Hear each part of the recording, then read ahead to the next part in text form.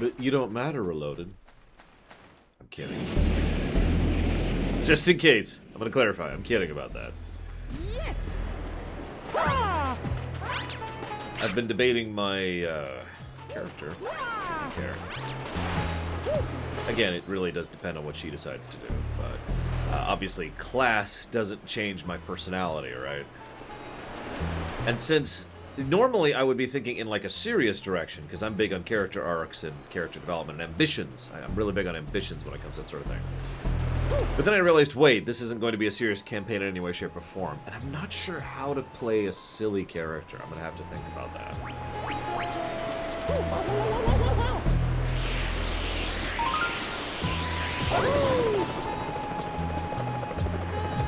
Good morning, Hazardous, Mr. Red, Tabletop, Platy, Killer Beans, and the Loner. What's up? I am more than capable of having a serious campaign, Mr. Reloaded. As you probably are aware. I mean, I've been playing D&D since I was 7. How are my arms doing that? And I'm dead.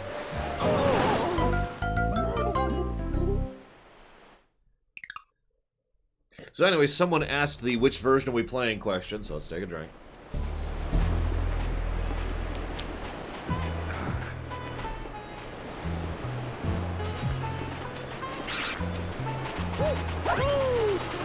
Oh, and I guess I should answer your question. Here's the answer to your question.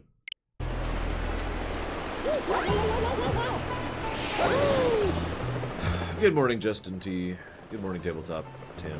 Actually, I already said good morning to you. You don't get another good morning. I am drinking water.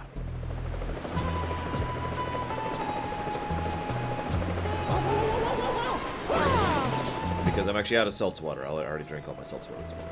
Like, not all of it. I have several cases left. It's just... I already drank my allotment for the morning. Good morning, Tay-Tay. How are my arms doing that?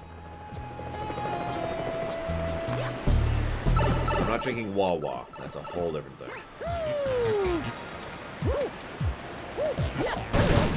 See, I tried to play the straight man when it came to the current campaign we're doing. That didn't work out well. Basically, I've just become the violent man rather than the straight man.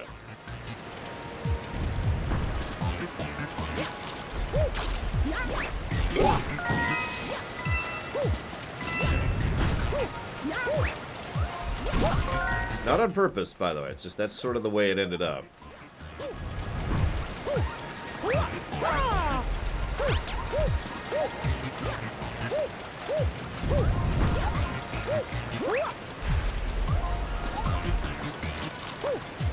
Oh, right. I don't know why I hit the complete wrong button there to elongate the jump. I'm not sure what I was thinking.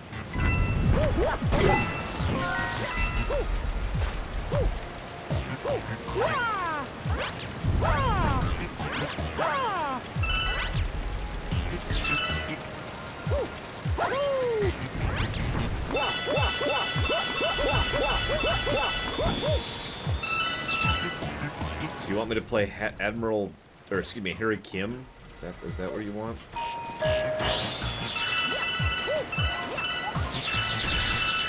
Hello, Arthur.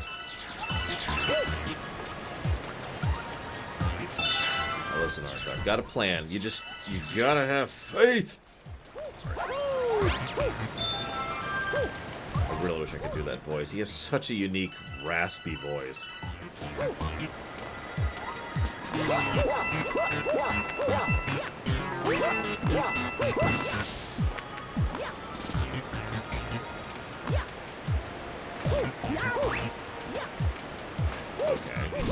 No.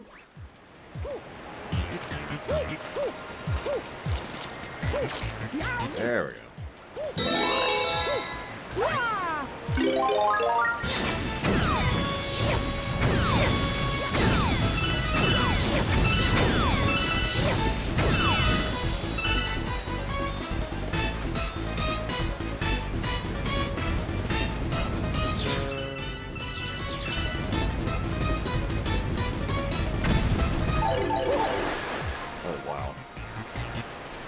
Oh, wow. Yeah, no, that's not happening. Wow. Looked like ground at first. It is a potential negative. I am debating it, Boogity, because, yeah. Oh, yeah! So how many of you care, I'm sure it's actually none of you, about the reviews we do? Excuse me. I had to... Death there.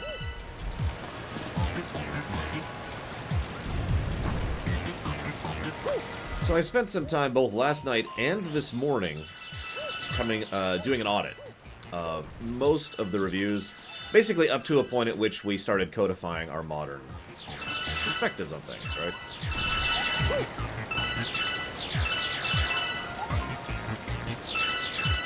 That was actually a larger number of games than I thought it would be, so it did take several hours, but I did do it. I went through the whole thing. Several scores went down, usually only by like 1, because of the fact that, you know, the aggregate concept didn't exist back then.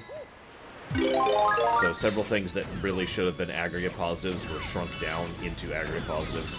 In some cases, I clarified a couple of negatives, which lowered the overall score. But in most cases, it was just a few clarification things, like how we rate things like motion capture or voice acting has changed over the years. So that would be another good example of something that was clarified. So, like, the overall net scores haven't really changed. It's just, you know, it's shifted from gameplay to story, right? There are 3 exceptions to this. 3 games got a significant change to score because of how we do things nowadays. Can you guess which one is which? Or can you guess any of them?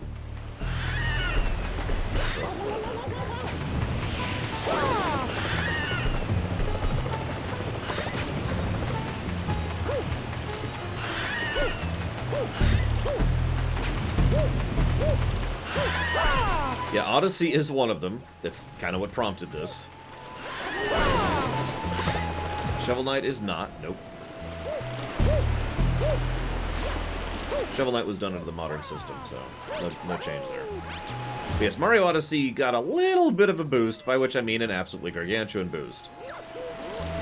Yakuza 0 is the next one. You're just looking at him at this point, aren't you, Pinball Witcher? The third one is Celeste.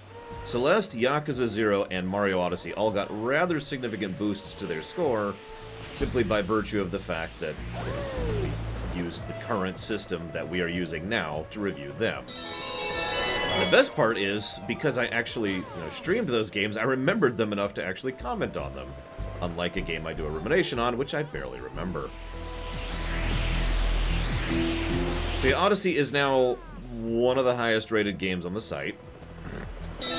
Entirely on the gameplay axis, because it's still just got the +2 to story.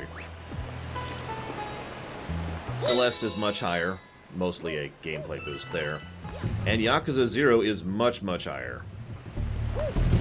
To give you an idea of how different our systems were, to give you an idea of the concepts here, we weren't giving positives for characters back in the day.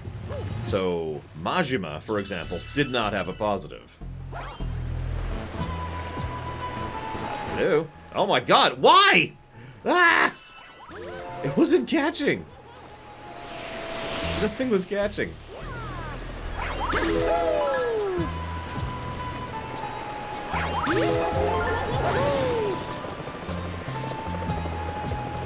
But yeah, I am now... nope, you are quite correct, Zactaft. But yeah, so having done that, I am now satisfied that the reviews are now what they should be. Good, bad, or in between. I'm pretty sure Yakuza 0 now qualifies for one of our top 10s at this point. I could be wrong about the specifics. Depending on how you quantify it, obviously.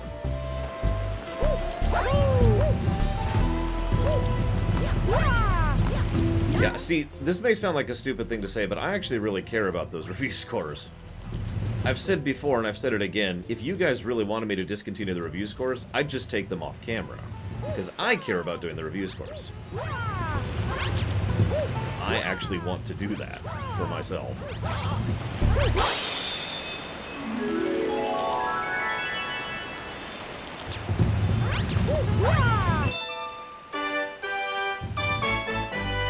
But then again, I like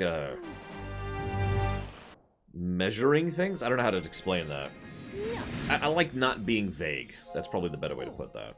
Yeah. It's one thing to say, oh, it's super long. It's another thing to say, it's actually 38 inches. You know?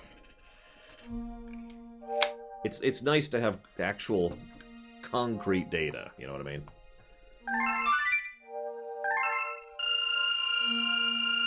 Oh, that would be terrible, Arthur. God, that would just be the worst. No thank you. I'd rather not do it at all at that point. But yeah, some of you may or may not remember my original, where we weren't even calling them ruminations, on Chrono Trigger. And I said right at the beginning, anybody can tell you Chrono Trigger is a good anybody can tell you Chrono Trigger is a good game, but I don't care that it's a good game per se. I want to know why.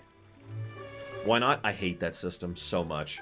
I think a 1 out of 10 system is amazingly deleterious to the whole process and is effectively irrelevant information. It's literally the equivalent of saying, I like it, I don't like it, I like it a lot.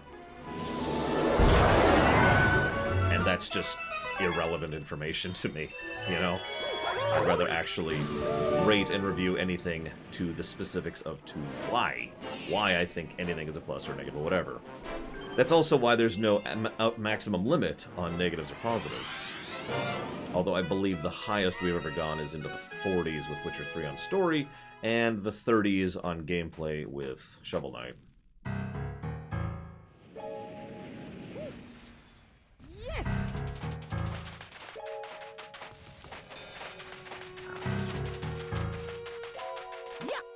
This one could be mean. This is the one I'm thinking of. This is my hideaway. It's the perfect spot for fishing and being left alone. Oh, sorry, dude. Like, I mean, I know that most people... Yeah, percentage would be the exact same problem. It may have more points on the scale, but ultimately, if you're giving something an X out of X, all you are saying is how much you like it. Which boils down to 3 points. Don't like it, kinda like it, really like it. If you're going to do an out of system, you really should, and I mean this sincerely, you really should just do it out of 3. And you're probably thinking, but that doesn't get across any nuance. Exactly! What does an 86 tell you about the quality of a game? Pray tell.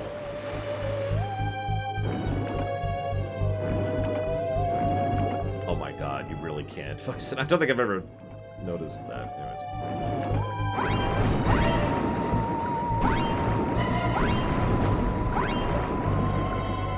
Good morning, Mike. Anyways, I don't want to dismiss other people. It's just I really don't like the out-of review systems. I never have since I was a kid.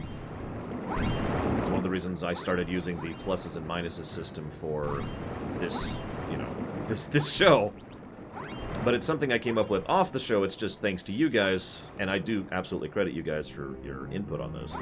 We've refined it over the years to be a little bit more precise and have a little bit more detail. That is a lot of booze. Holy crap. Air? Air? Air! Air! That was a little close. Close.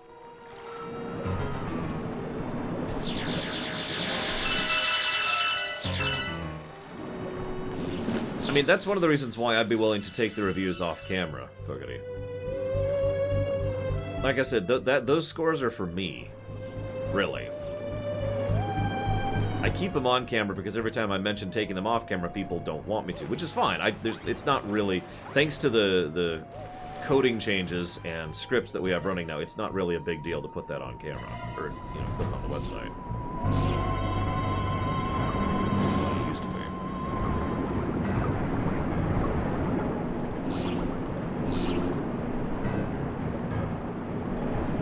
Good afternoon, Chief.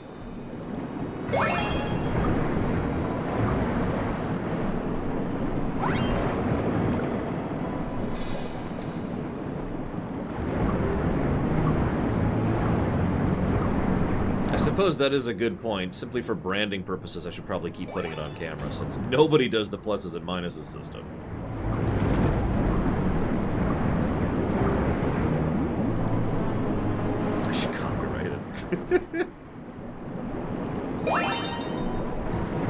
I have no idea, Zach. Whoops. What do you mean, Pinball Witcher? If you don't mind my asking. Yeah, actually, that would be a patent. I suppose it's a fair point.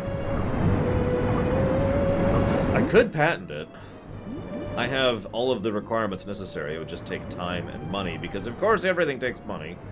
I know, I suppose that's a duh, but you'd be surprised how much money there is in just trademarking, patenting, or copyrighting things.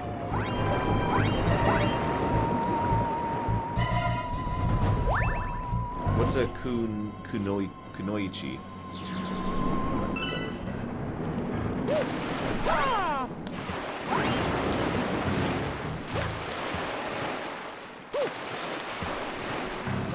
Ah, gotcha. The answer is no, Pinball Witcher. The only way for me to do that would be to basically sit here and remember the game and then review it on the fly, which, while I could do, for obvious reasons, I'm hesitant to review a game entirely from memory.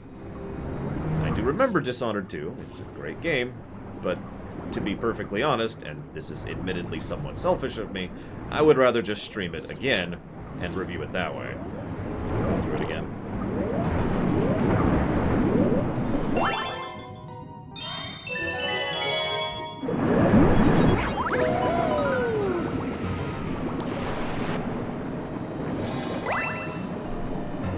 Like, if you put a gun to my head, I could do that.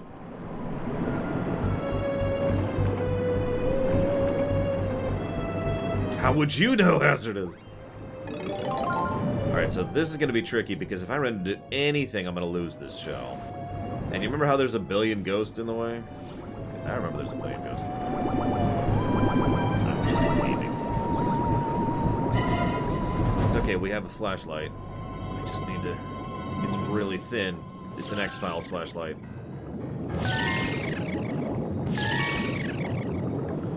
Also true, Shigor.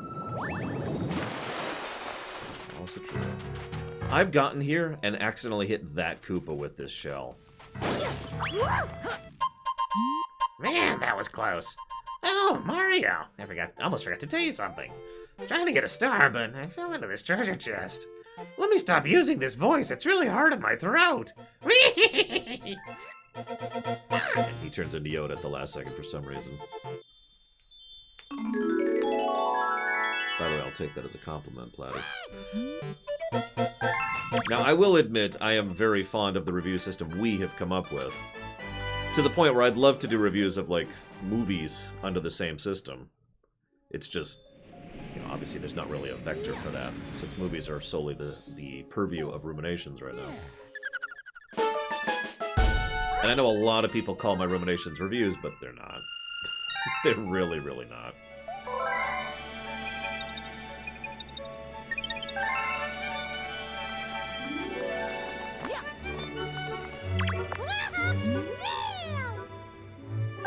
I'm Luigi. I'm gonna win. Oh wait, I keep doing the wrong quote. I'm Luigi, number one.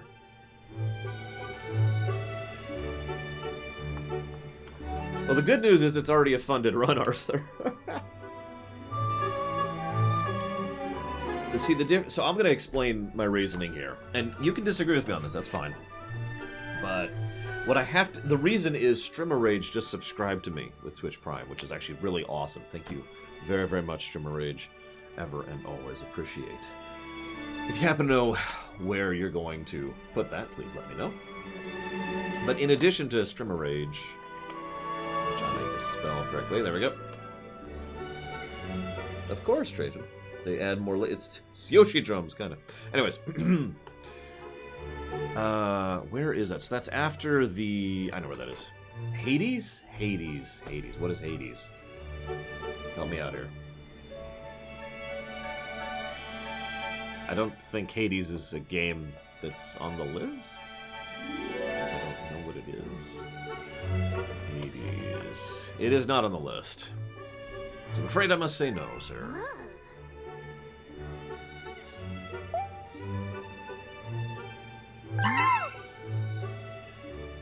Yes, I know how to...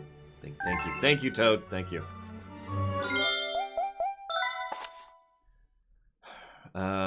That's Battle Rock, I think? Where the heck is Battle Rock?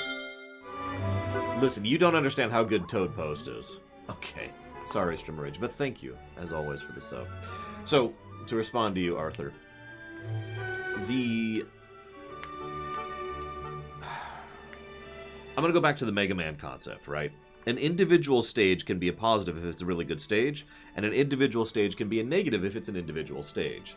Ocarina of Time Master Quest, other than the dungeons, is effectively the same, right? There's a couple of small changes with regards to how much damage they do, and with regards to like a couple of side quests, but the only real changes is in the dungeons. However, they are completely new dungeons. New layouts, new puzzles, new progression, new enemy types, new puzzle types.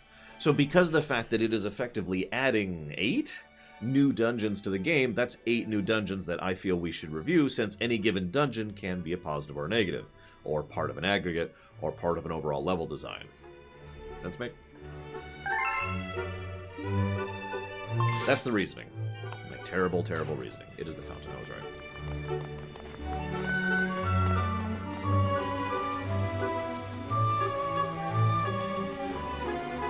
Yeah, I've thought about implementing chapters for the stream VODs, but I have no idea how I would actually do that.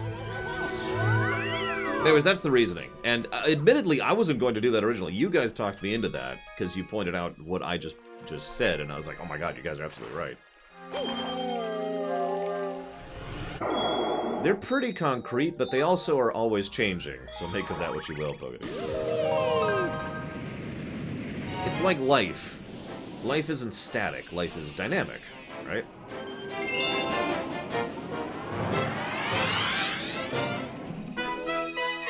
But we have a lot of experience and a lot of games under our belt at this point, so we have lots and lots of precedents for establishing things. Hell, I even have a spreadsheet which has common pluses and minuses across games, just in case I need to reference something, which I do check every now and again. In fact, periodically, after I've cut off stream, I will check that stream, or check that spreadsheet, excuse me, and be like, oh shoot, such and such should be a positive, and then I'll adjust the actual thing to reflect that.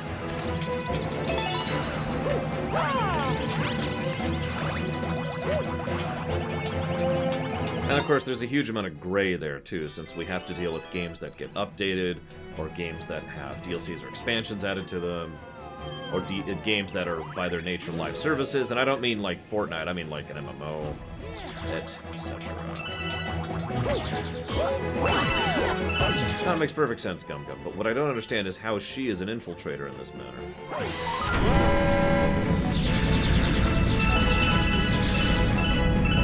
Good morning, Bragwin. I actually got to sleep last night, which I'm not saying to brag, it's kind of surprising.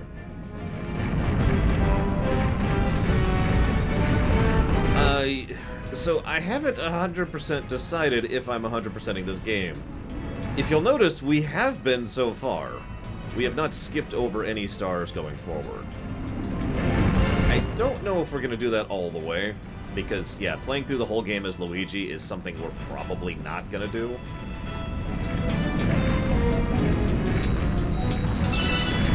Past that, I haven't decided yet. As always, we will decide on the fly.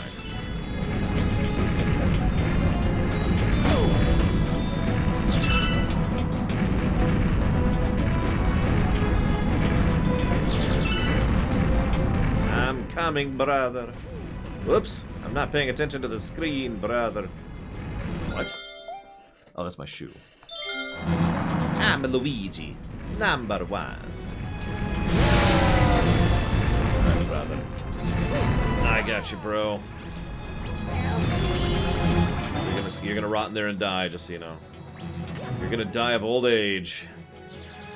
Should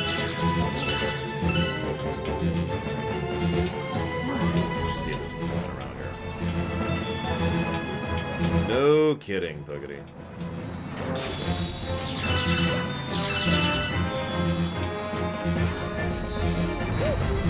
Let's get rid of this noise.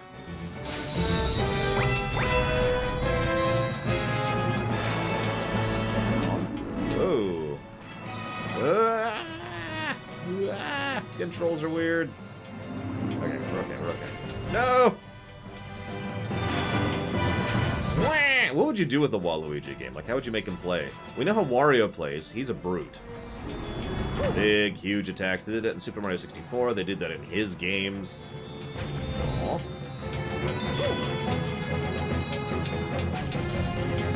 This is harder to do than it looks, because the controls keep flipping on. There we go. Now go this way. Now go this way. Now go this way. What? What? Why didn't that hit? No!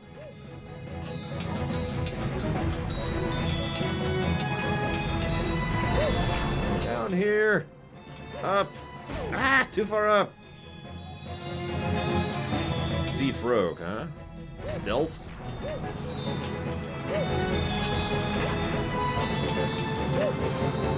Up. Up. No! Damn it! Yeah, I'm surprised how many people just automatically thought stealth.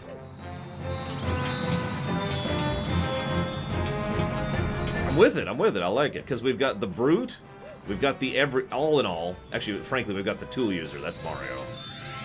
So we've got the Brute, that's Wario. We've got the Tool User, that's Mario. He's also primarily platforming.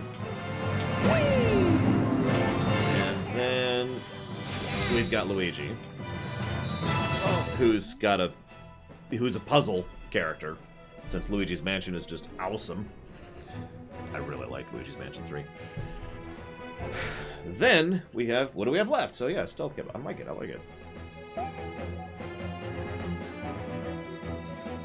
Okay, I'll tell Rosalina you found this one.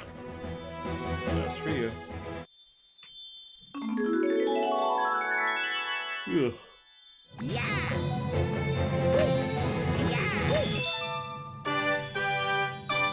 Combo. Me, Luigi. Yeah.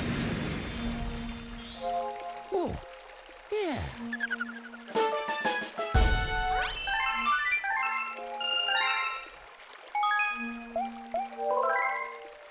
I heard about that. I need to look at the new thing they came up with. The new bug in Mario 64 Switch. Mario 3D All-Stars Switch? I'm not sure what we should qualify that as, but whatever.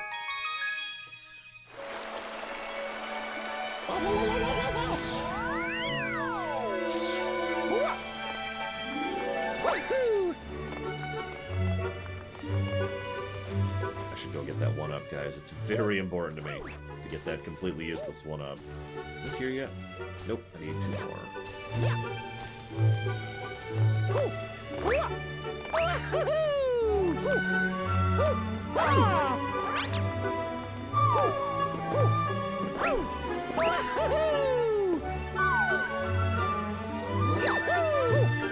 Actually, sure. We'll see our next story, because I know we have at least one new storybook unlocked.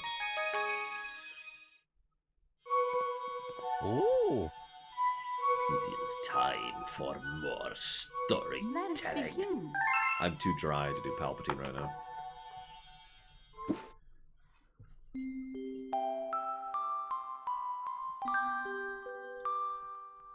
Of course, Arthur. Not very well. I'm not good enough at Mario to speedrun it. Mega Man or Metroid is more my game. Or Final Fantasy. One night the girl dreamed about her own mother. "Where are you going?" she asked her mother's retreating back.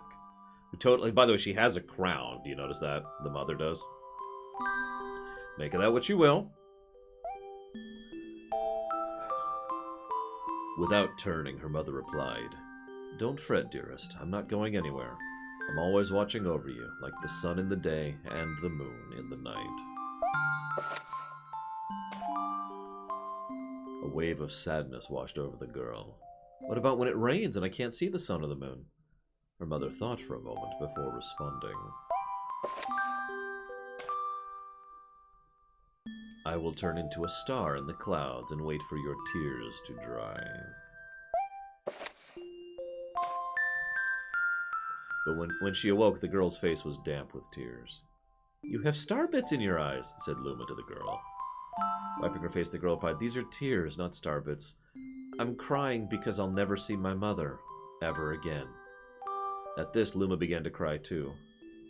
By the way, That's an appropriately quiet and nice way to say that her mother died.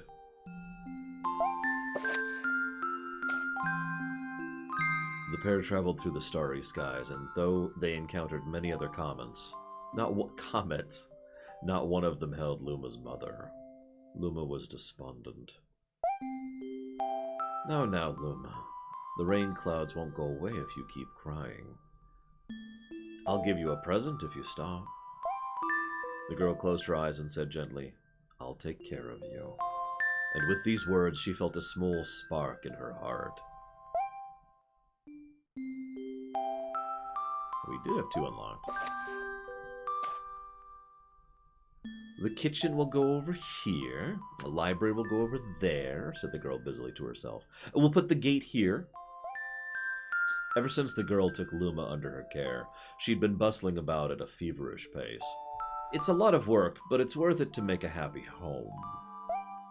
It turned out that star bits weren't the only things buried in the ice. There were tools and furniture, unlike any they'd ever seen, and the girl used them to build a home.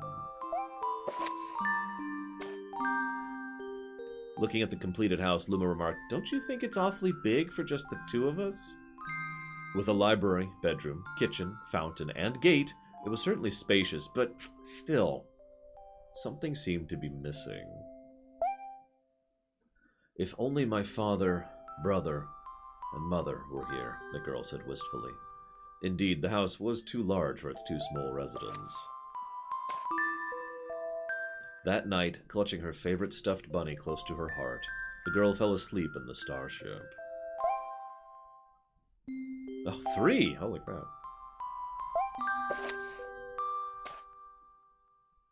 Then one day, while the girl sat sipping tea, a tiny apricot-colored planet appeared on the horizon.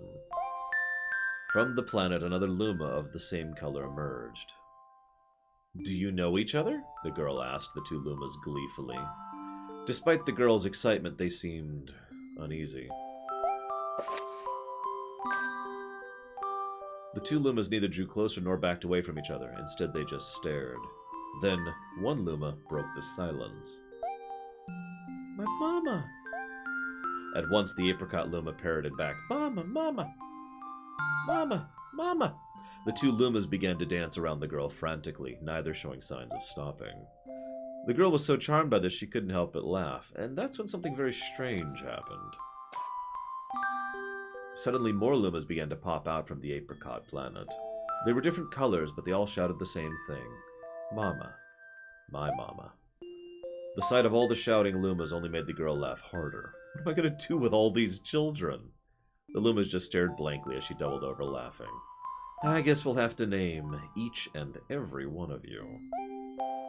Tomorrow, once she had finished naming them all, she would begin moving all the Lumas into the new house.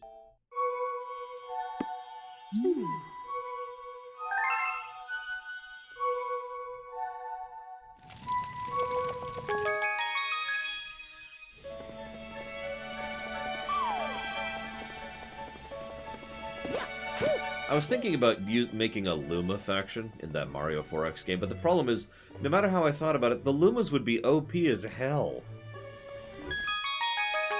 So then I started thinking, you know what? No, Lumas should be events. Like Luma-related incidents, those should be events and random encounter kind of things. Yeah, exactly. You get it, Takoida.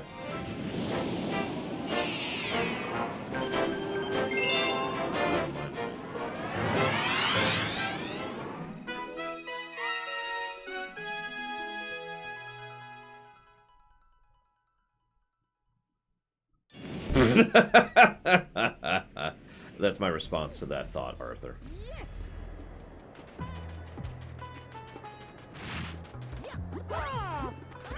Hey, a coin. Oh no, it was a trap! Oh, I missed.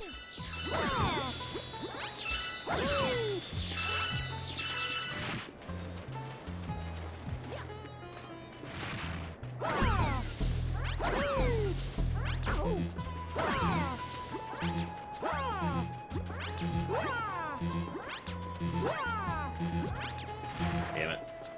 See, I was being cautious because I'm at 1 health.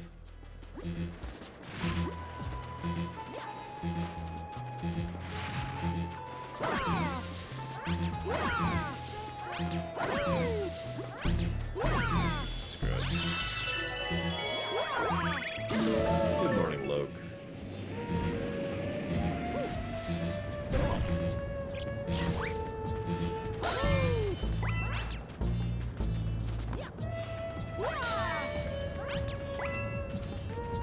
I will agree that the word art is basically a meaningless word. That's why I have art, and that's basically it. Good afternoon, Paranoid Android. Like, if you're paying attention, I don't really use the word art. Very much on purpose. We...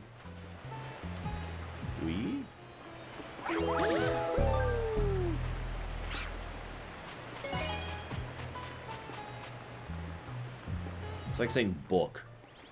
At some point along the line, book just stops being useful information. Oh, and the mowers are here. Mute time!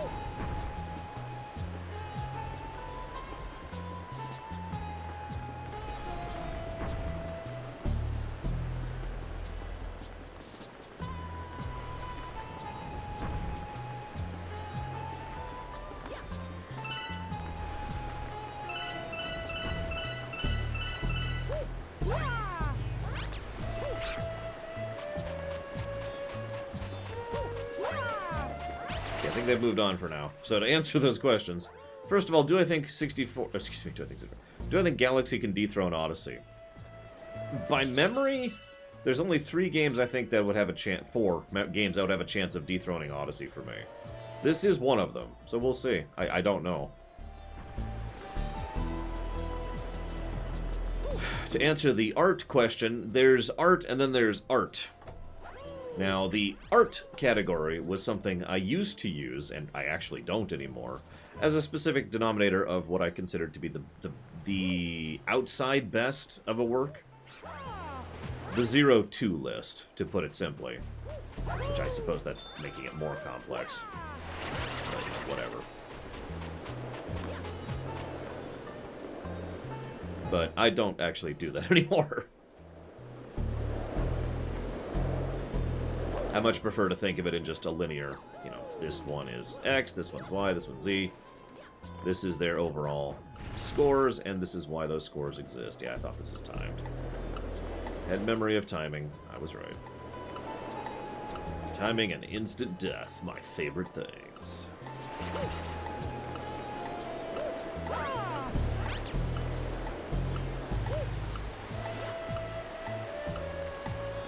Hang on, Zarktoft. I did, but give me 1 sec.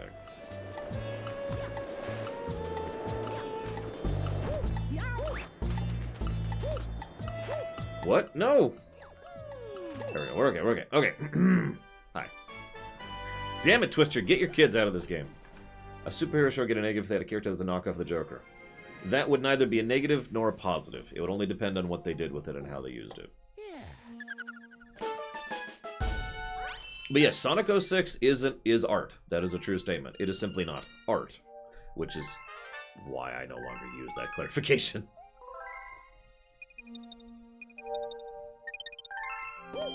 I would actually like to review Sonic 06 someday. And then you too will know what I have known for some time, because I've actually played Sonic 06.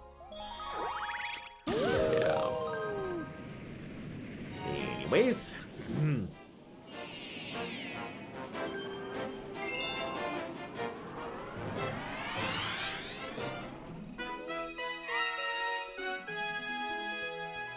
You know, I was asked to define art recently, and the answer is very simple. Art is something that's made by a human. There you go. There's art. Bam. Yes. If that's too inclusive, then we'll just say art is something made by a person. And there you go. Definition restructured, but same definition overall.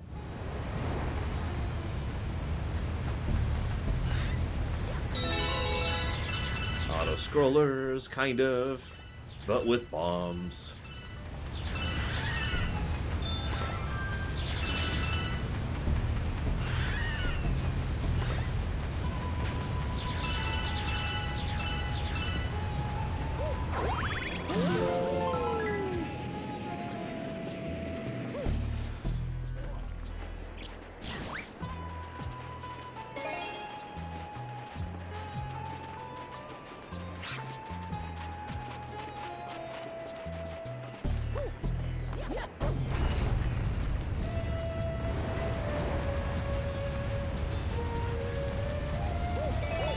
I mean, that's more of an individual decision than an universal decision, I think, Arthur. So that's up to you. Hello, little pixie nerd.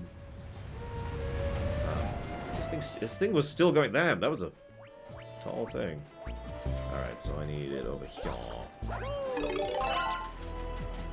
think. Oh, I saw it over here. Ah! Yep. Nope. I was right. For being right.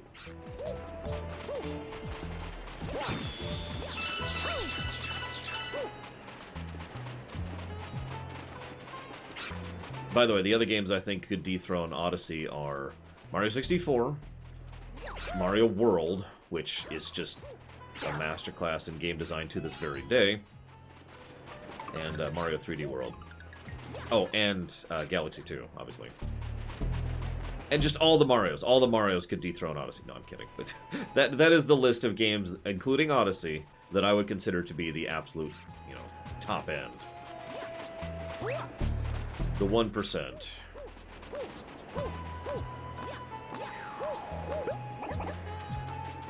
Poor Koopa.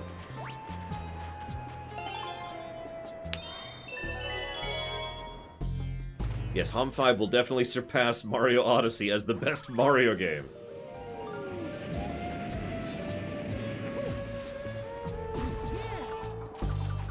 What Zelda could dethrone Twilight Princess? That's a good question. I don't really think anything could, to be 100% blunt on that one. The only thing that could come close on that would probably be Link Between Worlds.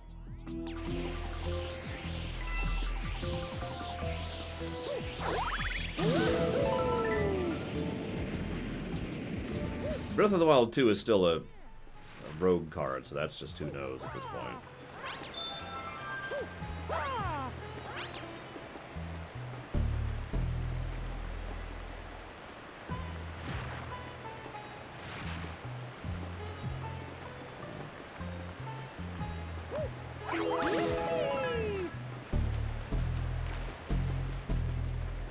It's like a golf course on this planet.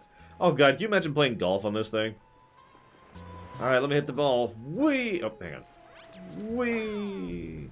Oh, that worked. Holy crap. Now, where did it end up?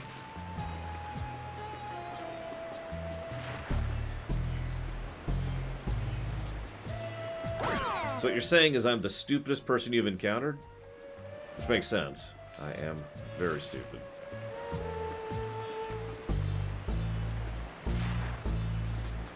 I mean, I know someone who can't stand FF7, so I know the feeling, Dirg. But yes, for me, Twilight Princess probably sits at the top of the heap overall. I'm not sure how the scores line up. I think Ocarina might technically have a higher score in several ways.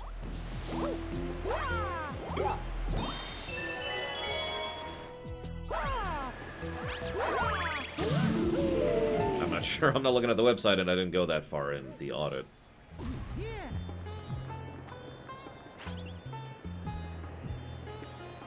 We have 58 stars so far, Hardboiled.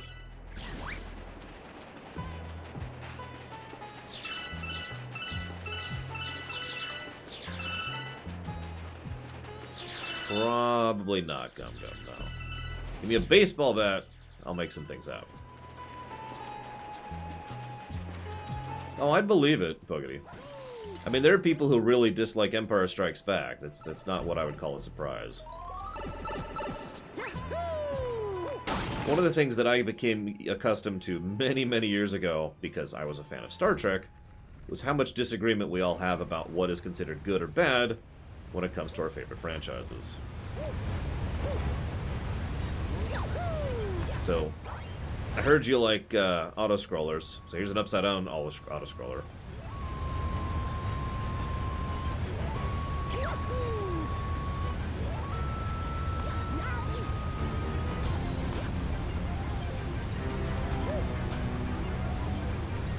I mean, what's the best Sonic game? You know? Or Final Fantasy. Or Metroid. You get it. So no, that wouldn't even begin to surprise me. I'm pretty sure there are some people who think Final Fantasy VI is a crap game too, so... Not super surprising.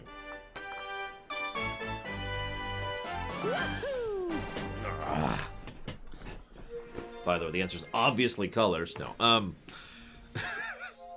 Oh, yeah.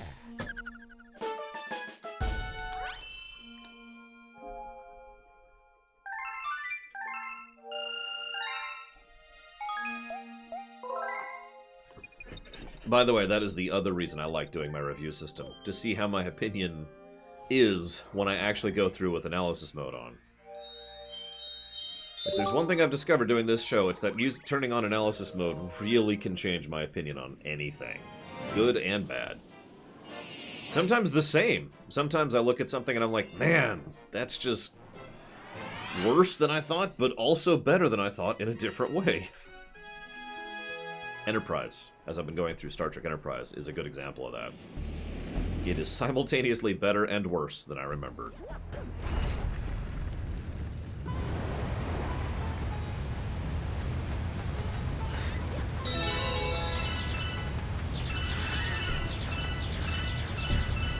I'm pretty sure FF7R1 has a higher story score than FF7?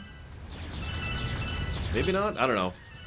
I shouldn't say that. I don't actually know. I don't have the site in front of me right now. Since I use the site too for keeping track. It's just an easy method of doing so.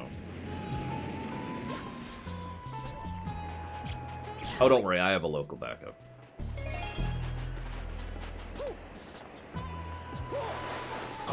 Okay. I was curious if I could go underneath. I was curious. Meanwhile, Platy is playing her... Let's see. Demon Hunter. Well, FF7R1 is finished, so FF7R1 as is gets the review that it gets. One thing I will say about this system is it doesn't quite work in some circumstances, depending on how you think of it. Damn it. Second 2000. For example, the reason Shovel Knight is so damned high up on that list is because we include expansions with the game. Now, I think that's fair, and I stand by that statement. However, because we include expansions with the game, we, well, some games just kind of get the edge on other games. Like Shovel Knight, which honestly will probably never be surpassed on gameplay. By sheer virtue of the fact that, well, all of that is in the game. And they are all expansions, and that's how that works. That is all part of the same gameplay. I don't know where Twilight Princess sits. Depends on how you quantify it, too. That's why I have a sortable by column. So you can see where it is on gameplay, where it is on story, and where it is on total.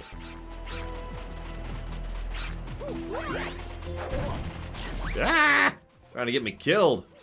Yeah, exactly, Puggy. You smash 4 well-designed games together, you're gonna have a good time. Oh, someone asked the version. Take a drink, take a drink.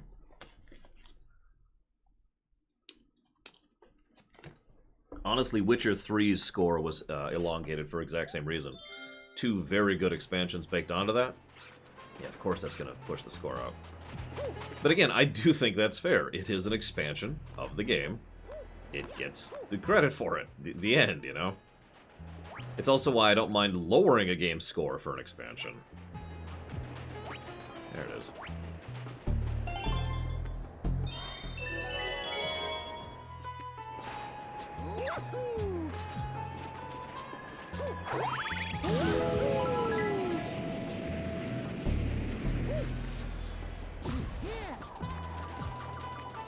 So far, so I was talking to Pax just last night about this, and we came to sort of a consensus on it.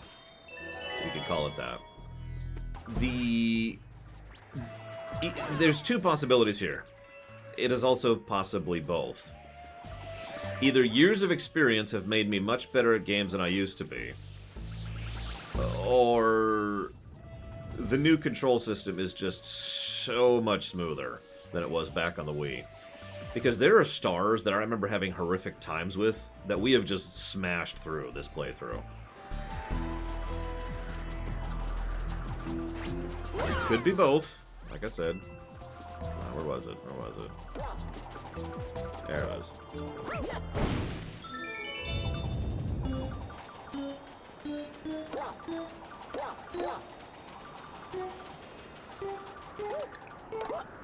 Ah!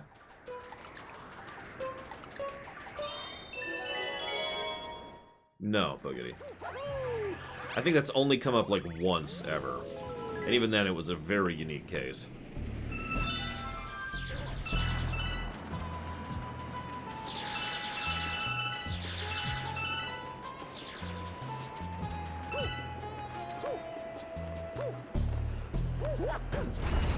So, you know, if I review Stellaris, I'm not going to consider the fact that it's like a $100 game, probably.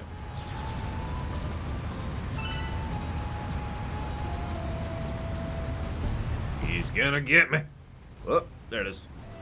Oh, kids, come on. Oh, whatever.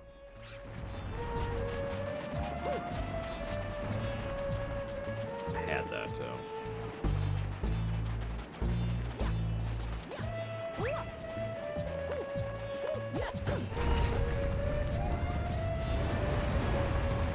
So now I just have a bunch of dry bones to deal with. The lowest score a game has ever gotten in total is Anthem. I can tell you that from the top of my head. Anthem, a BioWare game that got 0 positives for story. What more need be said?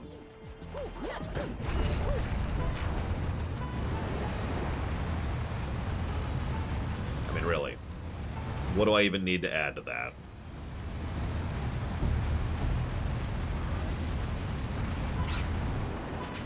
God dang it. I'm going too fast.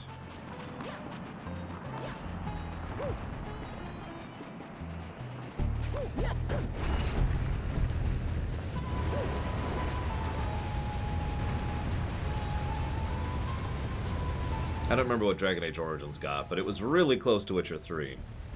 I remember that.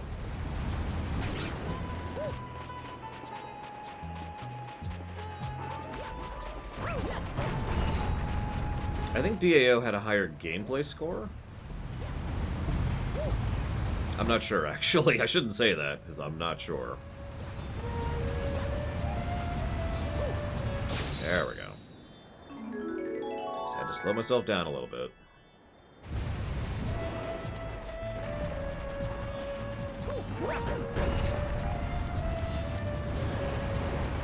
Mario just really likes lowering and raising things to the sand. I mean, wouldn't you? If you had a sand ship.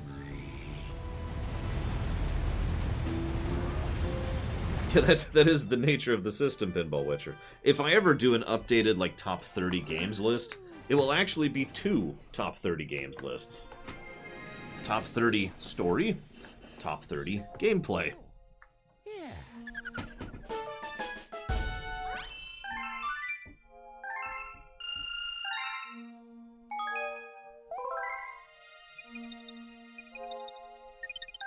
So which had a higher gameplay? Dragon Age Origins or Witcher 3?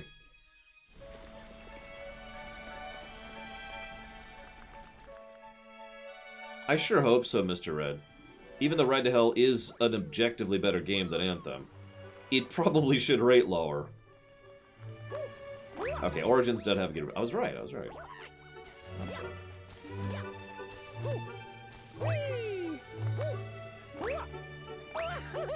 I have reviewed FF6, but, and I know you guys are going to make fun of me this, I kind of want to review it again.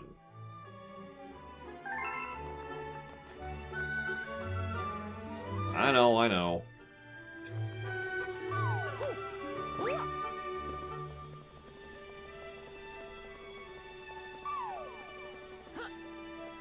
Well, that's another reason why I haven't even really been thinking about doing a top such-and-such list, Arthur.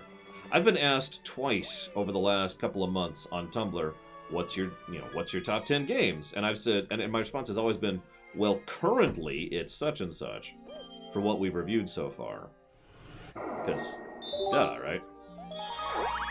God, that freaking Legionnaires mission.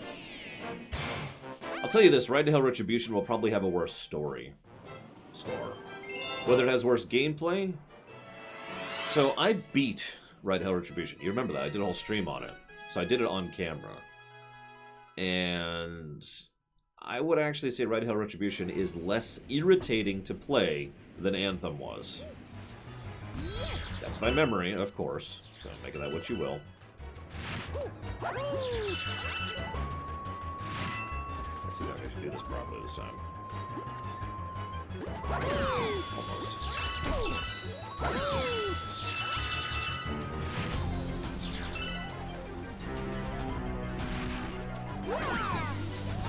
Also, Fallout 76 is in the list to be run someday, I'm pretty sure, so that should be fun. Like, within reason, there is a validity to reviewing bad games. It's a good way to see what went wrong and what not to do, right? So, I'm with it. And yes, Chrono Trigger is in the queue. It will happen someday. It's been pushed back because, well, I kind of want to do it alongside an FF6 re-review. But there's some other factors going into that as well, and so it's just kind of been deprioritized. That's all. It'll happen at some point.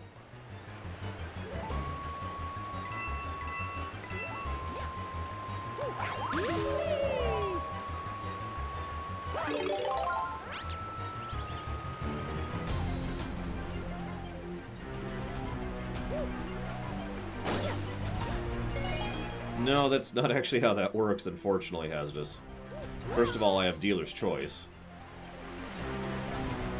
Second of all, remember, we're not adding new games to the list until the current list is empty. As in, completely done. So by definition, every single game in the list has to be run before we open the list back up, including Fallout 76.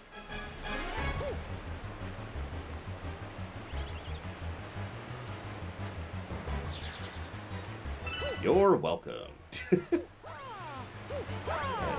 Well, no, I can do this, Don't second guess yourself, boy. You got this.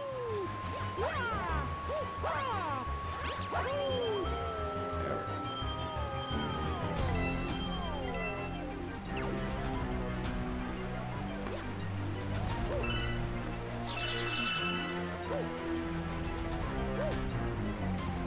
I mean, if you want to donate for Fallout 76, go for it, guys. I already own it. No, I didn't pay money for it.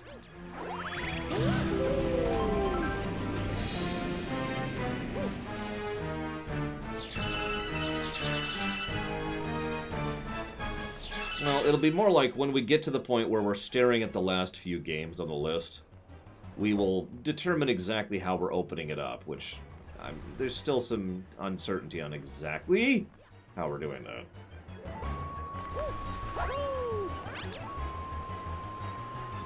No, I do not, Hazardous.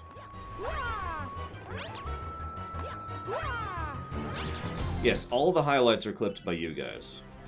I select the clips, but without the raw clip data, I can't do anything. Hey, Twister's gone. Thank God Twister's gone. Whew. That guy, man. Hi, Seldir. But yes, the only way the highlights reel works is if you guys actually put clips. Clips equal highlights. It's part of my paperwork that I do on a regular basis now. At the end of every stream, I sit down and select highlights from the previous stream, download them, and edit them into the highlights reel.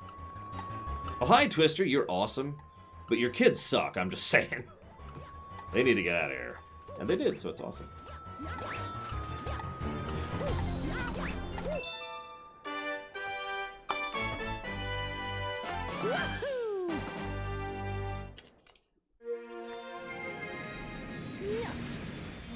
Okay, they're super cute when they're not trying to murder me. No, Mr. Red. Because that would involve the Emoji Movie being in my chat, and that's just unacceptable. Which one, Justin, if you don't mind my asking?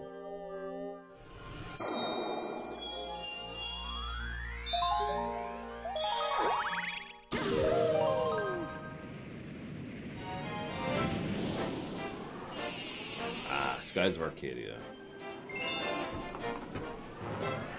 I do not have any counter-arguments, no, Gungo.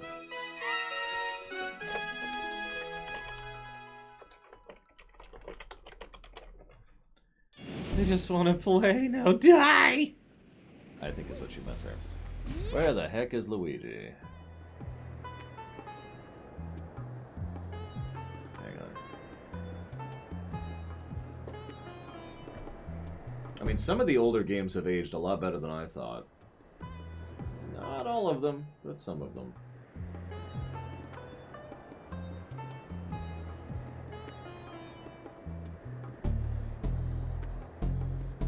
Where the heck is Luigi? I'm with you, Mario.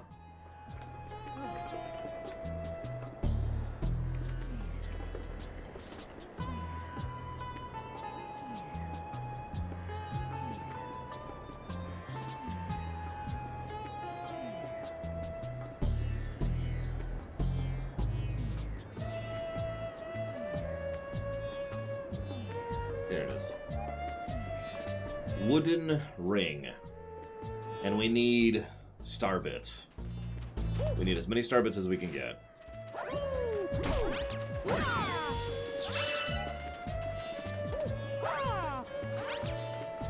Sorry, hang on. What's Poogity saying here?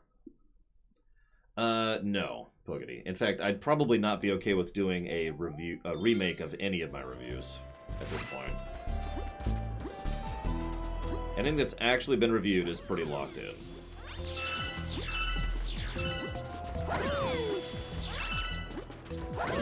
I'm curious why you ask.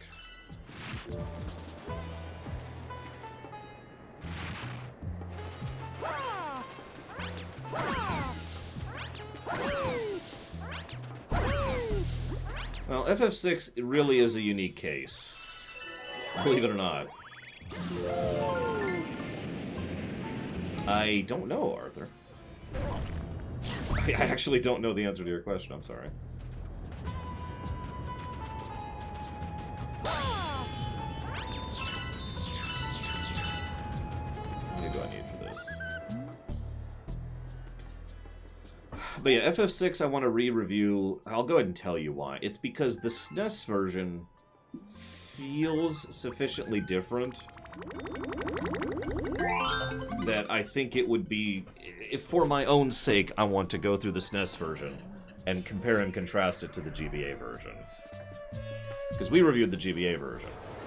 So, for example, you say, would you be willing to re-review the FF? So I would not be willing to re-review FF1 on...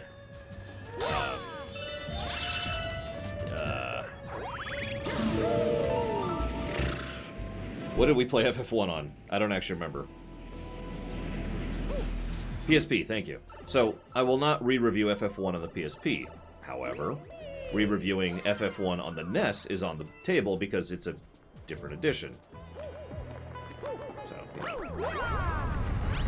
Uh-oh. Oh gosh, okay. That's basically the logic that's going into the FF6 idea as well. And in fact, I legitimately would like to review FF4 on the SNES someday just to see how different that is, too. Oh god. That was close. Ooh, jeez. Okay.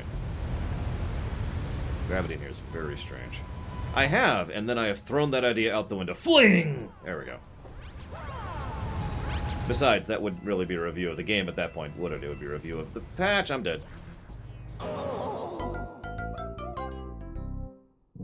Well, if we were to review Steam version of 6, that would be yet another version of 6. But I would not be reviewing that one. Because I've played through that version of the game on the phone. It's not good, in my opinion. Anyway, so Poogity says, well, wait, I want you to review Nier Automata again. So I've never reviewed Nier Automata.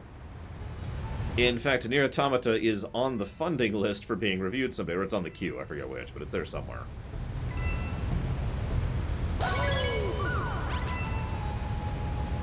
It's on one of our lists.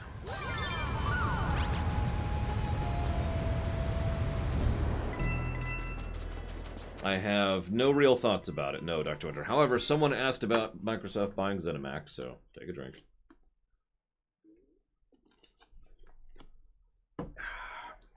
No, don't give me your money. Once I take over Disney, I'll have plenty of money, trust me. I need them to take over more first, though. It's not enough. Well, I've only reviewed one RTS so far, but I'm fine with reviewing an RTS. I have to trigger it, don't I? Yeah, okay, yeah. Trigger.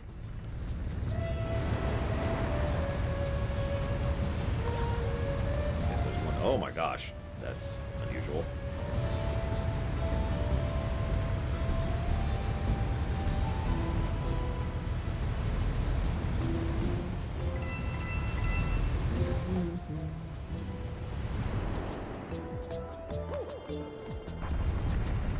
Yeah, I would actually legitimately love to review StarCraft 2 someday. We'll have to decide how we rate that one, since it's effectively a game plus 2 expansions, so we could just bake it all together, which is the default. But that's not necessarily true, and debatable, and you know how debatables work. Alright, so we got that one. I think there's one over here somewhere.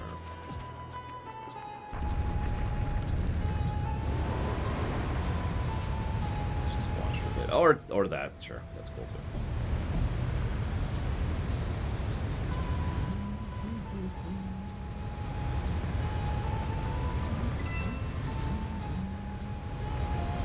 Well, part of the problem here, Gum Gum, is you mentioned training, which is all fine and good, but training has to be upkept, so what's she doing to keep up on that? No, unfortunately, that's not how real life works, Lore Reloaded. Otherwise, a lot more people would know my name. Well, if you go to the upcoming page, that's the queue. That's the games that are already funded, that are already happening, and are ready to go. I think it's over here.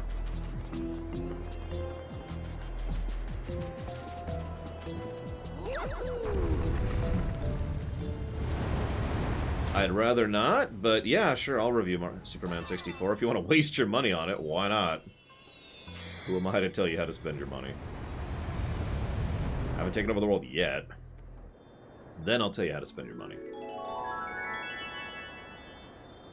Where's Luigi? Luigi! Yeah, you can also type in !next into chat, or upcoming. Both of those will give you the upcoming list. Alright, Mr. Red, here's what you need to do. Invest it. No, I'm kidding. You know, I was actually thinking about it the other day. We're all part of the problem, right? If I won the lottery, I would go from being just a part of the problem to being a major part of the problem. Yeah. that's what's wrong with the world in a nutshell. In one sentence.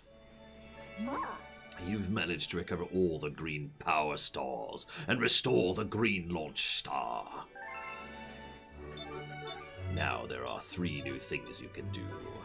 Isn't that amazing? Even I don't know what's waiting for you beyond the green launch star. Would you like to save your game? Do not press the power button. You have mail. No, not the movie. Hey. Help! Help! Or, I mean, Huh.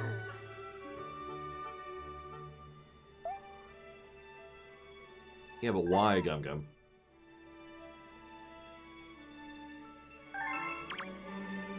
Exactly, Hazardous. It's the reason I've said this many times. One of the 3 things I wanted to do in school, one of the things I was going to school for and studying for, was to be a statesman. You know, a politician, effectively. I stopped because I looked into what that would involve and what that would take, and I said, no.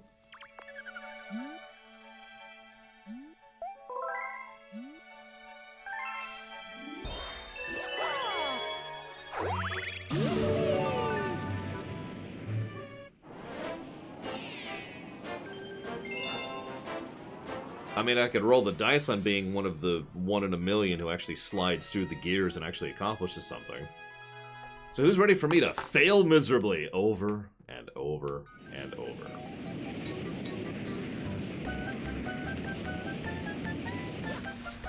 Yes.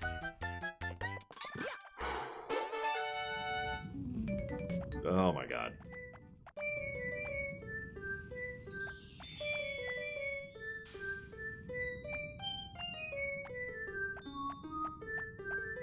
And the best part is challenge maps usually don't have checkpoints. Because they're challenge maps.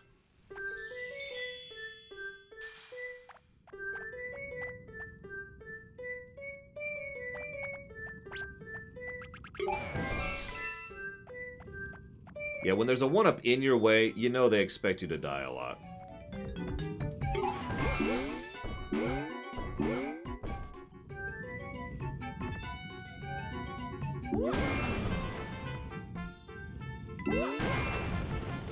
Yeah, and we're dead.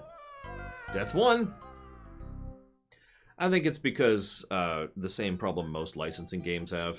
Most of the people who want to make good insert license games, you know, most of the people who are talented, creative, and invested enough to make a good license game are not the people who get access to the licensing rights to make a licensed game.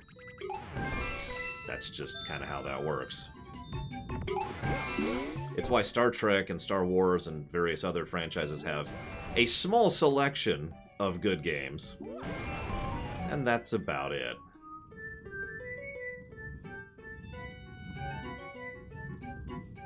Oh my god.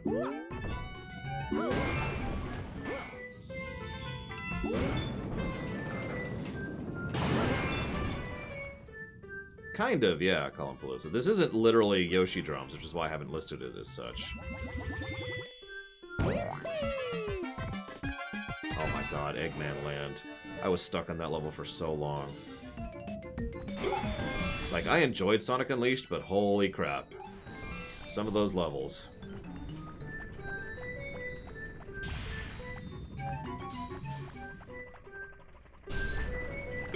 But yeah, as strange as it may sound, the financial side of licensed games are... That doesn't surprise me, Hazardous. Really, it's a great game. The financial side of game design is why most licensed games tend to suck.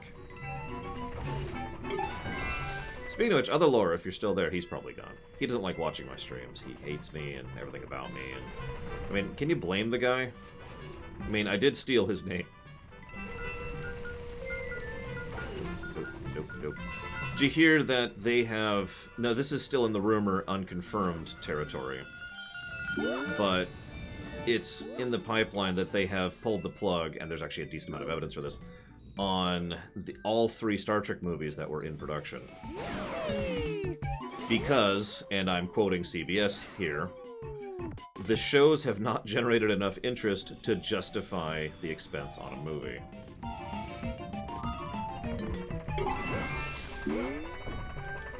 Piece of evidence that the only piece of evidence that really matters in my book is the fact that what's his face, I can't remember his name, please forgive me, has started openly talking about what his movie would be about rather than, you know, keeping it quiet like he has been. And generally speaking, that means that project's plug has been pulled, so, you know, whatever, let's just talk about it. No, not Tarantino.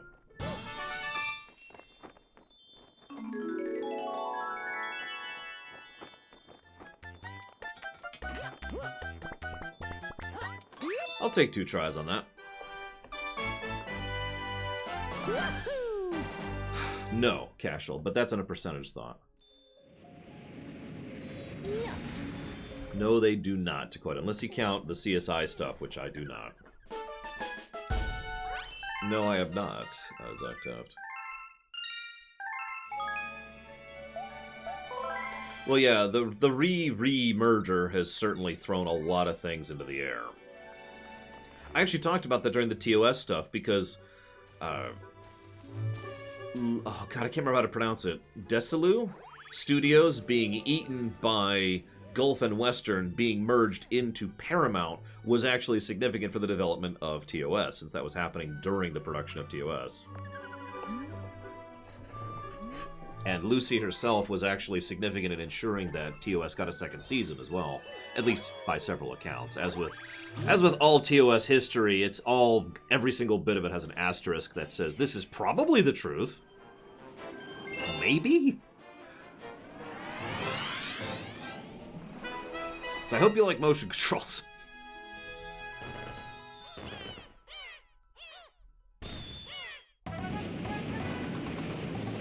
So I already did 1 motion control level, now to do the second. Time to die 1,000,000 times again. But yeah, there was the Star Trek movie that was a direct sequel to Beyond. There was the Star Trek movie that was going to be done by Tarantino, and then there was a third one, which I don't remember right off the top of my head. So speaking of which, I saw those interviews about the guy who was going to make the sequel, and he's like, I'm going to really challenge, you know, Star Trek, and it's going to be dark and gritty, and I'm like, okay, isn't that all Star Trek right now? Is that just the direction they're going? I mean, I don't know, because I haven't seen Discovery, or Picard, or Lower Decks.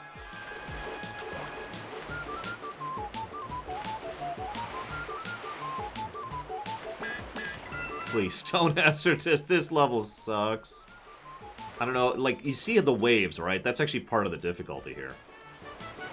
Oh, Dark Year. Oh, that's much worse. But again, I have not seen it, so I can't comment on it. That remains my defense. See, I can talk about Picard, Discovery, and Lower Decks freely because I haven't seen them. So nobody can accuse me of just picking a side because I haven't seen the shows, so I have no side to pick. Yes, I'm doing that on purpose. It is worth noting, however, that I will eventually watch the shows. It's just, you know, that's a couple years off at this point. I need to finish Enterprise and TAS first. Oh my god, I just realized I'm timed.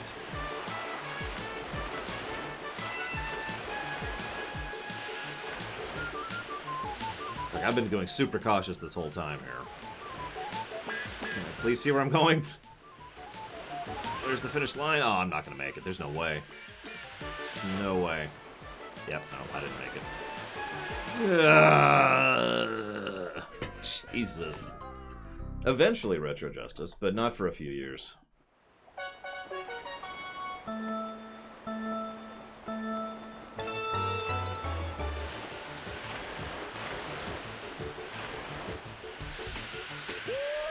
Yeah, the time limit is what makes this horrible. I remember this level.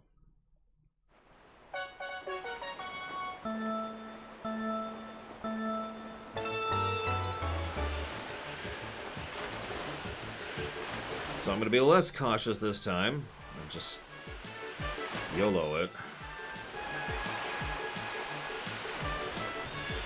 Or screw it, as I prefer to call it. Screw it! Doing it live!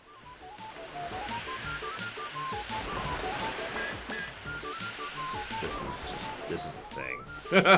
I don't know how to explain what this is like. Ah, Jesus. Have a good day at work, Dr. Papa Penguin. Thank you very much, as always, for the sub.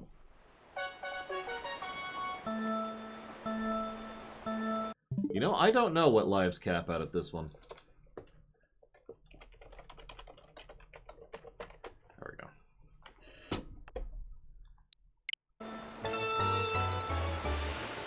I wonder if this would be better if I could just steer. Probably not, because, like, this is a challenging level regardless of motion controls. It's just motion controls make it worse, you know? We've already got a very strict time limit, very wonky, slippery control scheme.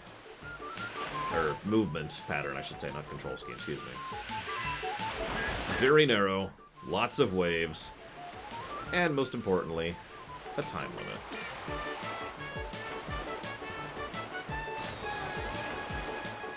We'll take this one nice and slow, for obvious reasons. This is one of the hard ones right here. I wonder what a task at this level would look like.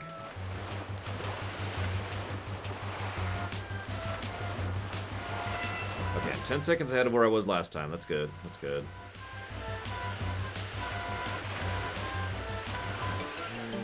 Careful, careful. One more curve. Two more curves, actually. There's so many one-ups on this stage. It's hilarious. You're gonna die a lot. We know. No, no. Oh my god. That's the finish line right there. I almost went over right at the finish line. And I give up on life.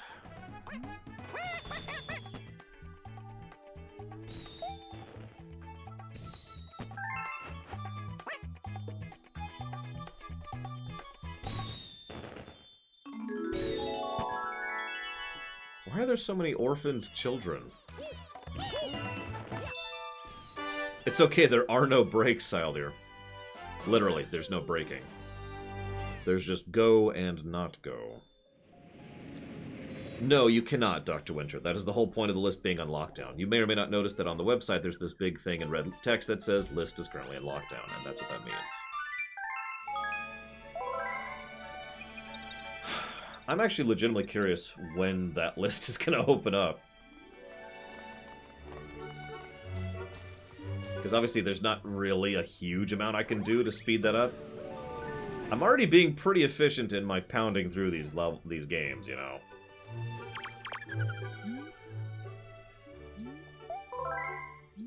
Oh, it'll be next year for sure. Like, if some of the longer games were on the list, we could probably manage this, but there's several 60-hour games on that list, and each one of those is at least a week.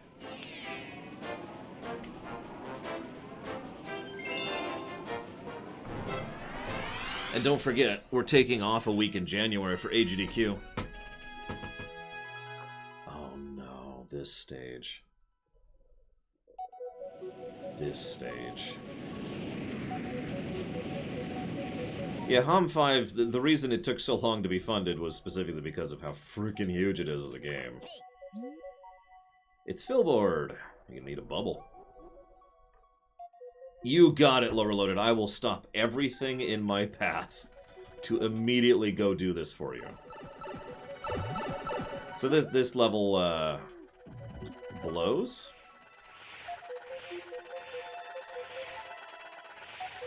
No? Okay. Electric fence is instant death. I love how there's the black hole right there, just to remind you. Just in case you thought if there was anything other than death, here's the black hole that will consume you. And thank you for the bets, Lower Loaded. I'll consider that payment.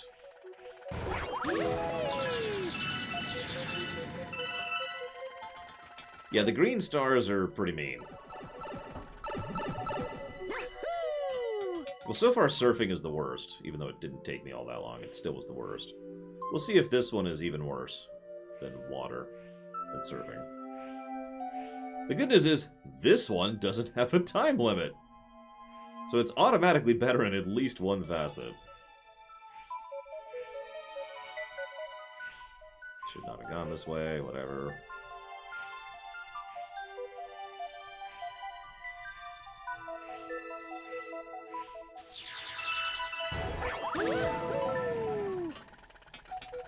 By the way, there's no checkpoints on this stage. You have to do the whole thing in one go. Any screw-up means starting over. It's one of the... I know this one doesn't have any checkpoints. Like I said, most of the challenge stages don't really have checkpoints. The Monkey Ball stage had a checkpoint. I was surprised by that.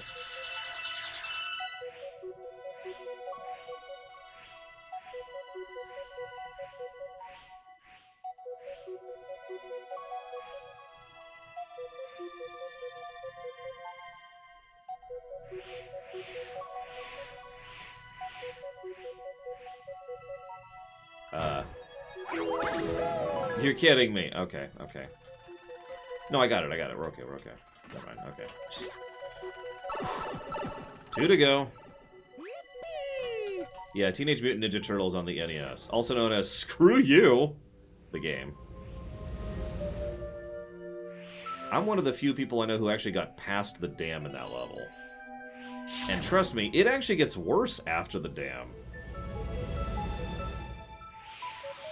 Like, everyone knows the dam because everyone could reach the dam, but it goes down from there. I've never beaten that game, by the way.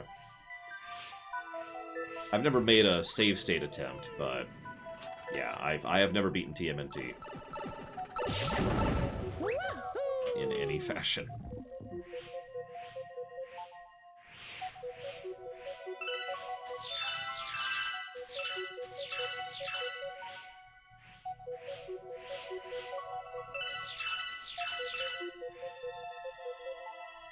Actually, I like it more than I should, Blow Off Alex, but I would still probably consider it a bad game.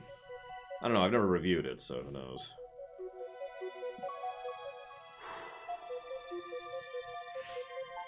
Of course, I did the hardest one last, like a moron.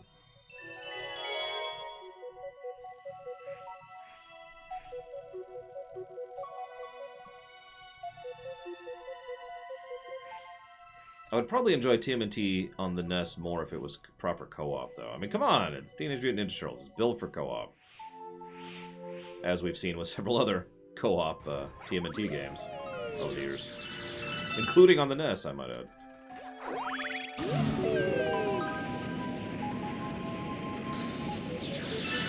So you thought you were done, right? Sucks to be you! It's time for hell. I am aware of the Angry Video Game Nerd, but I think I've only seen like a couple things of his. I'm trying to think. Yeah, I saw a Back to the Future thing of his. Because I've actually played Back to the Future 1 on the NES. And yeah, it's a pretty crap game. I can verify that.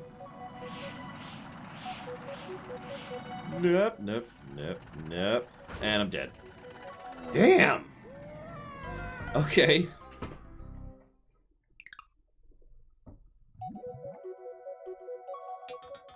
I mean, that wouldn't surprise me, Gum Gum.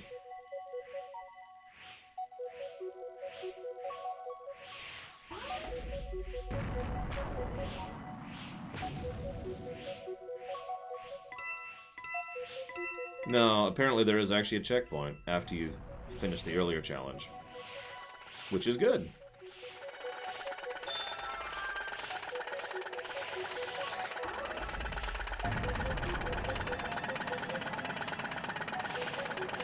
Only a little surprising.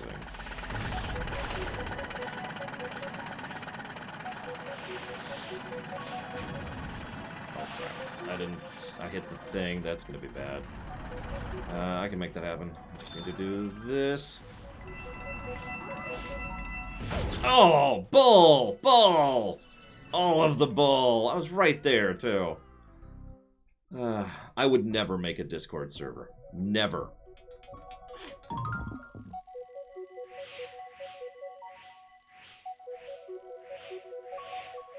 Ever.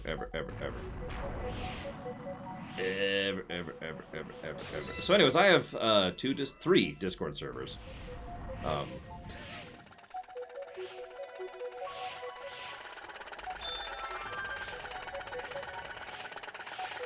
Although, I don't claim ownership over any of them, to be completely honest. Well, that's not true. One of them is definitively mine.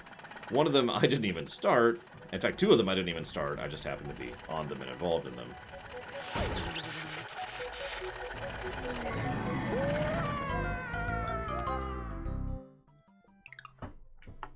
Thank you very, very much, Shoe Girl. As always. Very much appreciate, ma'am. Thank you. But I'm not going to allow you to donate unless you pick a side.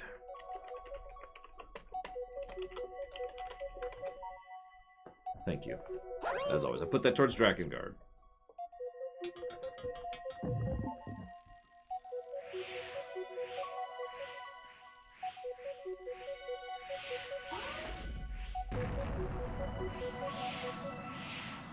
Good morning, SA2K.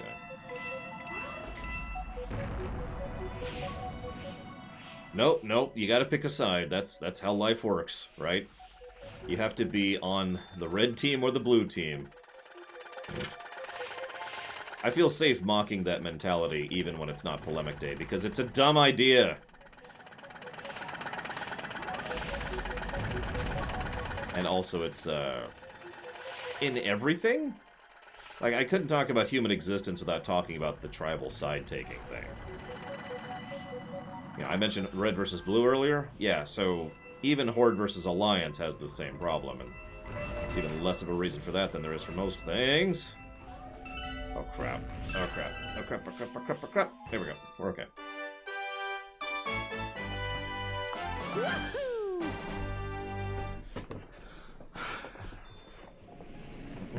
Hi. So that's all three of those. Marius or Suda. I don't know who those are.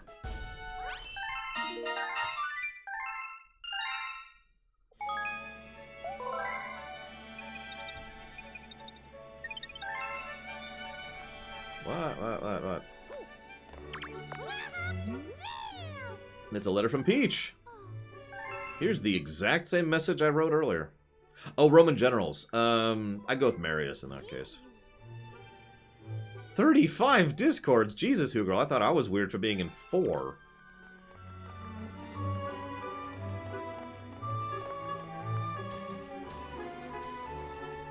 That is correct, Fuzzy Dog.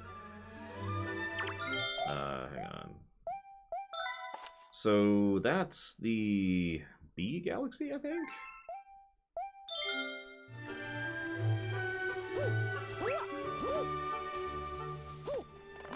I was gonna say, I think we're at life cap, by the way.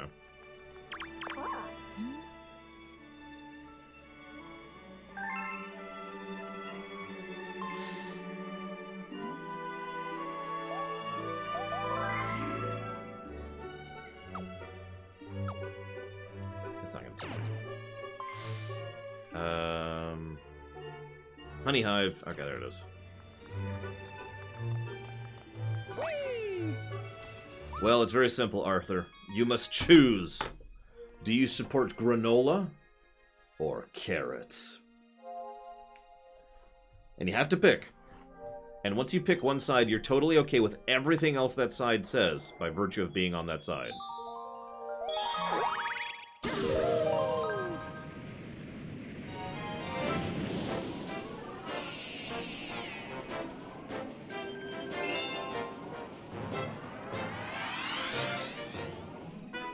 Granola gets murder and treachery, but carrots also come with murder and treachery, just to different people.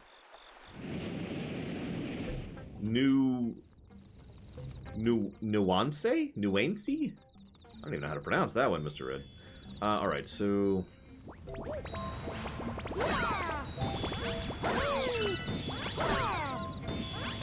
And just to tie this out of political talk and into video game talk, this is why I don't do a X out of X system for my reviews. Because life isn't that simple, and neither are video games. You know?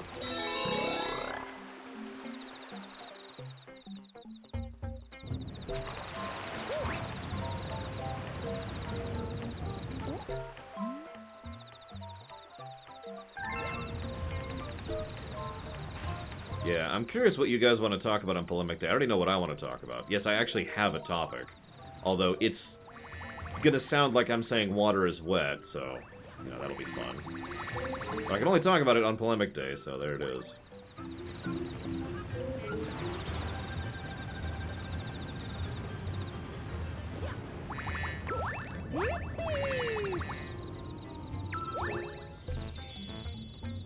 think he's on the other side.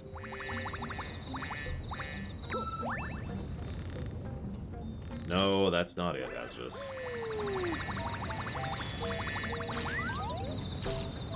I'd say we've had worse years, but then I'd have to really think. I've had worse years, but that's just personally. I'm not sure we've had worse years. Well, you can say that right now, Colin Palooza. It's okay, guys. You can tell me how much you hate me. I get it.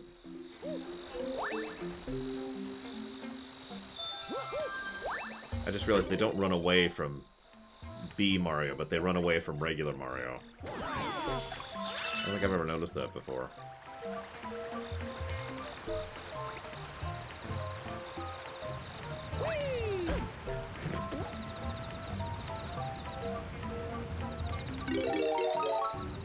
I don't know, I mean, you know...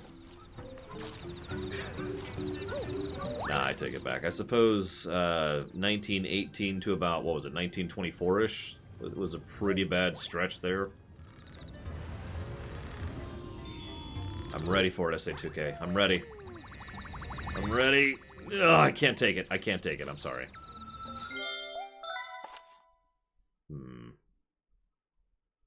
I'm not sure where that is. I thought that was up here, but it's obviously not.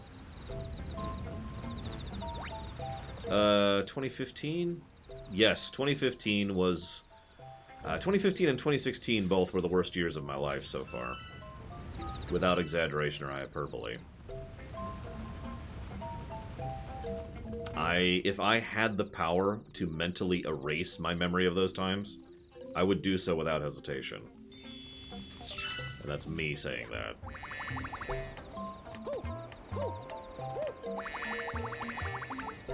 No, I haven't really had money problems since, that would have been 2002, was when I was living in the, you know, in a ditch, without a home or food or anything like that.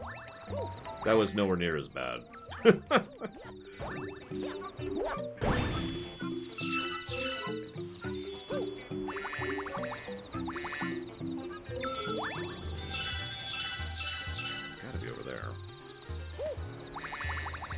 Ignore the black hole.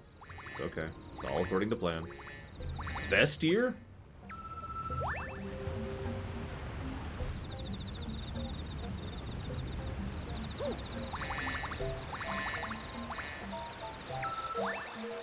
Pass.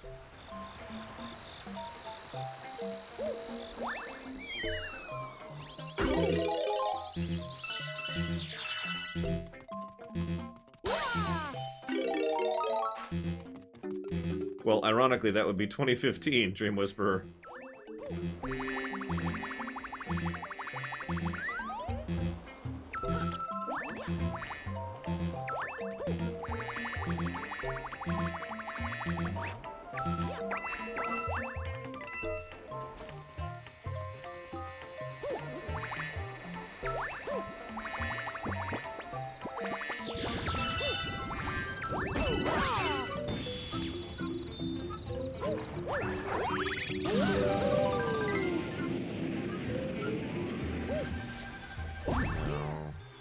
Well, maybe. No, 2013 is the year I went in for surgery for the kidney stones thing. Something like that. Pretty sure it was 13.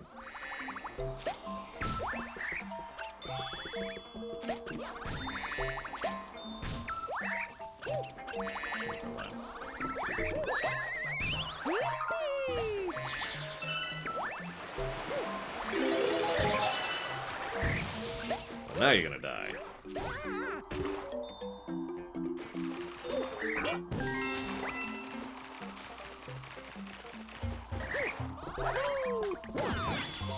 Kidney stones do suck. I nearly died. That's not actually a joke. Once I told that story too much, I'm not gonna bore you with it again.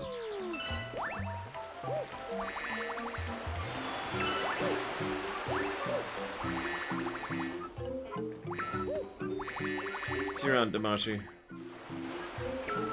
Have a good one.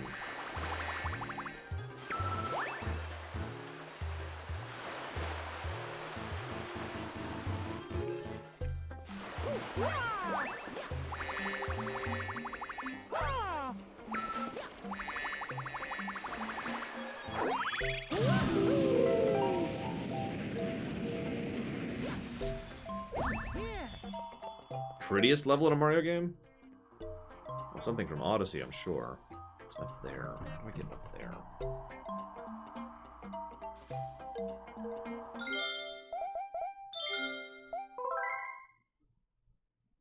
Alright, what's the bad topic, Loner? I'm ready.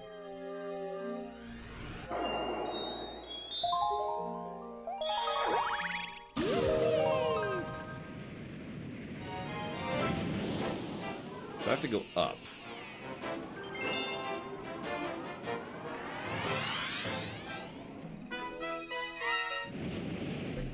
How do I go up? Go away. Go away or die.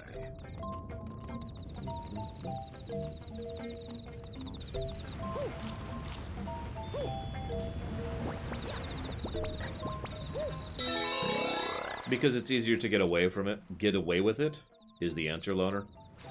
The only real way to combat that would be for those games to not sell, which obviously is not going to happen, so put simply, the answer is there is no way to combat it. Enjoy! Yeah, I gotta be honest, I don't remember Drakengard very fondly, so that one's probably gonna be pretty low, but, you know, I don't want to prejudge too much. We'll see. Oh, pre-ordering isn't the problem. Ordering is the problem.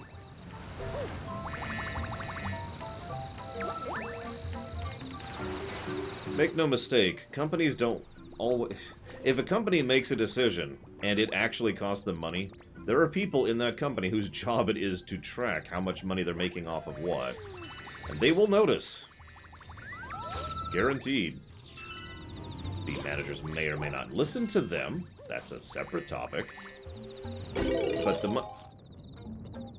there are people who will notice that. Hey, we're no longer at max lives. Damn it.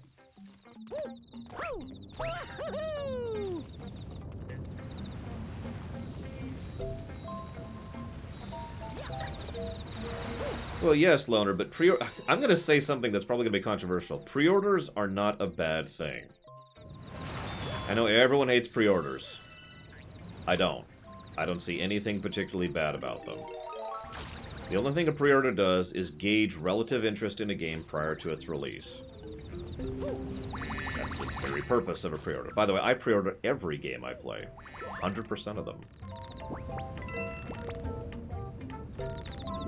Nope, gotta go the other way.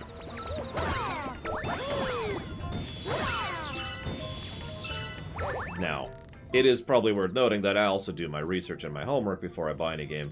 And any game I'm buying is for the show, not for myself, and that does change the variable a little bit, so make of that what you will. But all pre-ordering does is make sure that I have a copy of the game ready to go once it comes out. That's it, it's just locking it in. I'm gonna buy it anyways, so I have bought it now. Full price. Ready to go. Now you might say, well, you're just supporting the studio. Oh my god. Ah. God damn it, I made this jump last time. I think I'm facing the wrong way. Hang on. Do I play games outside the show? Nope. Very, very rarely I will play something co-op with a friend.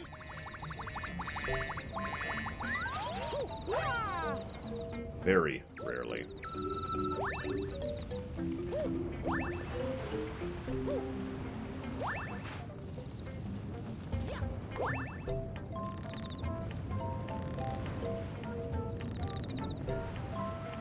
Nah, that's ridiculous, Sallier. Besides, nobody actually cares, and frankly, it's nobody's any real business, so we're just gonna not tell him anymore. Ever again. Well, I can land on the pole easily.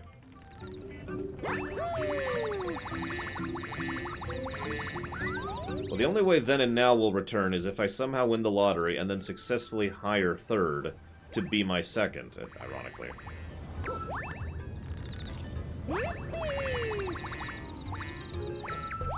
Let's see if this helps any. Because I can't... Hello? There we go. Yeah, see, I can't do a tall jump. Ah! Come on! Go this... Oh, frickin' hell! Really? Apparently there's a ladder somewhere. This is news to me. I guess it's not this way.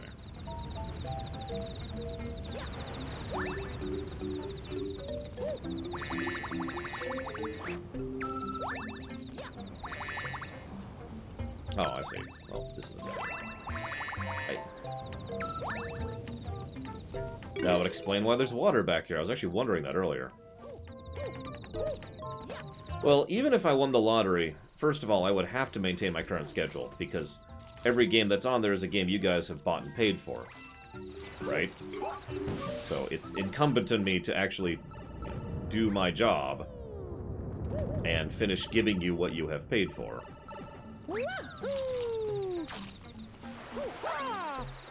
After that, you know. We'll see. In that unlikely event that will never happen. So now I need to get over there. I mean, he's right there. I can see him. How the hell do I get over there?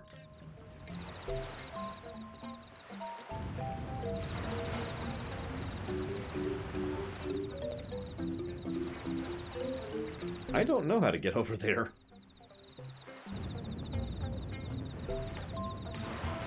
That's true, but if I wanted to be more a part of the problem, then, you know, there's easier ways to do that, Hazardous.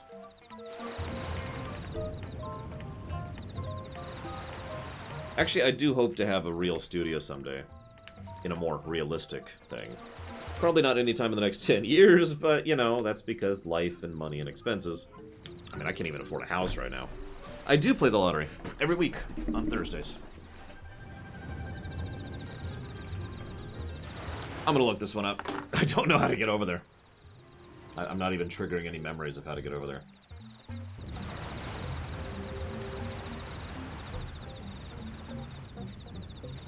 I can refund anyone. Honestly, refunding people is a lot more of a thing than you'd probably think. I'd really rather just go ahead and do the games that you guys paid for.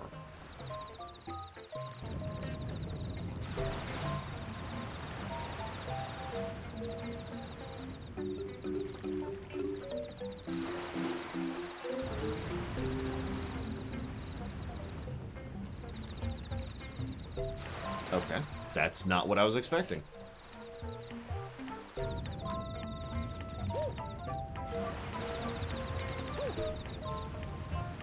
I mean, if I want to get into absolute Nana land, I would love to make games, TV shows, and possibly short movies someday.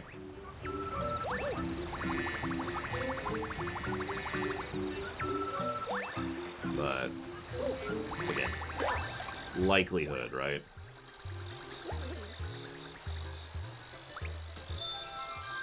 Well, I do literally play the lottery, so it's not quite a euphemism. However, it is also worth noting that there are other methods by which I might, emphasis might, come into a fairly large amount of money, which I am not what you'd call counting on, per se.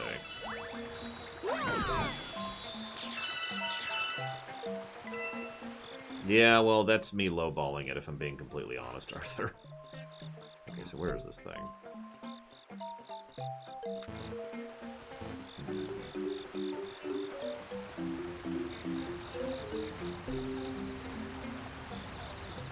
No, investments don't work unless you already have money.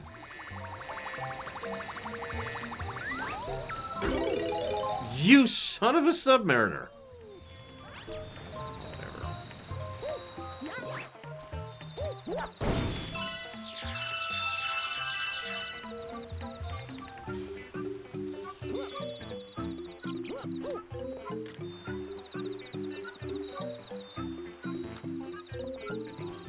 So apparently this is where I want to be. Weird. Tanuki is a pretty high one for me, but I gotta be honest. Hammer Bros is probably my favorite suit ever. Oh my god, he's just right there.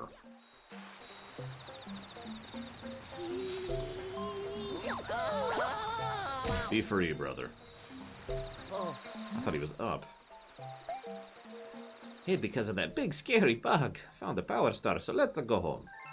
I disagree on everything ever, Gum Gum, including the disagreements. But yeah, Hammer Bros suit for the win. I get why it's so rare in Mario Brothers 3, but damn, I wish there was just a I'm always in Hammer Brothers suit kind of a code. You know, Or a mode or whatever. Yeah.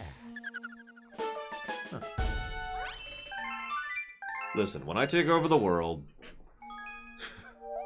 which is still not the upper end of my ambition, by the way. Well, plus, there's just something cool about being a Hammer Bro. We were talking about favorite races earlier. Hammer Bros, I consider part of the Koopa family, but they're super cool, too. Yeah, Mario 3 was actually pretty clever with its power-ups. I know that's not really unusual for a Mario game, but still. Considering Mario 1 had a mushroom, a flower, and a star. And Mario 2 had nothing. Ah, fine, we'll do story time. Right after I get a laugh from Kefka. Thank you very, very much, SJ, as always. Do you know where you want that to go? No, I don't really want a person to be a footstool. That's just weird and kind of creepy. Let us begin. I understand, Saldir. See you around, dude.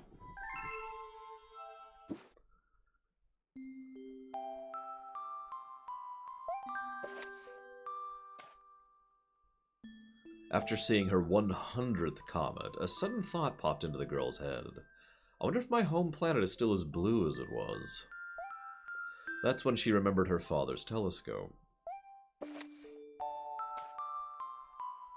Peeking into the telescope, a tiny blue dot floated into sight. It was smaller than a star bit.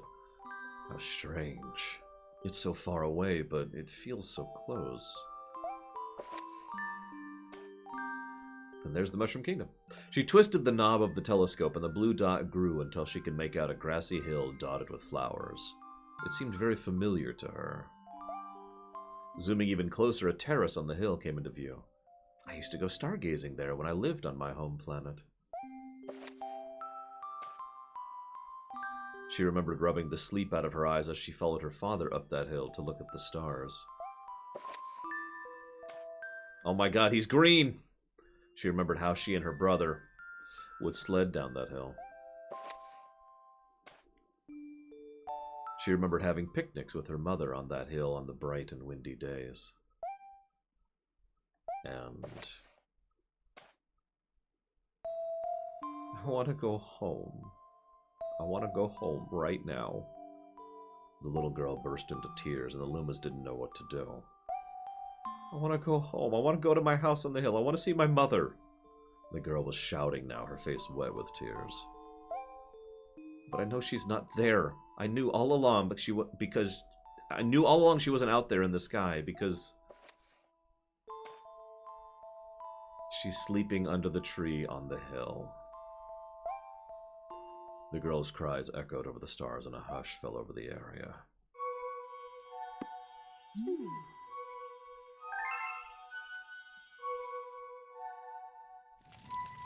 I told you, the game does a good job of presenting death. I know that sounds like a strange statement, but you'd be surprised how much can be done to showcase someone dying without saying the word death or showing a corpse or any of the other standard methods. Doctor Who, of all things, did a pretty good one. I forget the name of the episode. Where it was a flashback, and it's just him in a field holding his mother's hand, and then his mother looks at him, lets go of his hand, turns around, and walks away, and he just stands there in the field as she walks out of view. It was pretty well done. You got it, SJ. Diddy Kong Racing.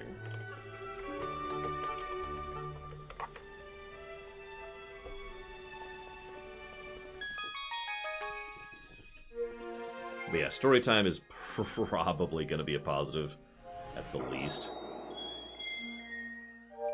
Boss time.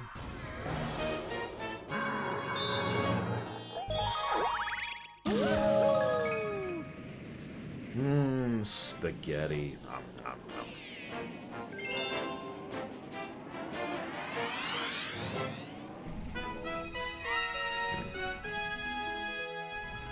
Tell me about it, Dakota. Like, I liked Detroit Become Human. I did, but whew. Awesome music. Yes! So, welcome to Horrifideth.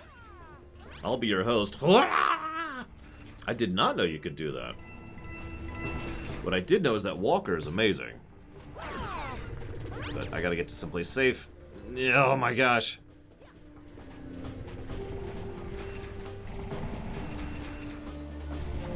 Yeah, we're just gonna stand there.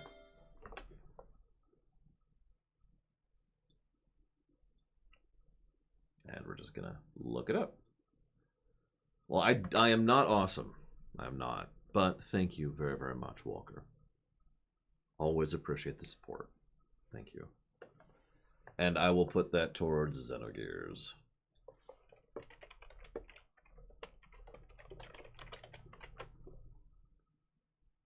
Yep, this is actually the Mass Effect level.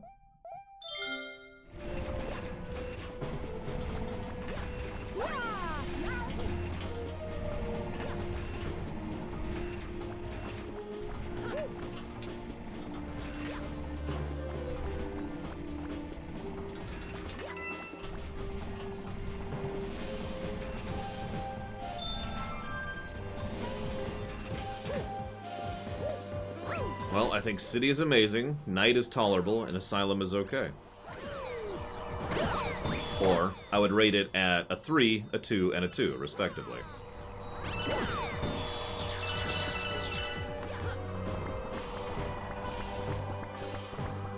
I haven't codified the positive for the storytime stuff yet, though, but I am probably going to. Notice how I hate to point out continued good game tutorialization, but you notice they give you a safe, easy method of seeing what the transparent tiles are like. Because this is the first time we've encountered the transparent tiles in the level design. It's exactly what it sounds like. It sends you through the thing. It phases you through the matter. And then they start to get mean with it. We got this. You can actually skip a whoa, whoa, whoa, whoa, whoa, whoa, whoa. And death. Wow, I'm not sure. You saw what happened there, right? Like, I started skidding down, which was just very strange. Well, Vigilant, what I think is death.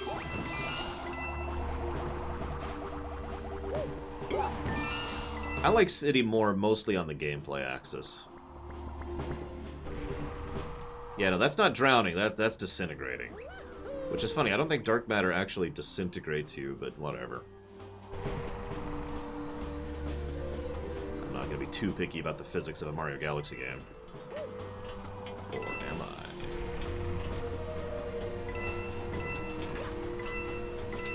That's ridiculous. You can't have a ninja spy. It's okay, you'll only feel the first second or so of being obliterated down to atoms.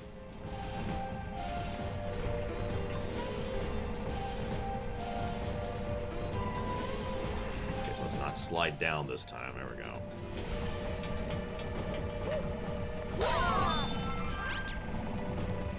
Damn right, Blue Wolf Alex. Must argue about everything.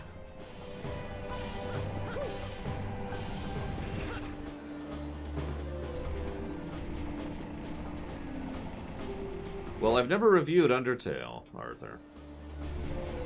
But I've also already played Undertale twice. I'm not sure I want to add a third time to that list.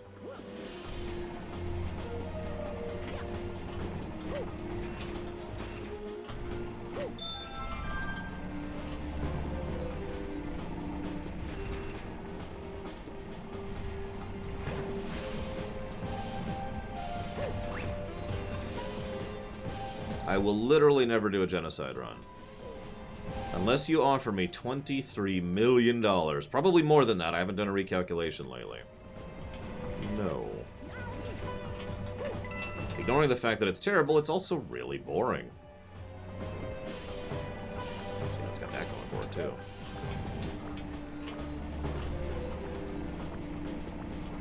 Get mean now. Oh. Oh, wow, I can't believe I did that. I literally misread the arrows. What the hell is wrong with me? God. $1 million? Well, $1 million is only about $400,000, the first thing. So that might buy me a house? Or enable me to make roughly $3,000 a month. That's it. $1 million is not a lot. I know that sounds strange to say that, but it's the truth. Oh, don't mistake me. I'd take it, but, you know, it doesn't change anything. You know what I mean?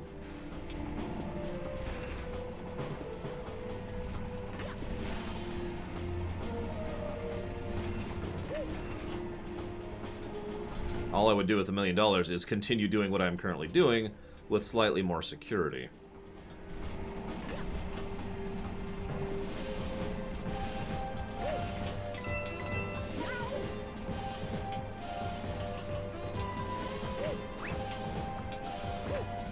Guess let's read the arrows correctly this time. God, Lord. Why 4, Blowfelix, if you don't mind my asking? Like, what pushes it into that territory?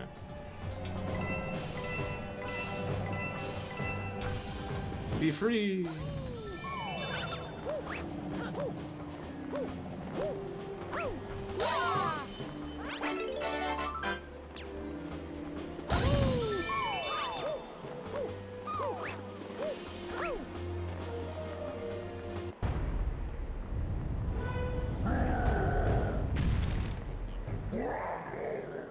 Oh, right.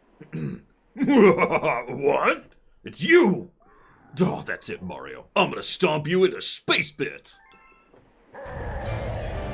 Not regular bits. We gotta stay on brand.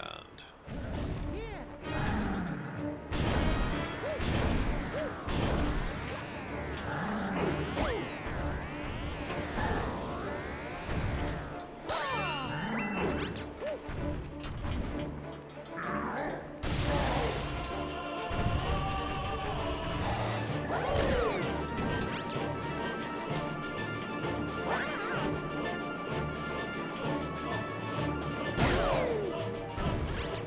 70, I think, Arthur?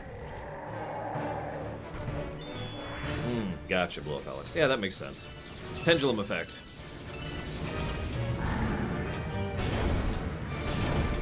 Funny story. So you guys know what pendulum effect is, obviously. I didn't know I could do that.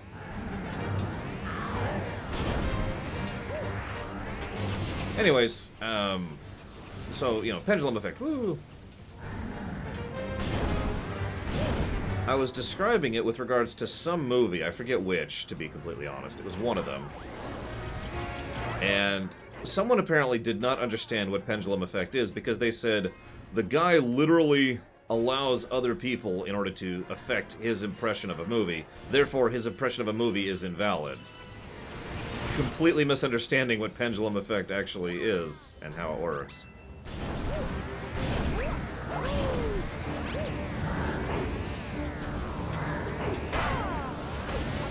Dang it.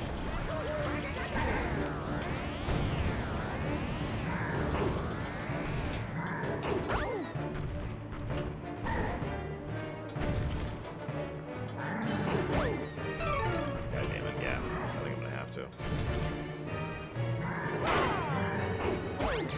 Damn. Okay.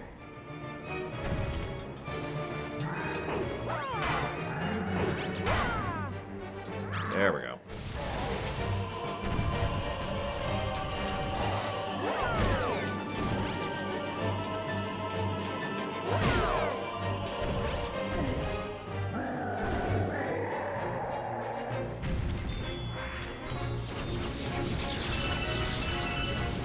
And yeah, everyone knows Mario was the Dark Souls of Mario Brothers.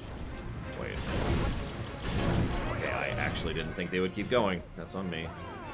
I would accept the death. Because I don't want to hear the bzz, bzz for the next 2 minutes of my life. And I was out of coins.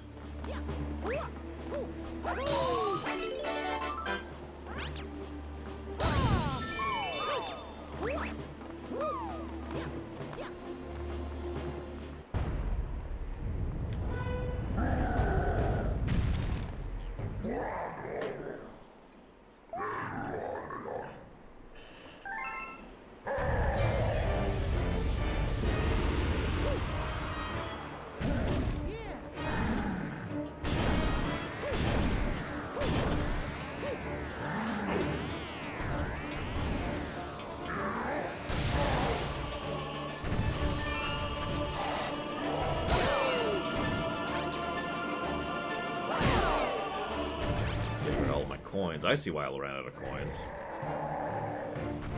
Dude, have you heard any of the Bowser music from, like, any of the modern Marios?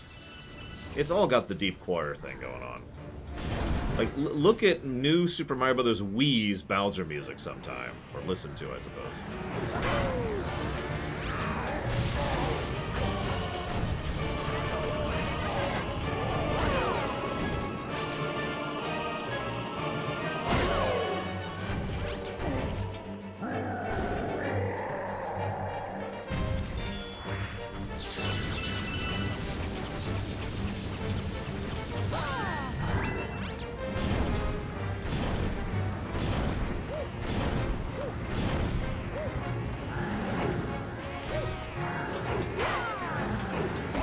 Damn it, come on!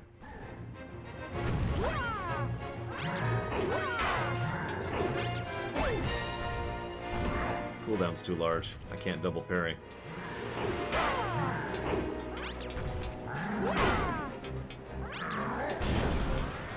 I was out of position. Twice. I'll take a point.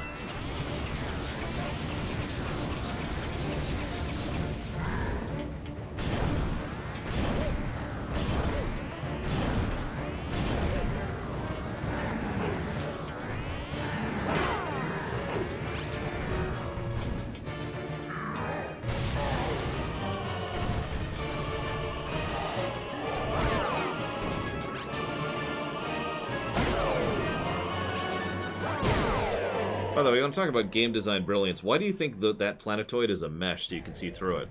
It's so you can see the R keys going through on the other side. Little details. Not bad. I guess I chose the right guy to be my archenemy.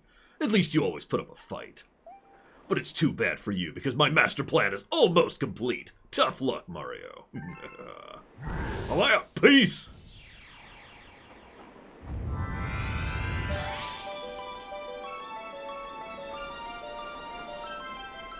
Enjoy the star. It's the last one you'll ever see.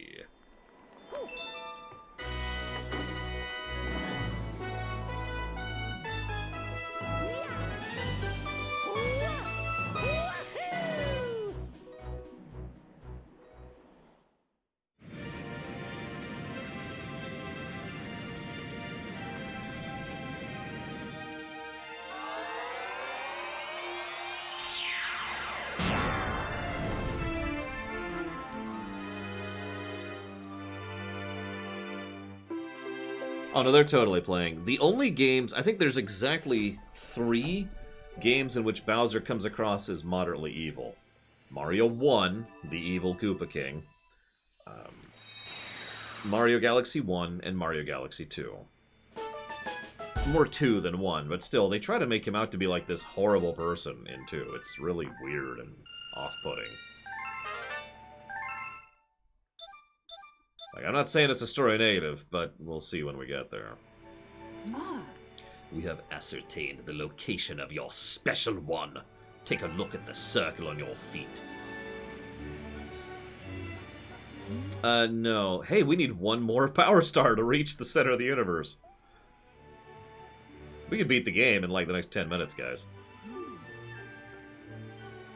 We're not gonna. Anyway, so once it reaches 0, the power will be restored to the starship, and then we'll be able to reach the center of the universe. I guess I could see 3 in World. It's just... The Comet Observatory has full power! Now it can fly through the cosmos again.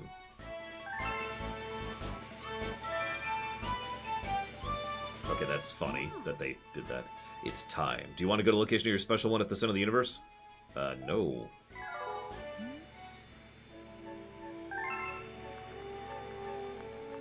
Alright, let's go get some more stars. So yeah, there was 3D Land, which is kind of a 2.5D rather than full 3D. But there's 3D Land, there's 3D World, and I think that's it. And then there's Odyssey.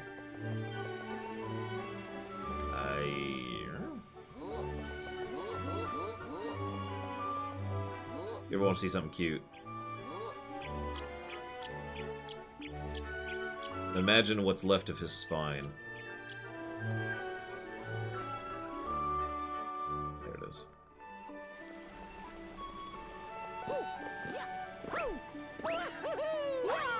Aw.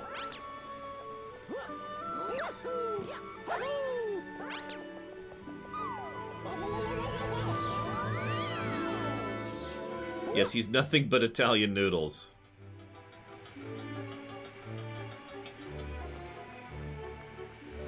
Thank you, Platy. Ever and always, ma'am. Appreciate the sub. You know the question. Oh, we haven't unlocked that yet.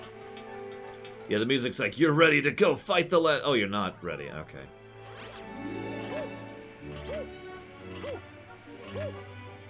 Okay, fine, game. Fine. You win. Where the hell am I? I'm way over here now. Well, I don't think Arthur cares about anything I stream. He secretly hates my streams. It's okay, I don't blame him. I hate my streams too. Wait, no I don't.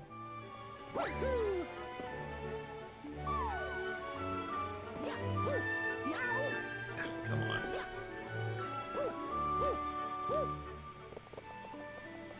Bloodborne. Okay. Platy McBear has just donated for Bloodborne. You got it. Not what I would consider anything, but whatever. It's a thing now. I can't wait to cheat on that game, because that's probably what's going to happen. We've discovered an enemy base in the region. They can't be misusing the power of that poor Grand Star. I think I have to play alone. It's on the PlayStation. I don't have PS Online. See you around, Dr. Winter. And I will put that towards Dragon's Dogma. Thank you very much for the bits.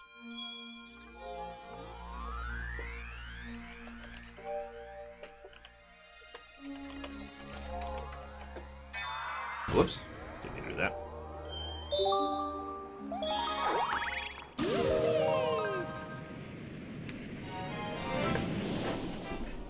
Because people put up with it, Loner. That's it. That's all. Pushing the envelope means pushing the envelope of what people will tolerate. And when people tolerate more, they push for more, and it just escalates infinitely. This is life, really.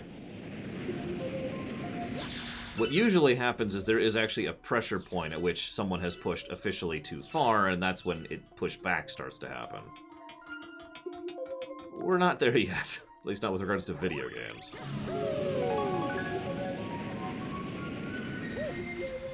If you're asking why people put up with it, oh, how many people defended Anthem or Arkham Knight or, I don't know, No Man's Sky when those games came out? Not now, not after they've been patched or fixed or whatever, but when they came out.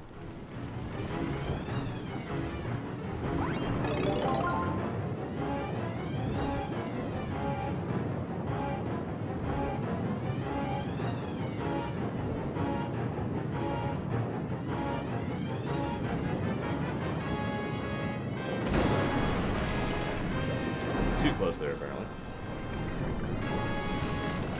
Well, I'd say we already had pushback against microtransactions, but that's not actually true, is it? We still put up with dozens upon dozens upon dozens of microtransactions in so many aspects of gaming, and they still make in the billions a year.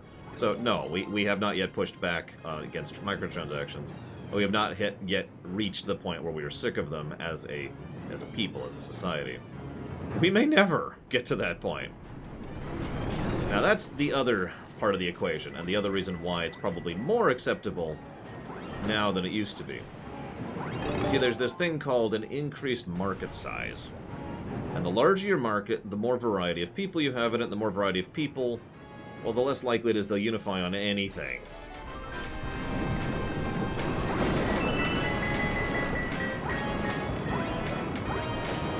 Like, imagine if every...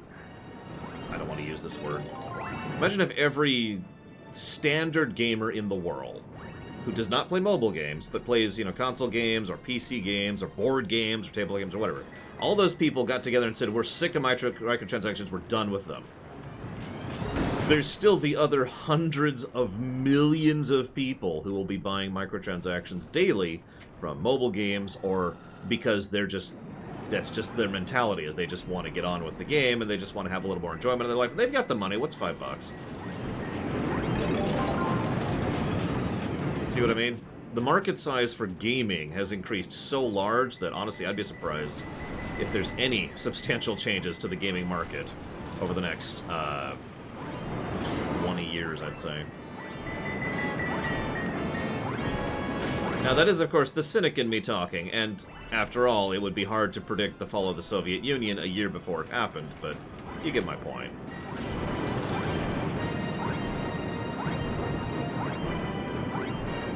From the outside, I should clarify that. From what I understand historically, people in Russia actually saw the Soviet Union collapsing a ways off, but over here we didn't see jack.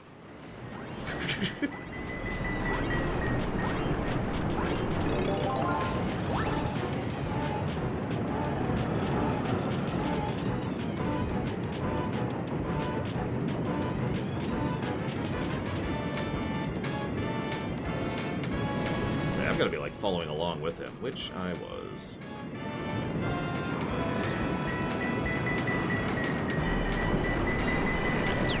He veered.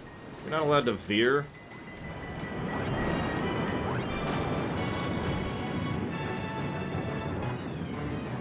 Listen, I'm not saying I have a machine that can predict the future. I'm just saying this is only my first time through the loop, okay? No, Zach Taft. Not at the moment, anyways. Although, technically, I have no plans to review any game, or any movie, excuse me. It'd be a nice idea, but, you know. Well, see, that's an interesting statement, Loner, because the answer is no, because I remember how bad gaming always has been. That's the other side of this coin. Remember, for all the envelope pushing and all the new ideas and insidious, you know, microtransactions / predatory practices, gaming has always been a mess. Frankly, I don't think a new video game crash, which people have been predicting for 5 years now, is ever going to happen. Look up the Atari crash sometime. It really was a mess. Or look up the definition of shovelware as it related back in the NES or the PC era, like when PC gaming first started being a thing.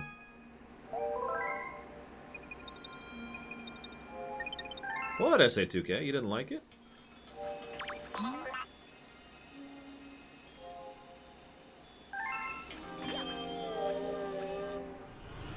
The market is different. I will acquiesce to that.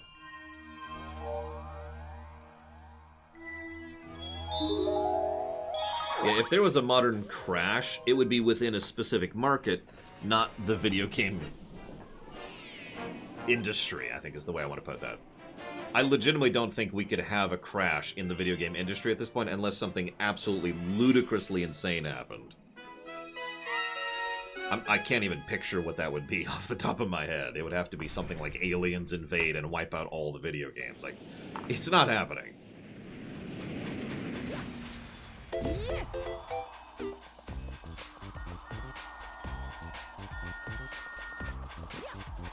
Aw.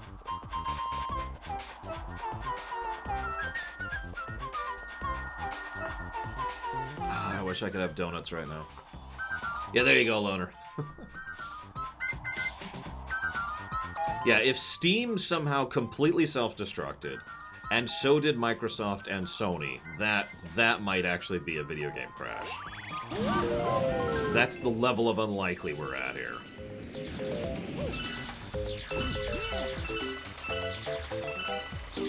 Although, to be completely blunt, even an individual market crash is less likely than it ever has been right now.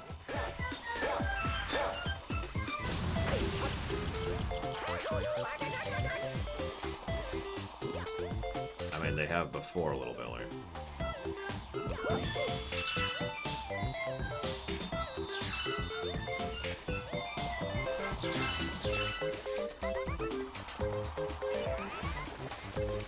Oh god, is that seriously the name of a level in Zombie Ate My Neighbors?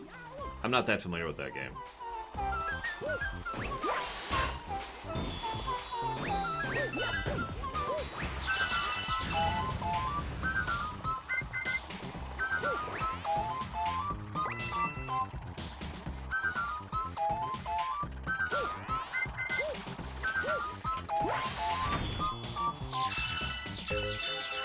I'm just worried that the Switch 2 will not include the 3DS. Which is most likely, it's worth noting. Like, if I'm being completely real, the odds of the Switch 2 including what I want, aka the 3DS thing, is pretty low. Hearts needs... Wow.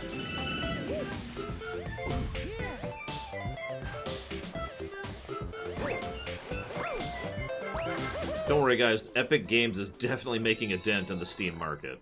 Wink, wink. So here's the worst power-up in the game.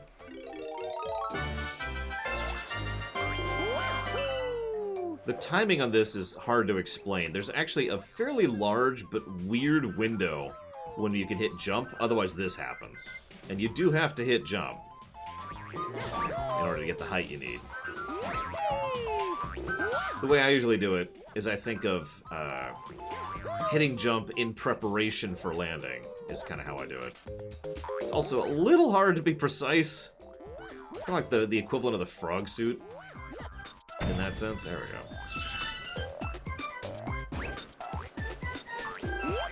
This level hurt my friend Gary's hands so much we had to take a break from the game for a while.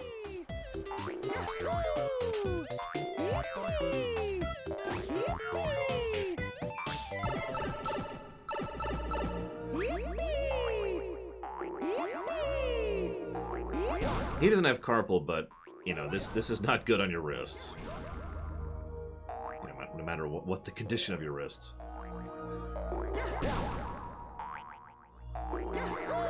Come on.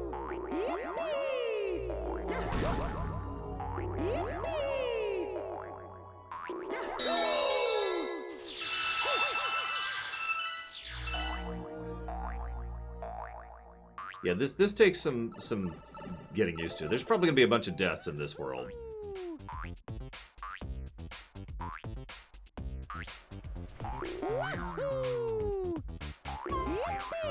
I shouldn't have gone for it. Ah, whatever. I accept.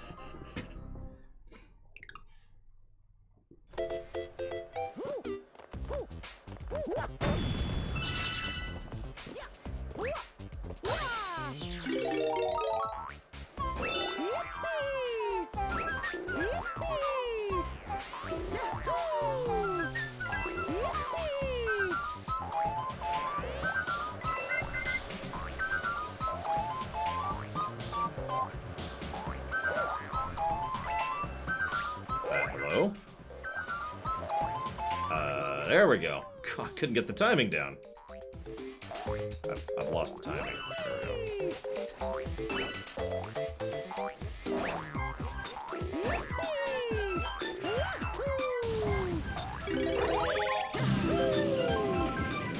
Okay.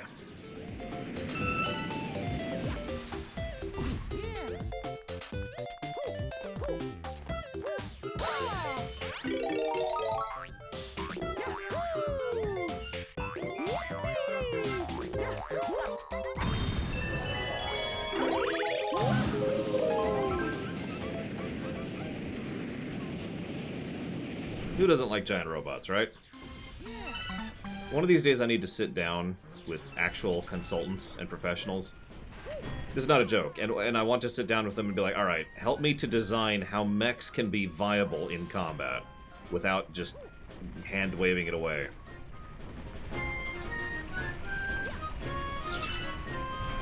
We're gonna sit down and figure that out, somehow.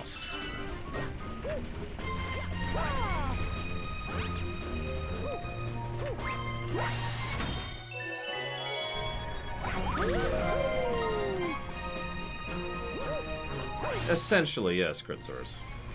I mean, obviously physics works a little bit differently in the extant, but not in a way that would matter. So yeah, in real life. How do you make a mech that isn't just immediately outclassed in every way by a tank? In a way that makes sense.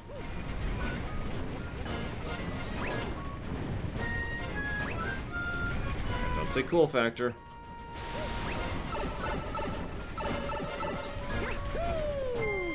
Although we all know that is the true advantage of a mech, is that they have cool factor. That's not even a joke.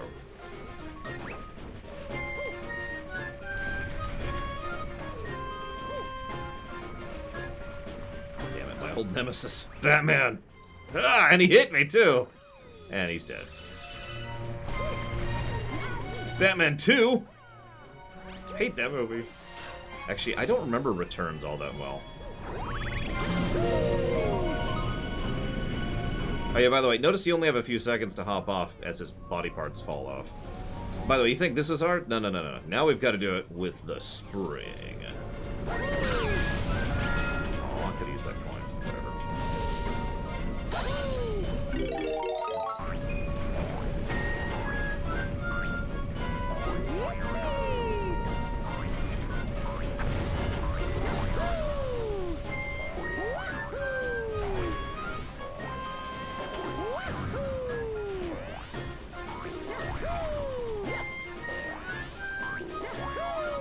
Yeah, all I remember is being like, that's the penguin?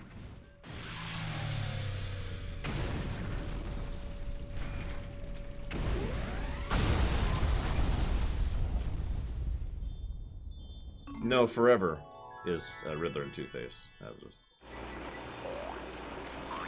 Except you got there before I did, so ignore me. Favorite episode of the animated series? Oh, I don't know. Almost Got Him comes to mind, whatever the name of that one is. Oh, yeah. I don't know. Heart of Ice, yeah, I'd agree with that. Isn't that the one that introduced, or rather, excuse me, reinvented Mr. Freeze? So Danny DeVito was the worst ever. There you go. Just for you, Hazardous.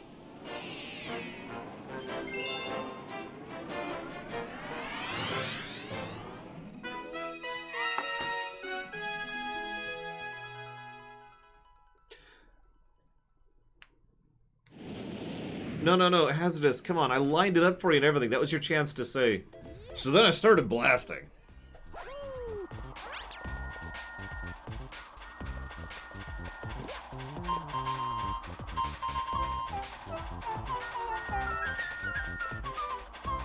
True professional right there.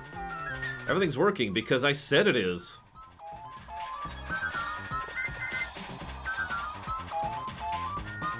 You know, I'm not sure I can think of a role where Danny DeVito was part of why I didn't like that role. I don't like the Penguin in Batman Returns, I don't. But I don't think that's really DeVito's fault.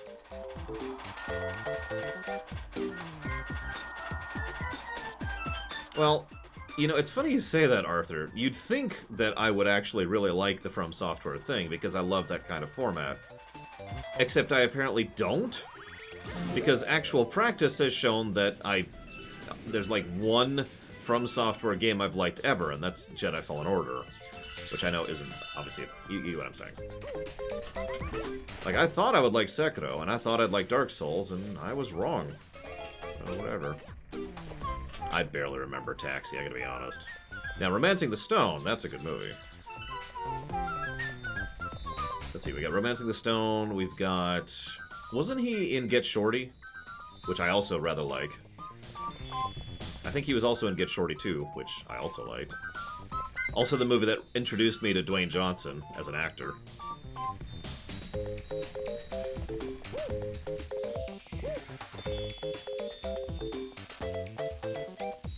Is it because of the difficulty? So first of all, that's insulting. Second of all, no. It's just frustrating. Not difficult. Irritating to play through. And I don't know how to summarize that, so I'm not even going to bother trying. Because I can't summarize my thoughts on a game model as complex as that one, you know? Huh. So that's a mistake I just made. No, we'll go with it. We'll go with it. We'll live with it for now.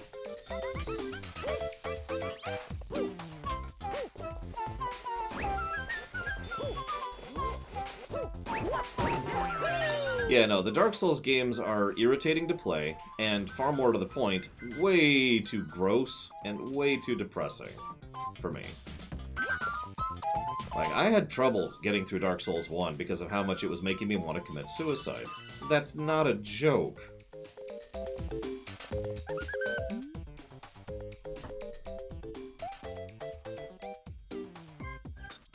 You know how I got through Dark Souls 2?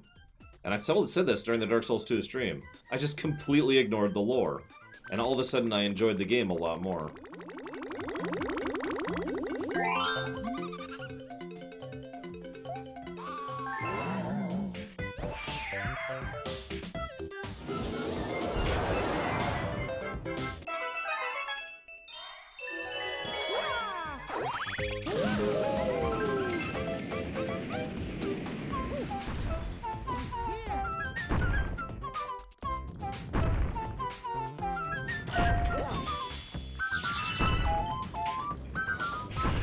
Really, NG+? Wow. I wonder why.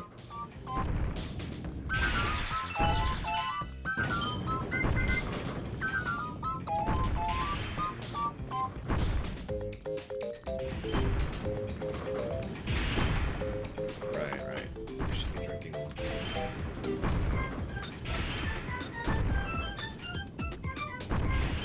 I mean, I know someone personally who said he found Dark Souls to be a very uplifting game.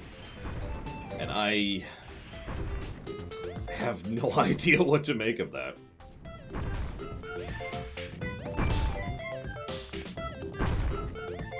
And I get it, we're all different, that's how that works. It's like someone walk up to me and saying, God, I was feeling bad, but then I started stabbing myself in the back, and all of a sudden I just felt so much better, and all I can do is stare at them, you know? It's like, well, okay. I mean, I think it's a bad thing, but that's just me, Arthur. I try not to give a game a negative just because it causes me actual depressive issues. But at the same time, you know... By the way, hi, Nemesis.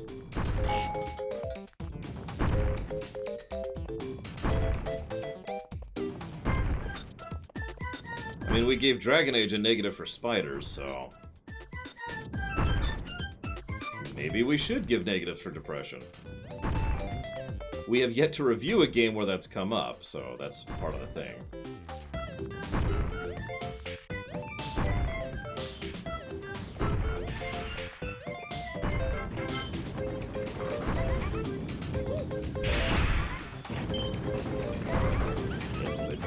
That was strange. It's actually stuck there for a second. Oh, I guarantee you I will not enjoy Bloodborne. 100% certainty. That's not just me being a negative Nancy. I have watched speedruns of that game and been bothered by them. And I'm pretty sure when I'm at the point where even a speedrun causes me to have issues, I'm not going to enjoy playing it.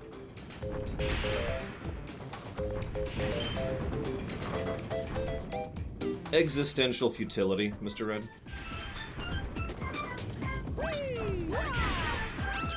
That was close.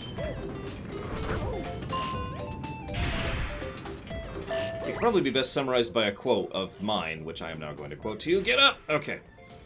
And that quote is, "There was never any point." And the more you think about that quote, the more you'll understand why that is a depressing quote.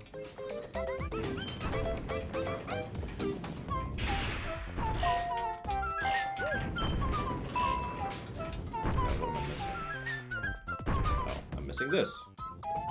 Ah!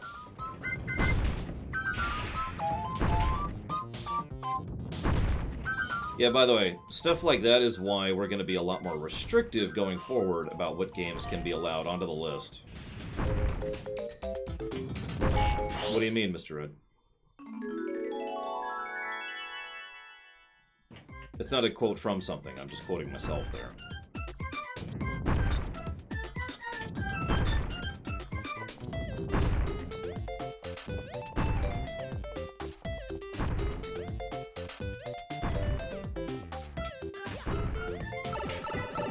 I don't understand your question, Mr. Red, I'm sorry.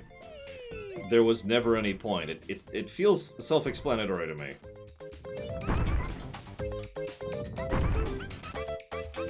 Like, there's a difference between there not being a point in general and there having never been a point. And that's the idea there.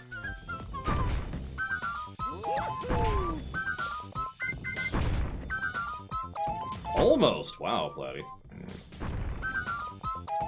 Yeah, I'm curious what Elden Ring is going to be like. Rather legitimately curious.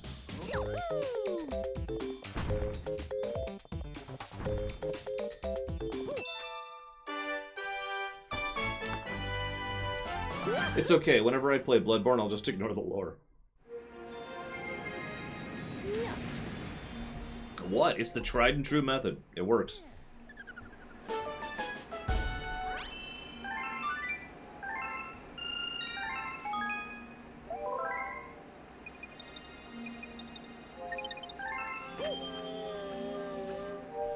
Oh, jeez. Here we go. Comet time.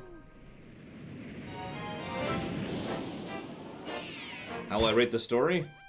0.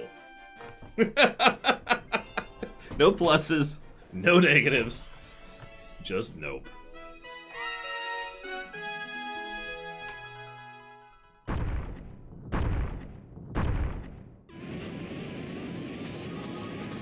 I don't know, is the answer to the question. And truthfully, I'm probably not going to ignore the story, which is really going to suck.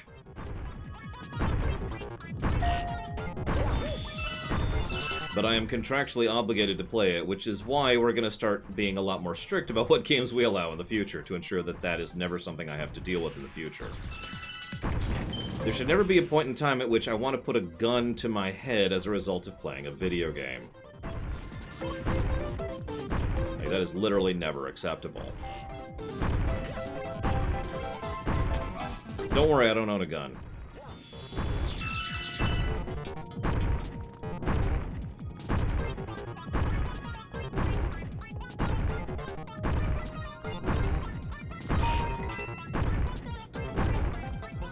No, Zach Taft. I thought it was pretty dumb, personally.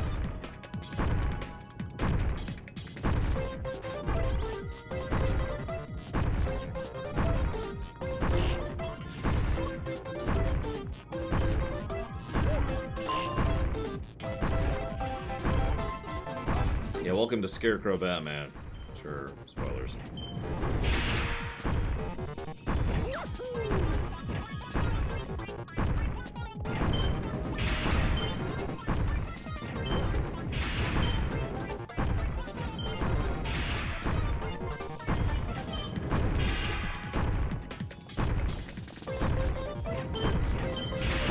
No. Actually turned around now. Okay, here we go. This is where I want to be. This is where I want to be. Well, considering how many people have donated for Bloodborne, I'm pretty sure those people do actually want me to play that game. Which is fine. I will suffer. It's okay. That's how life is, right? You look at, I don't know. You look at the car about to run over you and you're like, well, yep, that's gonna suck. And you just kind of grin and bear it.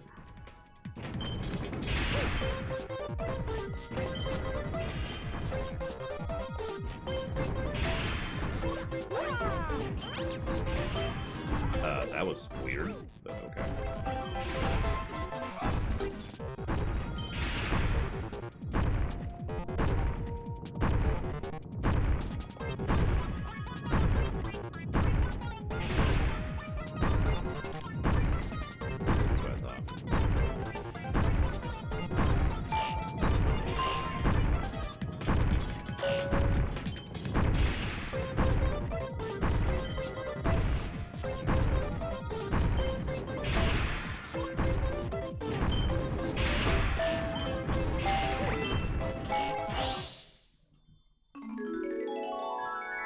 Joker curse, Zach Taft. I feel like I already answered that question.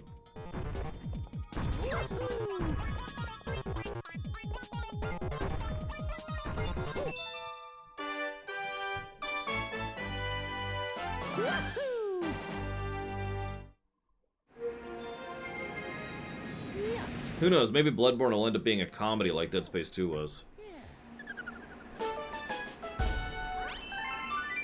That's not hyperbole or memeing. Dead Space 2 is hilarious.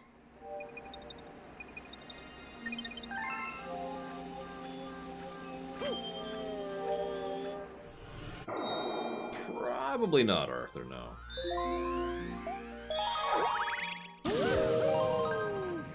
I think death is a tool in a writer's toolkit, and nothing more, nothing less. Although, if you are going to use it, then you should use it, and not undo it because of stupidity. Undoing a death is another tool in the toolkit that you should only use very carefully and very specifically.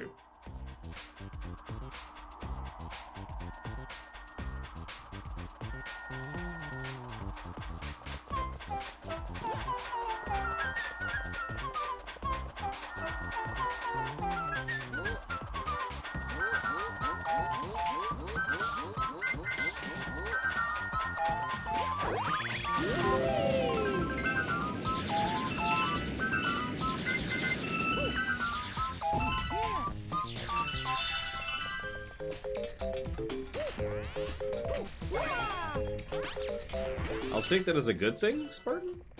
Hopefully. Maybe.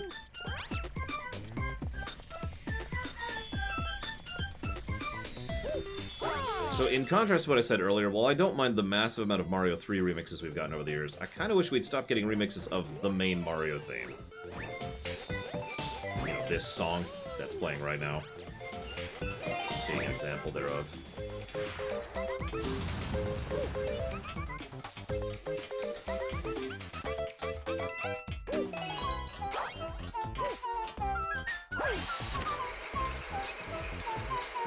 Oh, I don't remember off the top of my head, Mr. Red. Although Dark Souls was one of them, so I think that's one of them. I didn't cry at Nier Automata, but then again, I am a mindless automaton, so it's probably related.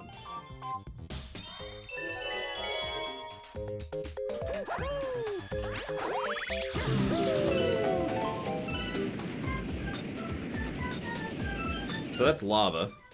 Because of course Mario is made of lava. Why wouldn't he be? This is actually a fun one.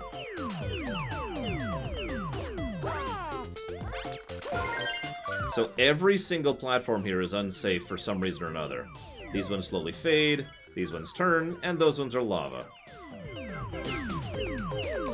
So, plan out your route.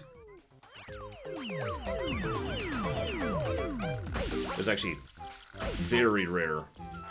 I'm sorry, hang on just a second. I'm gonna go for the 1-up. Gonna do it. Because I'm gonna need it in a second. Okay, now let's get on with it.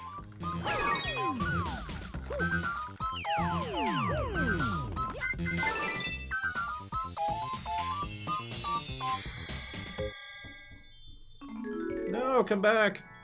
Why? Why over there? Oh, jeez. Oh, jeez. Camera, camera, camera! By the way, they never stop flipping, as you can see, once you step on them, so... It's just a problem going forward. Hope you plan to have a route back, by the way. Which I did, if you were paying attention.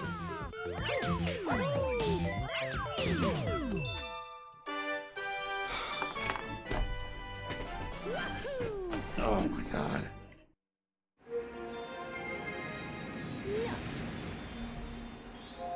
Oh, yeah.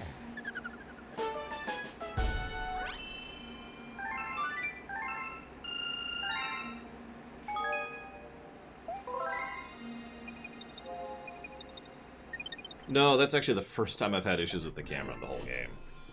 I might mention it as part of an aggregate, because we have some issues there. Yeah, I was gonna say, I remember purple coins on that one. Whew. We're not doing purple coins. No, really. Don't even ask. Unless you donate $23 million, then I'll totally do it. We will 100% this game for $23 million.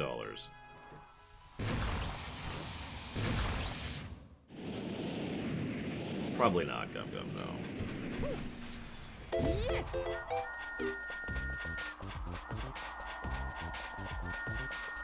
I was about to say, what about the scene in SA2K? It was a good scene. I'm not going to say anything else about it, of course.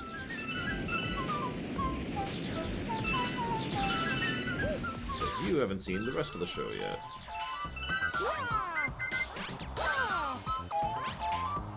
Sweet, Fuzzy Duck. Can't wait. 23 million would enable me to take care of me and mine. That's all I ask. It's not all I want. Like I said, I am pretty ambitious. But it's enough to take care of me and mine, and that will suffice. I love the giant chocolate blocks of obstacles here. Hope you know how to nail every single jump, by the way, because if you screw up and lose your timing, you're probably screwed.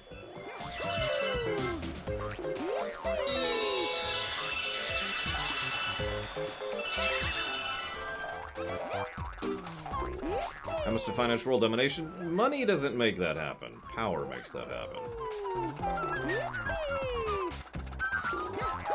I mean, I could probably actually pay Third for his time if $23 million comes my way. So we could actually do a then and now thing. And then I could pay Brigwin, and she could give the other perspective on that. And I'm dead. Better in every way, Cyber Exile. It doesn't actually really matter, Hazardous. Once it bypasses a certain point.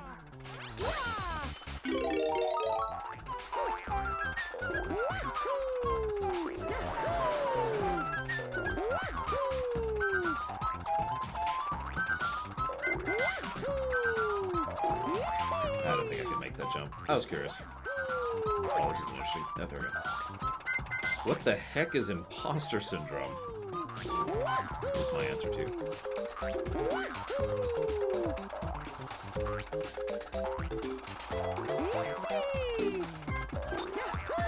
Greed.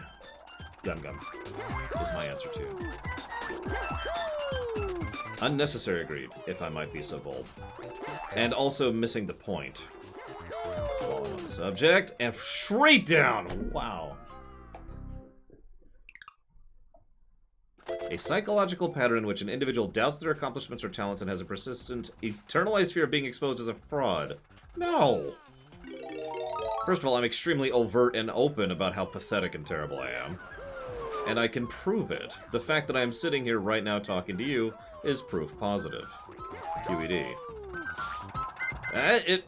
Oh my god. This thing. This thing. It's hard to explain how momentum works on this, by the way. Just trust me when I say, ugh!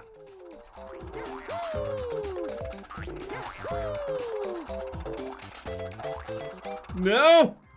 No! I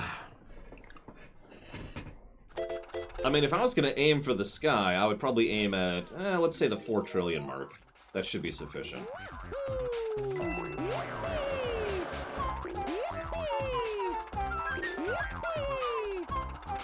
Yeah, it's also mandatory, by the way, in this case, because you can't, you have to have it to, actually, maybe you don't, but you are intended to have it in order to be able to make that last jump at the end, which I'm not sure you can make without it, so I'm going to say that more generically now.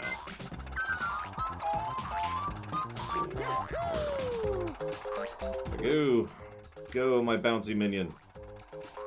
Get me out of here. Well, you guys like ice cream, right?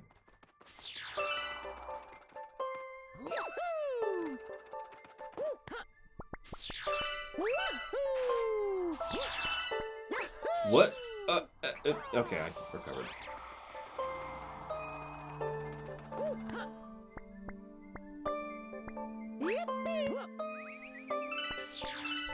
I'm gonna go with no, Gum Gum.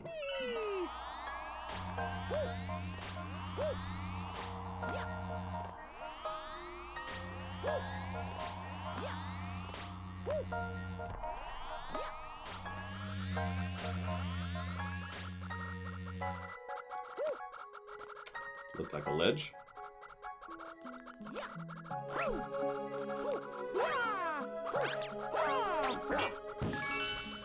It's not a ledge.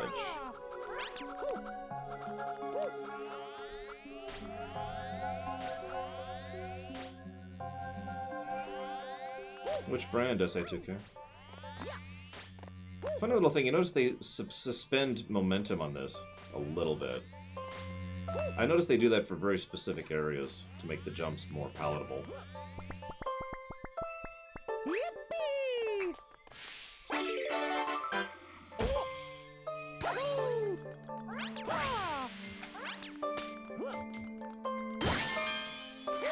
No, no, no! Okay.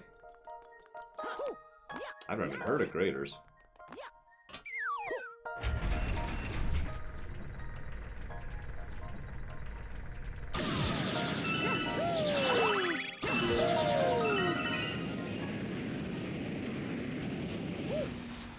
We'll finish this game today or tomorrow, Zactaft. I'm not sure when yet, truthfully.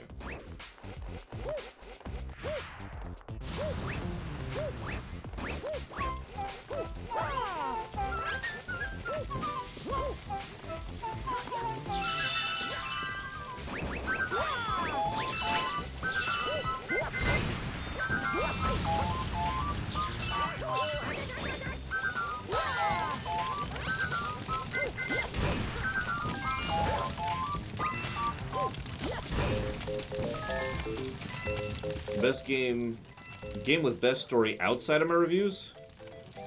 I don't know. I haven't reviewed them, so I have no idea.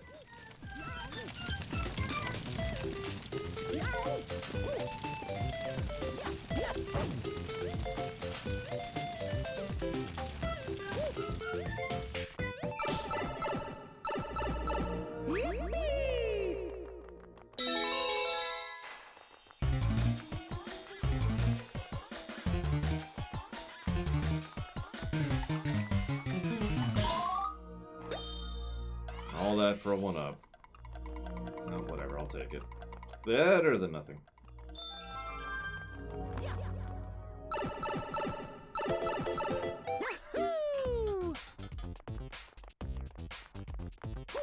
Yeah!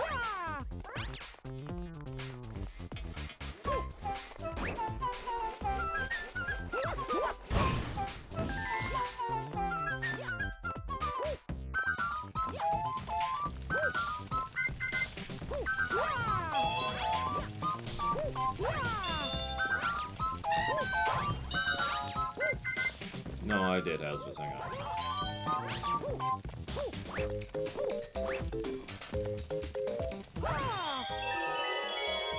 Really? I thought... okay.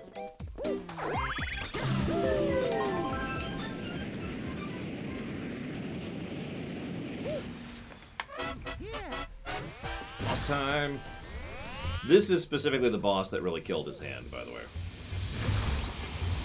If you want to ask for a specific thing that did it. It were this.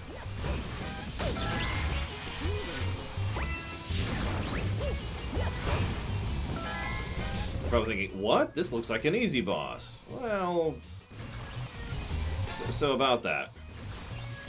There's this thing.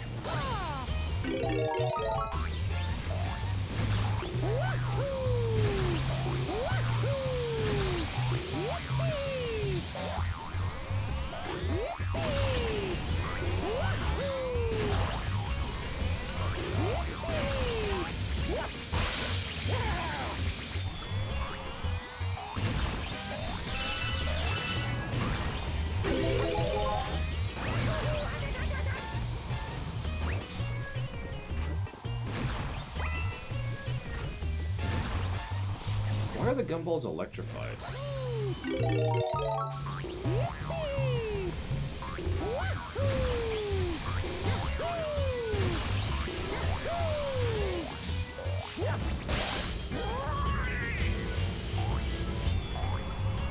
It's probably their cousin, or their boss, Little Billy.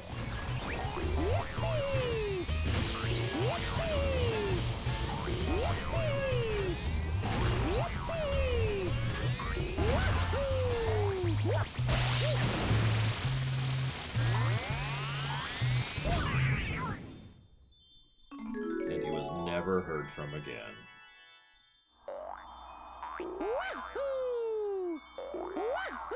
The end. I'll be right back. Yeah.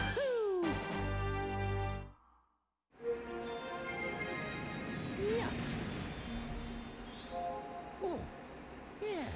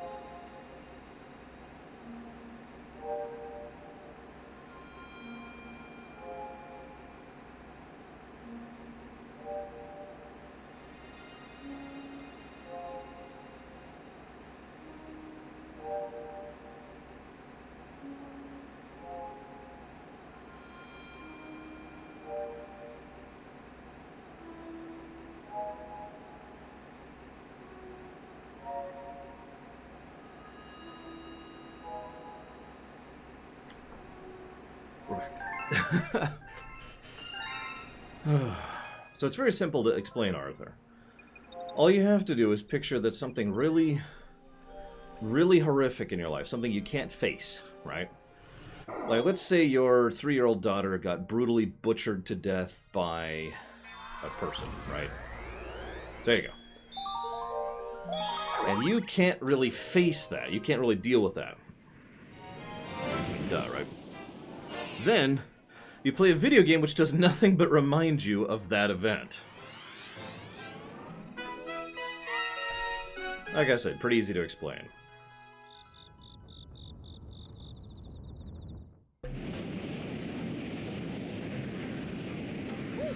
I have no reason to buy a PS5 for like a year, CyberXL, so I'm waiting, taking my time.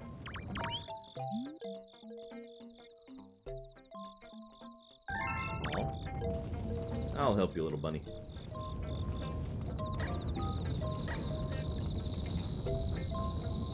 No, Walker. Nothing definitive.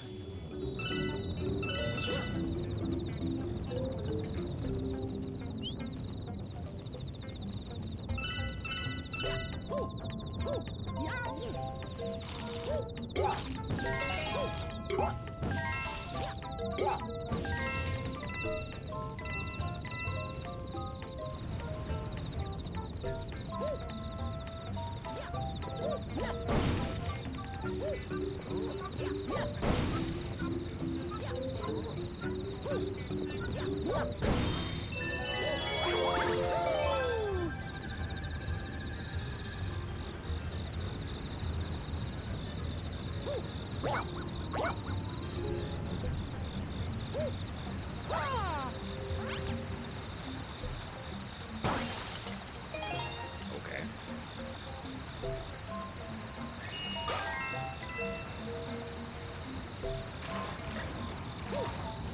Run for your life, for I will not spare it. Sorry.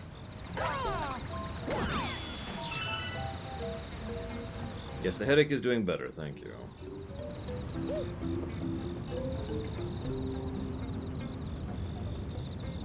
Yeah, exactly, CyberXL. Very, very true.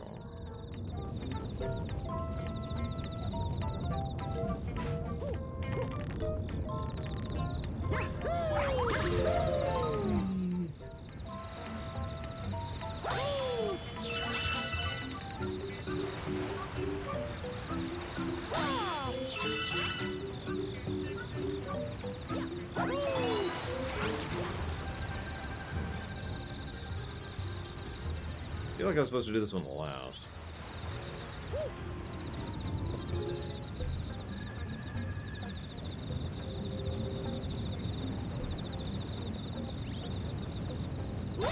Well, as much as I love the idea of having a headache, I think I will pass if that's okay with you. Oh, God, camera. That was interesting.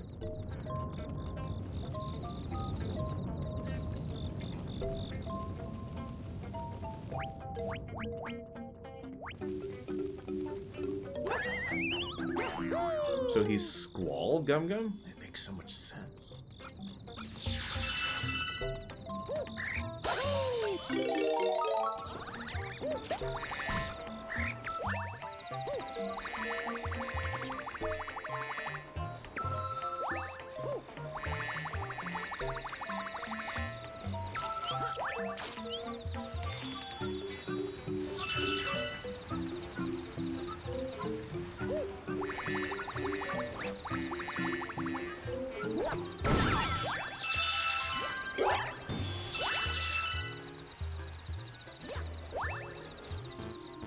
Like I said, Gum Gum. Squall. Oh, bull crap. Take my health back, thank you very much.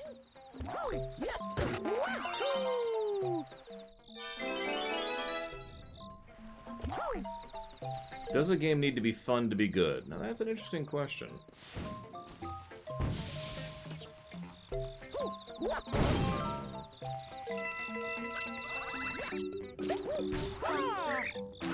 I'm gonna go with yes. But that's because fun is such a, a generic thing that could refer to just about whatever. Obviously, what is fun for one is not fun for another, and so forth and so on. Some people, some weird, crazy, bald, insane people actually enjoy doing, like, spreadsheets and data collection. And I don't know what kind of madman that would be, but, you know.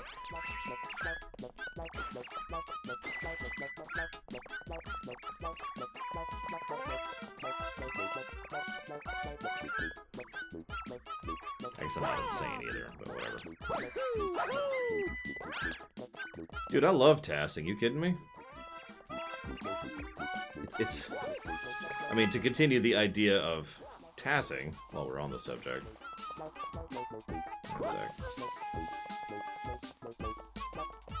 Yeah. Nope, it's not gonna work. Okay.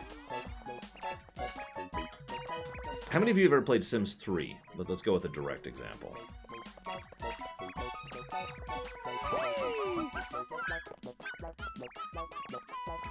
I wanted to like Eve, but Eve didn't want to like me.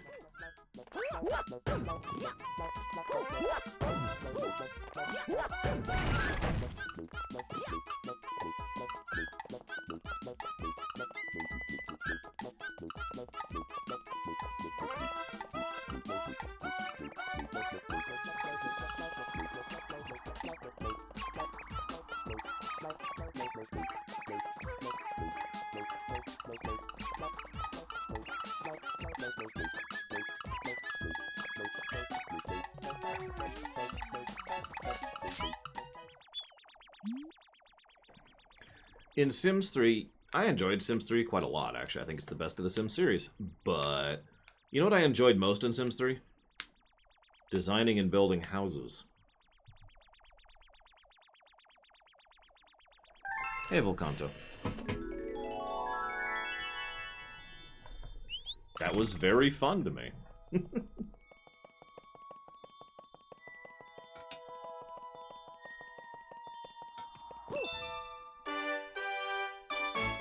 I have played Cities Skylines. I even have it on the Switch. It's a terrible port, don't get it. Cities Skylines is even a game in the queue or list, I forget which, to be reviewed someday. Do I think objectivity is a thing? That is way too broad of a question. Yeah, I'm gonna need a little, something a little more small scale than that one. It's like saying, hey, lore, tell me the entirety of all of everything ever. And it's just like,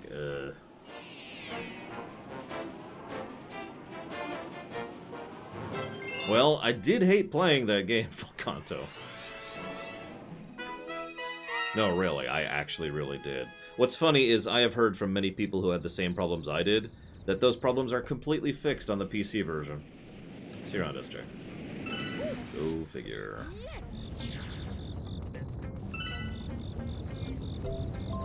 I'm not gonna make a Hitchhiker's Guide joke. I don't even like Hitchhiker's Guide. I don't. I've never found his style of humor funny, personally.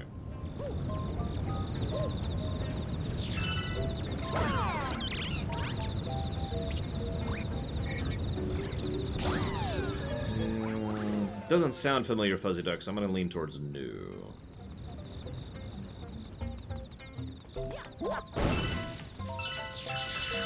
Well, I had auto-aim set to max, Volcanto, so you can actually blame the game on that one.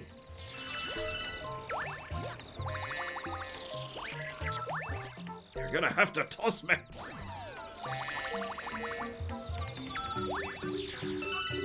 I wanted to like Planet Coaster, but its interface was kind of bad, so the only real enjoyment I got from it was playing with my niece.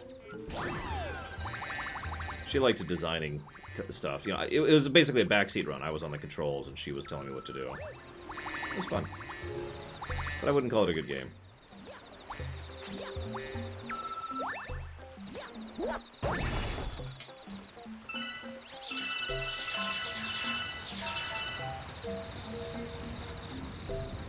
Haven't played Planet Zoo, I think.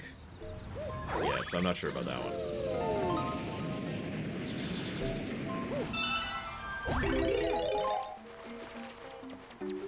Cute. Just to make sure you don't have the beehive thing here, we're gonna go ahead and have you land in water. I will have to look at it maybe during the lunch break. No promises though.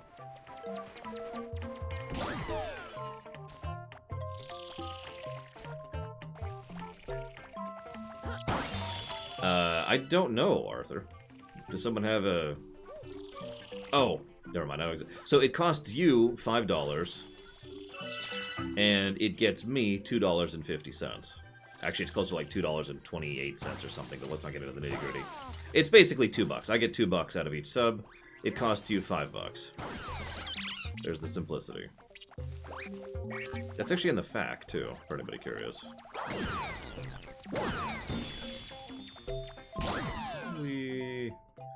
Wrong place, though. They were like, you remember that thing mechanic we had in Sunshine? Let's take that and make that a whole gimmick. And Shazam!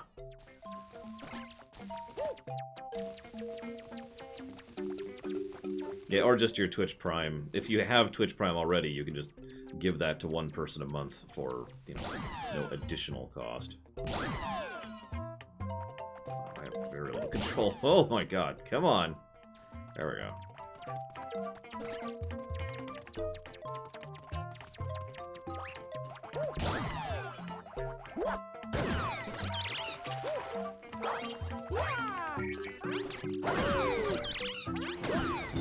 Hello, Joe Cool.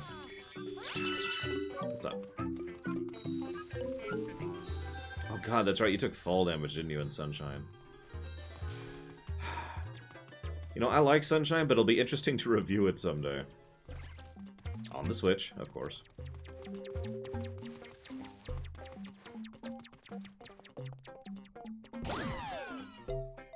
Yeah.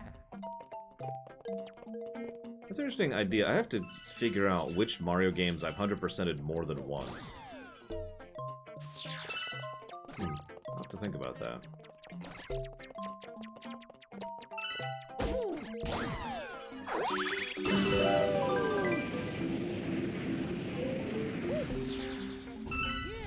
No, SI2K.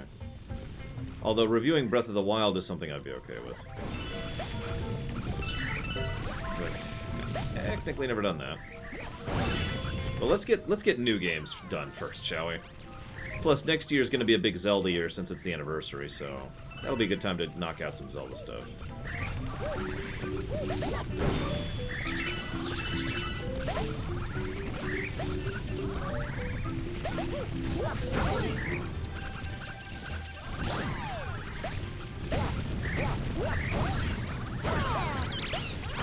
God damn it. I think there's only...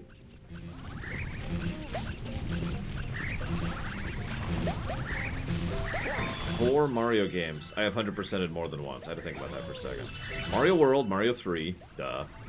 Mostly because of how relatively quick and easy it is to do. Relatively. It's not a, you know, several month investment of spare time to do it on those games. But also, a new Super Mario Bros. U, the one that got ported to the Switch.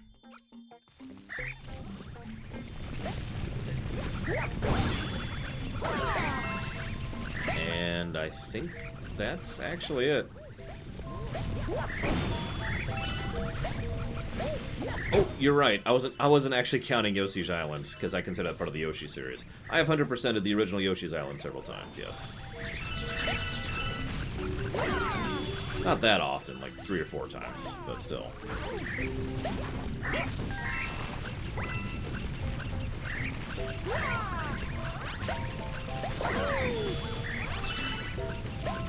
I've only ever 100%ed Mario 64 once. Unless you count DS, which I don't, because it's a different game. But if you were somehow to count DS, then I have 100%ed DS and regular. Jenga.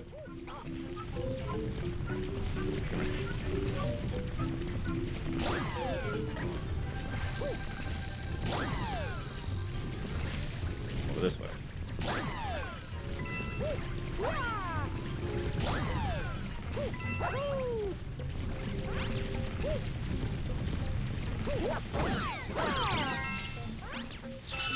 Ah. Yeah, some of the 100 coin stages are a total pain. Not all of them, just some of them.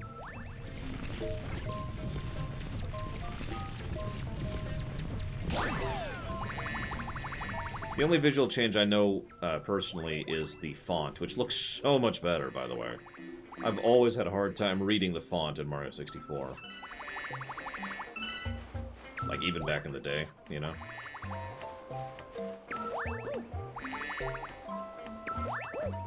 Most people I know are pretty bad about finishing games. I make fun of Gary all the time for the fact that he has this huge backlog of games that he already owns that he has not actually completed. I don't mean 100%ing, I mean just finishing the game.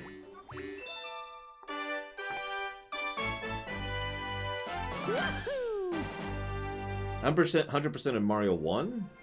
I guess that I don't know what that would be. Warpless, I guess? Yeah, we'll call it Warpless, or all stages if you prefer. Because I think that is actually a speedrun category, is all stages.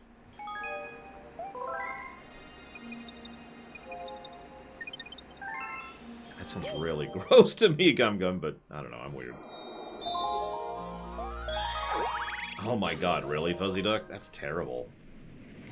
I'm guessing that includes the reds.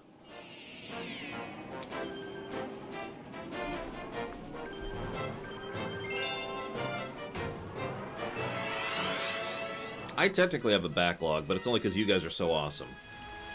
Fresh reminder that you guys are awesome. Thank you. So I hope you enjoyed that whole bouncy gimmick, because we're about to have a much harder version of it. Oh my gosh. Echo the Dolphin. No. If someone donated for Echo the Dolphin, I think I would actually veto that one. Because I've actually seen the machine. I know what that involves. I know how easy it is to screw that up. And I know how the controls are in that game. Favorite stage in 64? I'll ask that of everyone else too. What do you think? Favorite stage in 64? I assume you mean like the whole world, not just a specific star.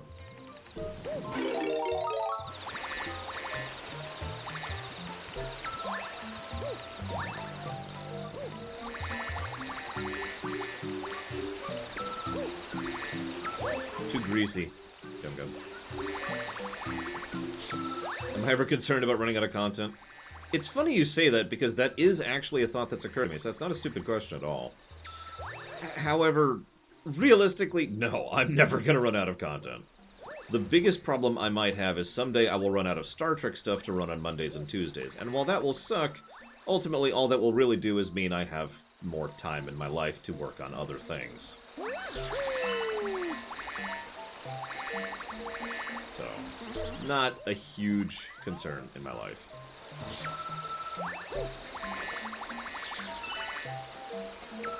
Can I get on top of this?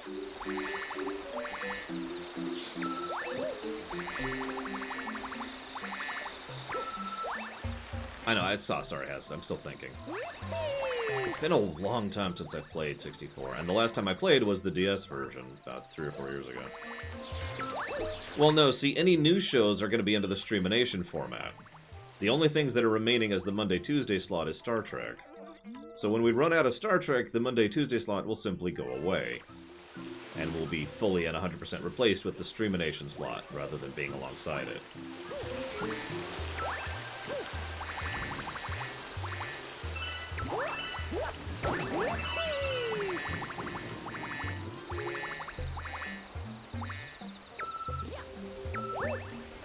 That's what we do.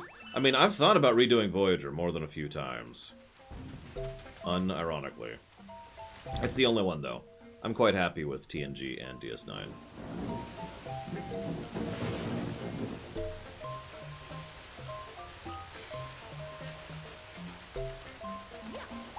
Tell you one thing. If I ever actually invent the holodeck, I'll redo the Ruminations, because I know exactly how I'd do it, too. Because I've put thought into that because I'm a loser.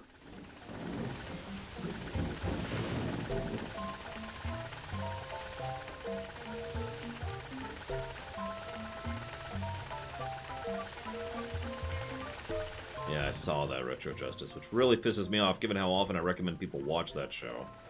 Watch that show that you basically can't get a hold of watching. Not for another 5-ish years, Spartan, no.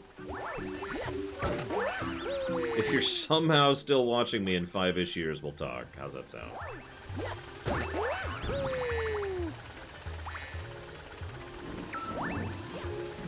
Yeah, the Star Trek stuff is pretty locked in when it comes to viewer base and, you know, all that stuff. I don't know how many of my patrons fund me because of Star Trek stuff, because I don't have access to that metric. And even, you know, if I try, the only thing I can do is just ask. Literally be like, hey! And that relies on people caring enough to respond and actually answering me. It's just kind of a dice roll at that point.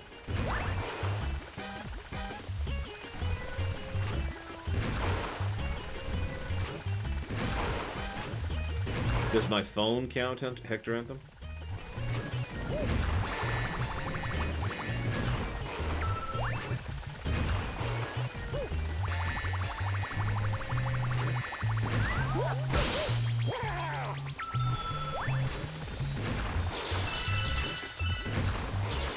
Well, the advice I always give people who are looking to see if they're into Star Trek, in general, is start with TNG Season 3. If you like that, that's a good metric, a good barometer if you're going to like Trek in general.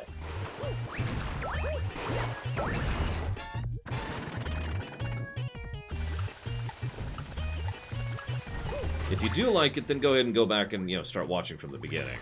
If you don't, then congratulations, you don't like Star Trek.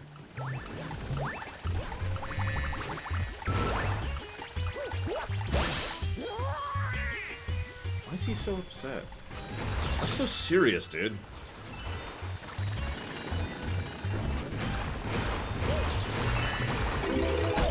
Ow. Ow. And dead.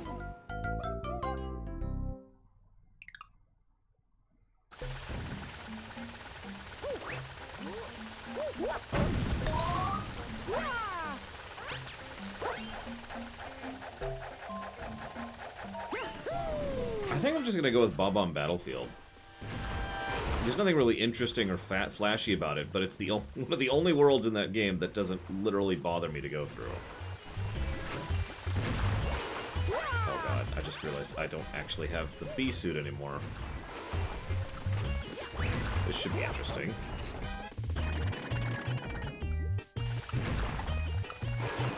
It is a good stage.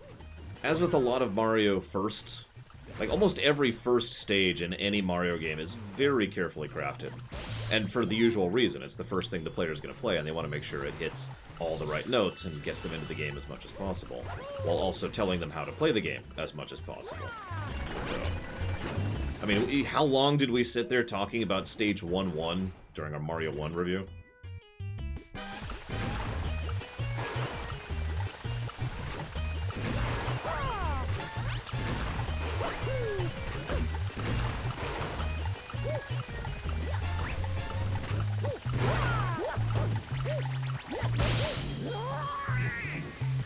I am going to do that, Nemesis. That is exactly the plan.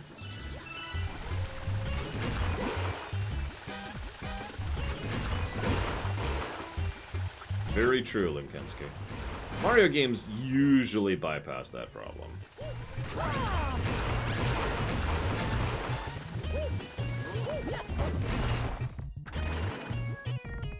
I will take that as a compliment, Kemek. Such as it is. Probably hazardous. There's a lot of the old classic games that really established trends and centers, we're probably going to be spending a while talking about. Like, if we ever review Quake 1, if we ever review Doom, if we ever review Mario 64, if we ever review Mario World.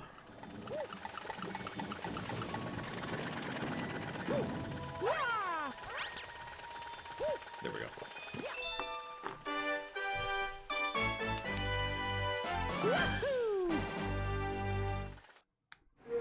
I mean, it's a bit of a weird metaphor, but sure. Come, I'm with it. Ocarina? We talked a long time about Ocarina. We got really far into game design when it came to Ocarina. And for good reason. Fair to Koida.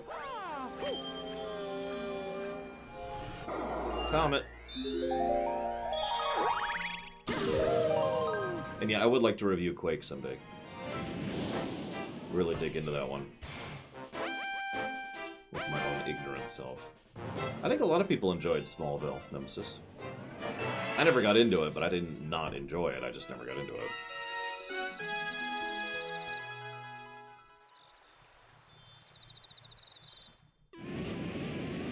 Yes, Microsoft owns Quake. As was foretold.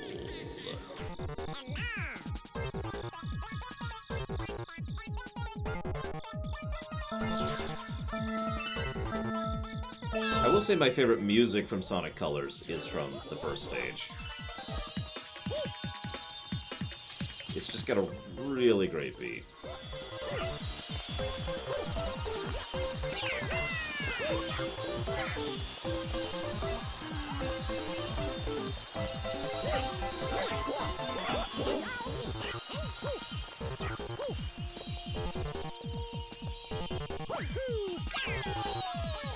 You're gonna go for that too, aren't you, you little bastard? I probably enjoy Sonic Classic. I haven't played any classic Sonic games since they came out. So... Yeah. Oh. Yeah. No, I caught the quote, Gum Gum. I've played chess.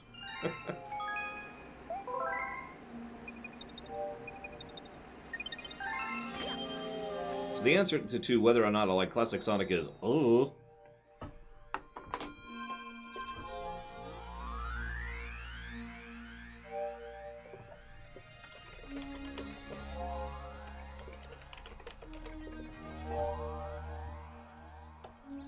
The original Deus Ex? I think, is that on my list? If it isn't, it probably should be.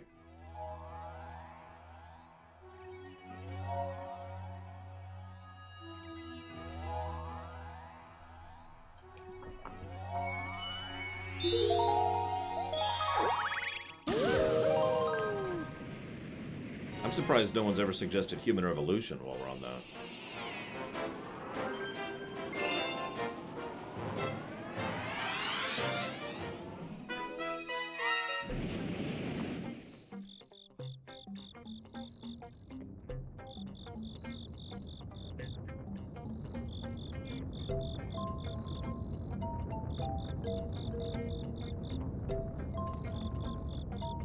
Oh yeah, by the way, did you notice that these are reverse levels? There's actually several reverse levels.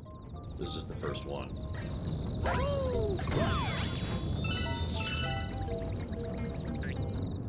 Well, you see, Nemesis. Quick, give me a topic, Nemesis. We'll talk back and forth real quick. Human Revolution is the bad one. No, most people agree that Invisible War is the bad one. Whether it is or not is more debatable, of course. I loved Mankind Divided, but, you know, the hell do I know?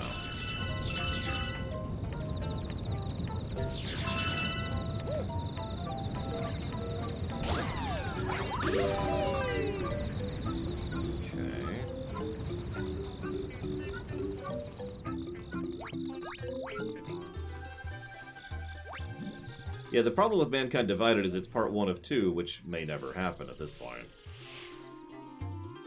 So, you know. Okay.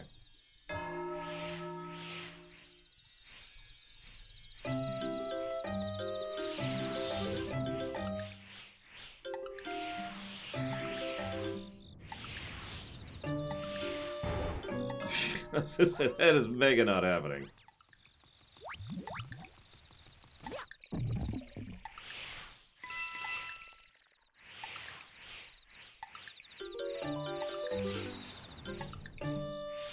I don't know if I have to do this. I probably should act like I do.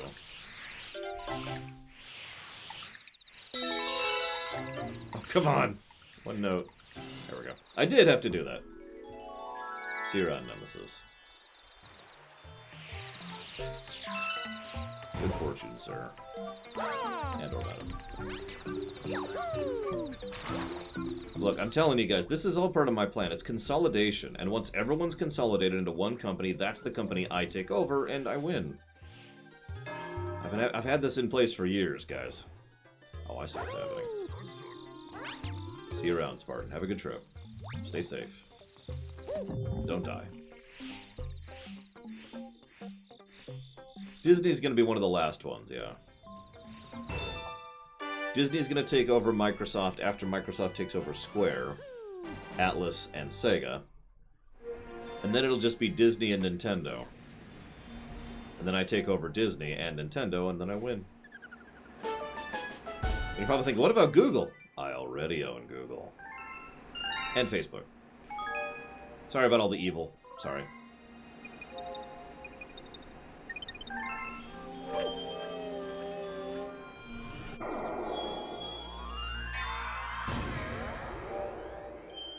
Oh, not again.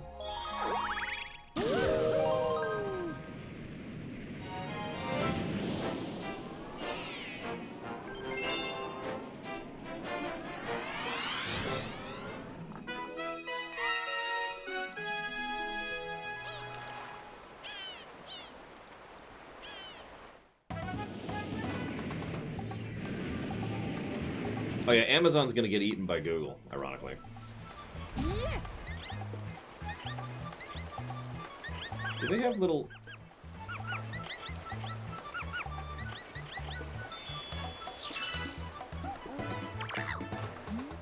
So that's the hooligan that's been causing trouble? Yeah, well, I'll teach him. Sure you will. Oh my god, I want you to imagine living on this world in real life. Like, just ignore the atmosphere for a second, ignore the water, just, this is your life. If you want to get from point A, like, your house is over here, and you work over here, and you have to swim through this corridor. But if you fall out, you die.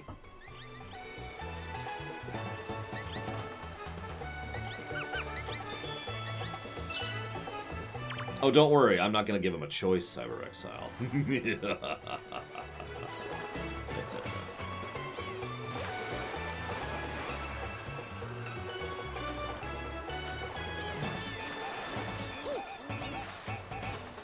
Whee!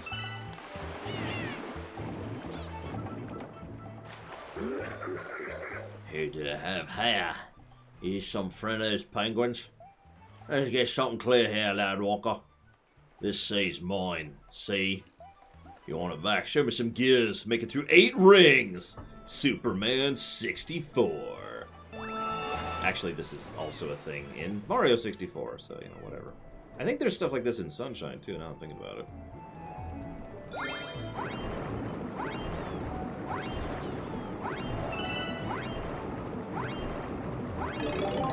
There we go. Alright.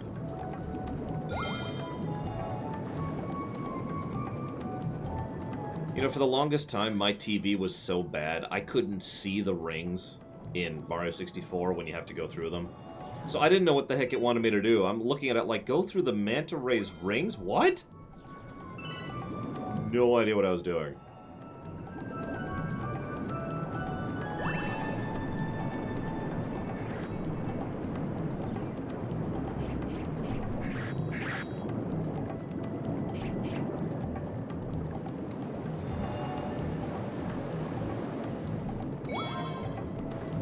You know, I've actually played Superman 64, so I have the right to call that bad. I've also watched speedruns of that game. Did you know it actually gets worse? Can you believe? You won't believe how much worse Superman 64 gets.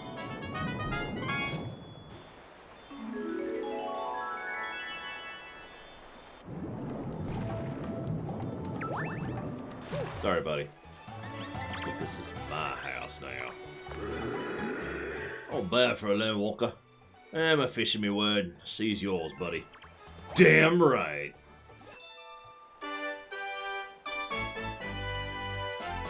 Taciturn. Dumb gum. What'd he do to it? Hedonistic. Oh, yeah. He or she, I guess.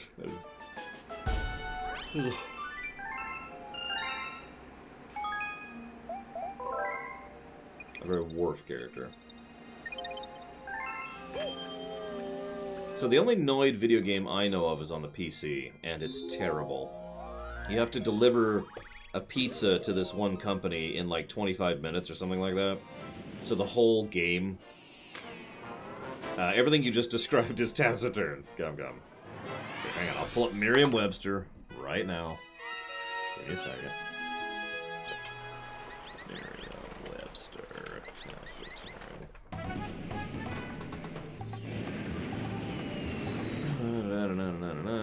No, this is synonyms. I just want the dictionary. Temperamentally disinclined to talk. There you go. Literal definition.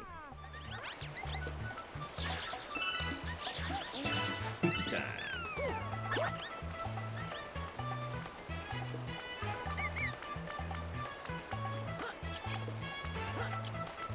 Oh god, I didn't know if there was a NES game. Excuse me, a Noid game on the NES.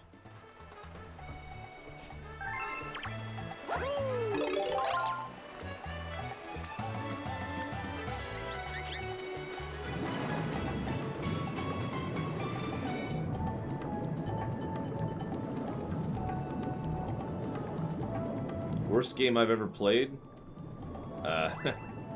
Well, I mean, as far as games I've reviewed, that would be Anthem. Past that, I can't say fairly, because I haven't reviewed them. I've played a lot of Drek, though. Like, actual Drek.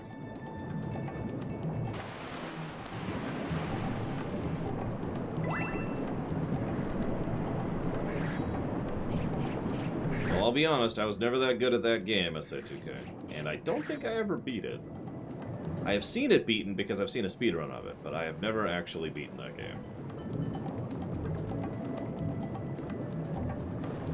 It's an interesting question. I don't really prefer whether or not Ride to Hell Retribution rates better or worse than Anthem. It will be interesting to see if it surpasses it, though.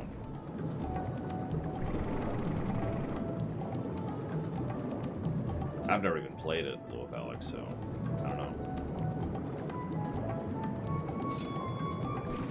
You ever heard of Awful Games Done Quick, SA2K?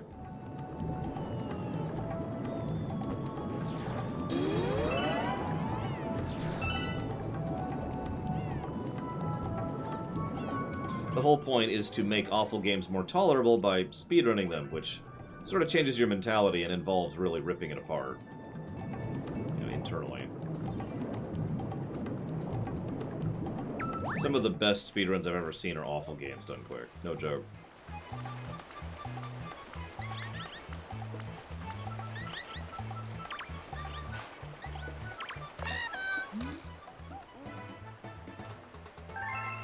Apparently I didn't trigger the race.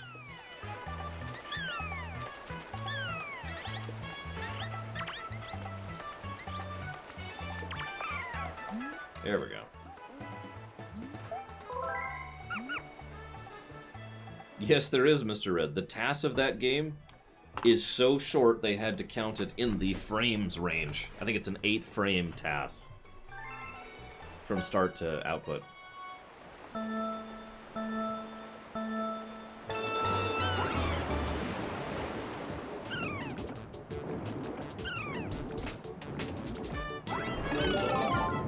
So now that we already know the route that we just did twice, take two.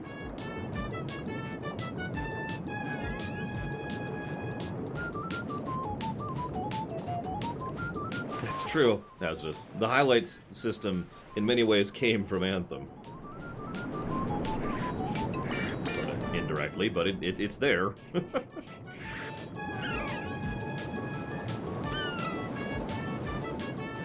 It's funny, that's two good things we've gotten out of bad games now. Ride to Hell Retribution gave us the lore run, which is awesome and you should totally watch. I'm not actually joking. And Anthem gave us the highlights system, which I need to outsource one of these days to someone else. There's something I'll do if I win the lottery. I will hire help to handle some of the paperwork sides of my job. What was so bad about Anthem? I could list a lot of things, but let me tell you this. How often do you think Anthem crashed? Like, on average. Hard crashed, obviously.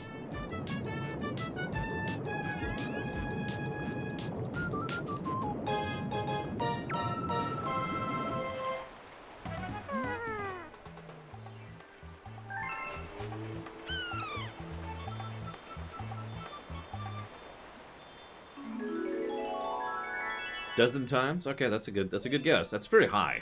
Like a game that crashed a dozen times is insane. Woohoo! Hmm. Yeah.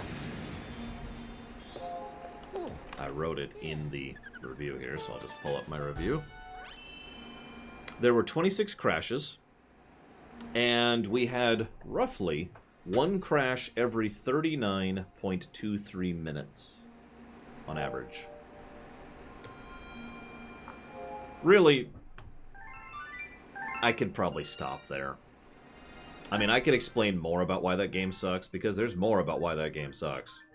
But that is really all I need to talk about. Oh, by the way, if you crash in mid-mission, you start the whole mission over again. Trust me, that happened more than once.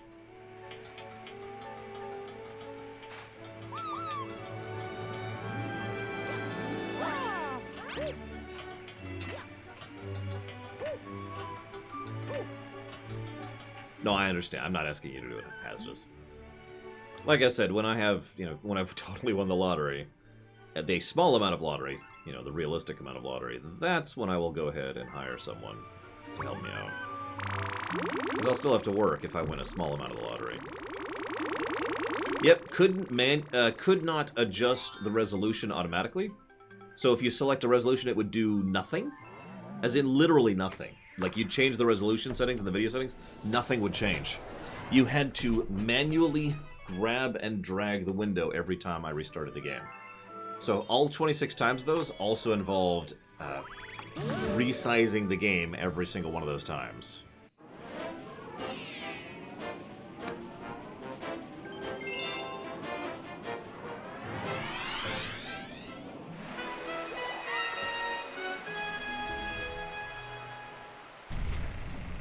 They never had sentience. Oh my god, a cow. Is that a barrel? What is Donkey Kong doing here? Ah! Yippee!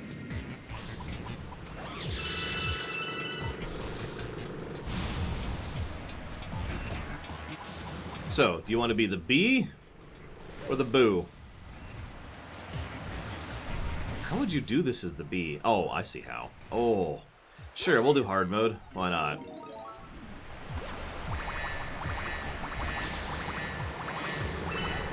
I feel like boo would be easier here. Or, I did not actually mean to do that. You notice they give you boos along the way, too. Like that one right there. Although we don't have to face these guys now because we're a boo.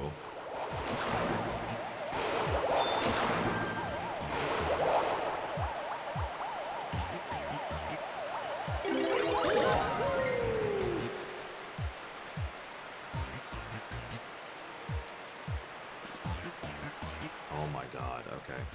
Time to go to the Spiral Galaxy. If you know what I mean.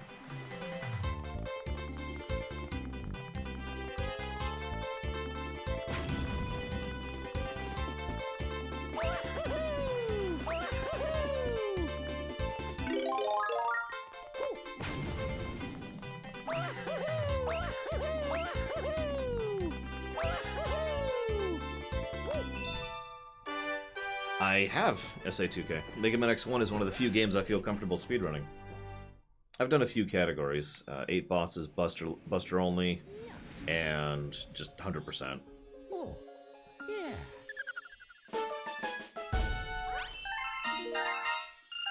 The category I run in Super Metroid is technically any percent, but that's because any percent by definition means any percent. You can do whatever.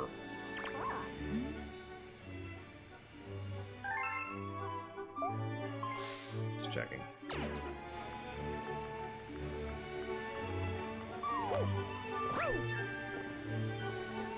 I actually like Buster-only challenges in Mega Man. In fact, my run in Mega Man 2 is a Buster-only challenge as well. Whee! Oh, right, it's over there. Duh. Don't mind me.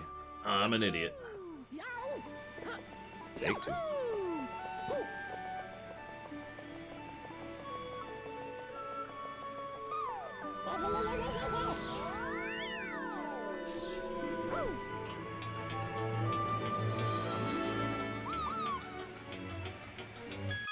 A better world? Alright, what is it, Hazardous?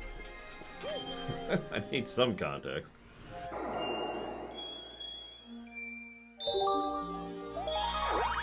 I guess I can look it up while this is loading.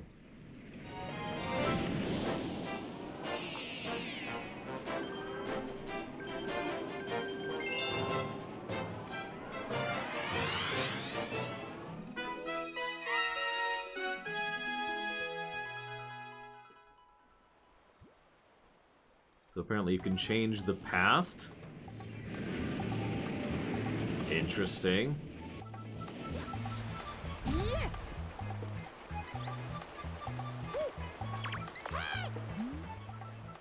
Everyone here is helping us look for those silver stars. We've got to find them. Yes. Oh, sorry.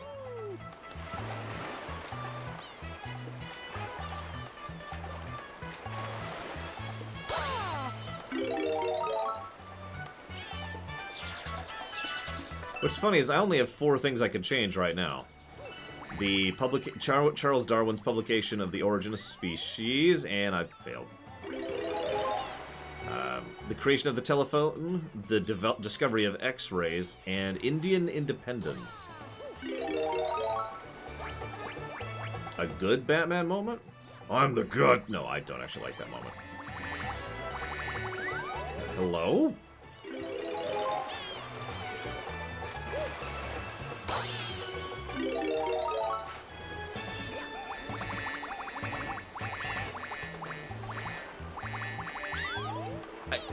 Okay. Apparently I just cannot do this jump, and I'm not even 100% sure why.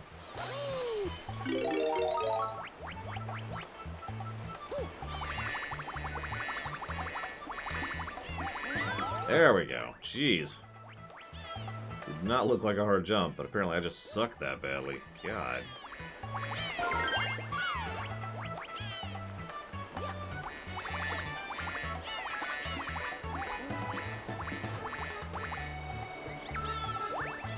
Well, which one should we do? What point in history should we time travel to and alter? We can change Charles Darwin publishing The Origin of Species. We can change the creation of the telephone, discovery of X-rays, or Indian independence. You guys pick.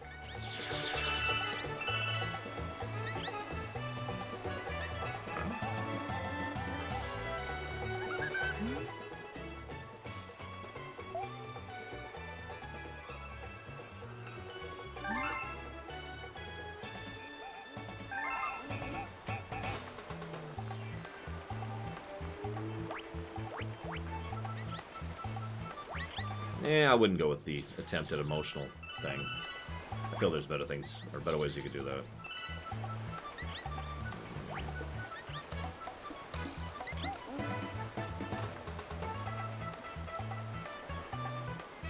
I don't know, Loner.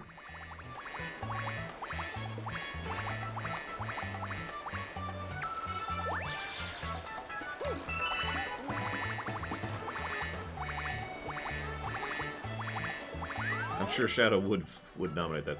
Alright, fine. We'll change Darwin. So what do we got here? We can censor Darwin or popularize social Darwinism. Those are our options. Which should we do, guys?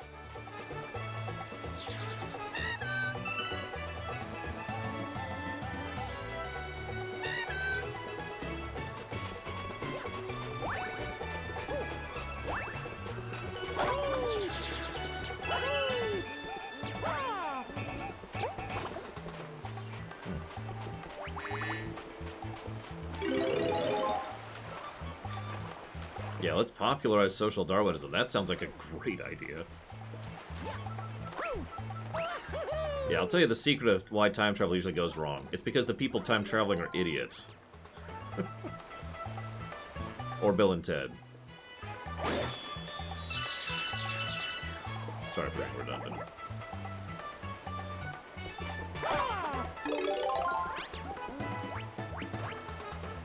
I shouldn't call them idiots. I mean, they are, but, you know, it sounds like an insult, and I don't mean it as one. They're just, you know, Bill and Ted. By the way, you should totally see the third movie.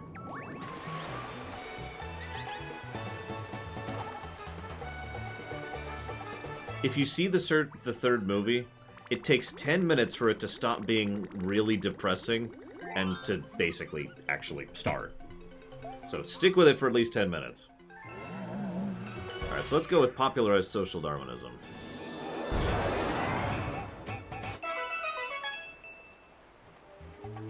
Alright, what do we do here? We've lost karma, apparently. Social Darwinism is adopted as a general principle of the government of nations. America is divided into 1,000 counties, all independent. Japan is torn between its warlords and enters the new Age of Darkness. First World War happens in 1880 between the Europeans who are trying to plunder Africa. And 1893 is the foundation of Amazonia, a state made up of women in the south of Austria. Russia annexes Japan in 1904. The World Revolution happens in 1914.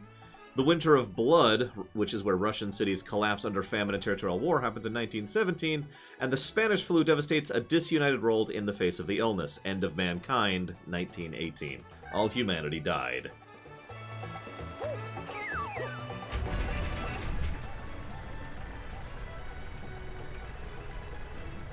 Job well done, guys. Yippee!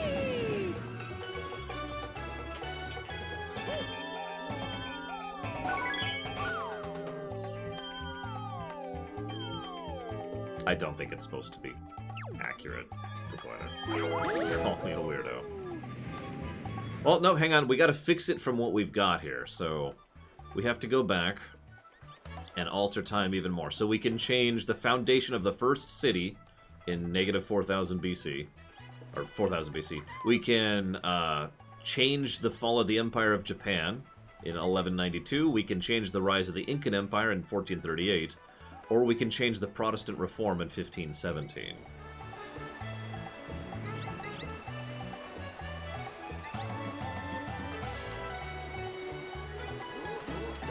Ah!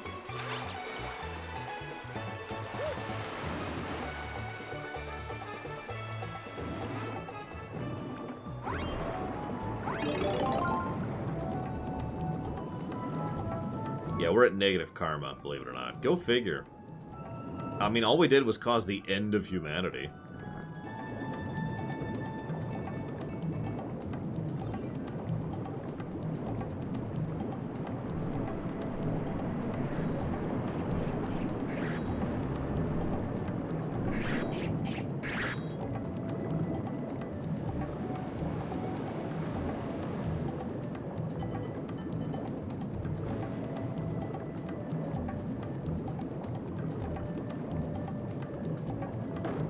I don't know, Arthur. It is today or tomorrow, one of the two, guaranteed, but I'm not sure.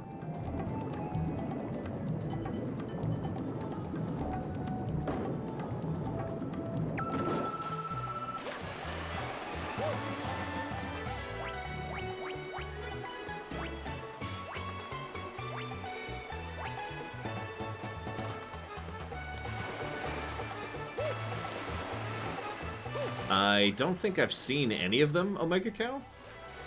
What else has he done? Like, I'm aware of Annihilation, and I'm aware of Ex Machina, but I have not actually watched either film. Go down. Go down. There you go. No, stay. Go down. Go down! Jesus, Mario. There you go. Come on, boy.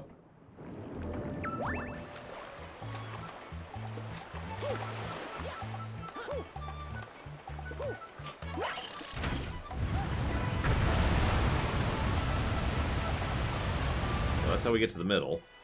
Still need a few more before I actually do that.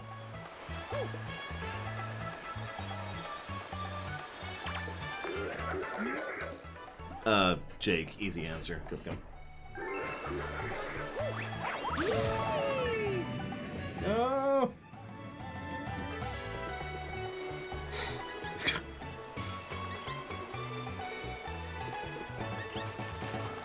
I know how it ends, Volcanto, if that counts.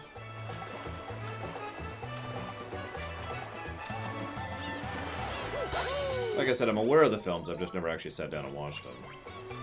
I even know how Annihilation ends. I'm not gonna spoil, don't worry.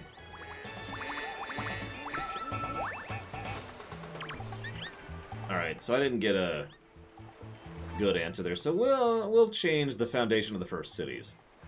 We can empower the first city or destroy the first city? What should we do?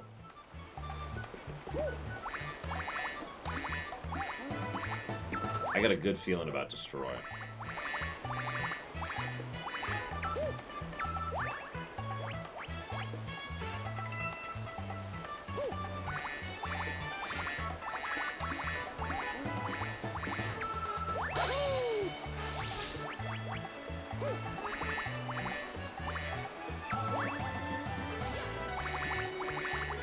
Because she is. I don't know how better to describe that. The way you described her personality is a textbook troll. Someone who is trying to deliberately provoke and cause harm to others for their own amusement. That sounds like a troll to me. I don't know what else to call that. Okay. So we got this one. I know there's that one.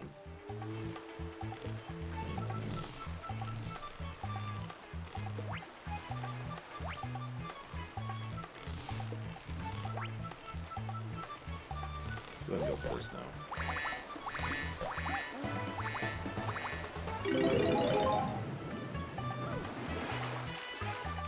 Oh, that's terrifying.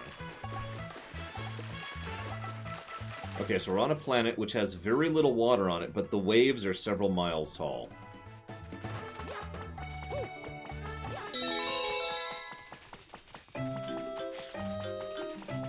By the way, that was just probably the most terrifying thing in Interstellar, and that's saying something, because that movie had a lot of terrifying things. Like, holy crap. I could say without hyperbole that Interstellar influenced my desire to restructure physics in my own setting. That kind of stuff should not be allowed to exist. Yeah, there it is, I see it.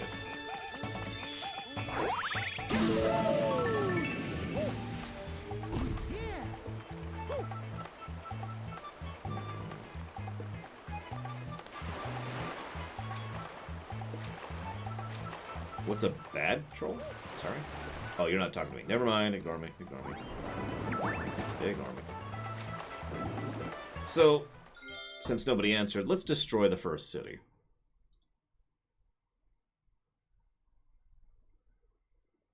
Well, mankind still dies during the Spanish flu. However, Europe failed to colonize Africa in the 1880s. Let's see here. So the barbarians raise Uruk. Cheops dominates north of Africa with his nomadic army. The barbarians raise Lagash. The barbarians raise Ur. The Greeks found the first nomadic civilizations of the sea. Rome is founded, the largest nomad tribe in the world. Rome becomes the Stone City, the first city in the world in the year 400 BC. Alexander the Great conquers Asia and Africa, and the Egyptian Empire repels Alexander and begins its development. Those are the changes. So now, we still have humanity ending. We can change Einstein discovering E=mc², the Napoleonic Wars, the French Revolution, or the Holy Roman Empire.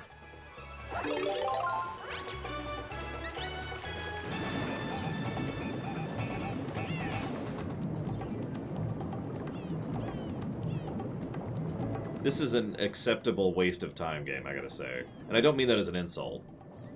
You know, you have 10 minutes to burn, nothing to spend it on. That's a waste of time game right there.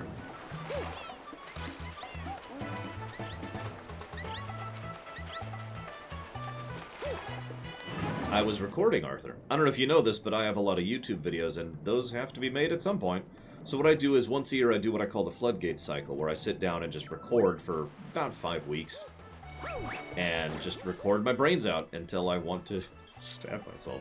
I'm kidding. It's not suicide-inducing, but it is incredibly stressful and very terrifying to do. And I do it about once a year. It's a lot of work.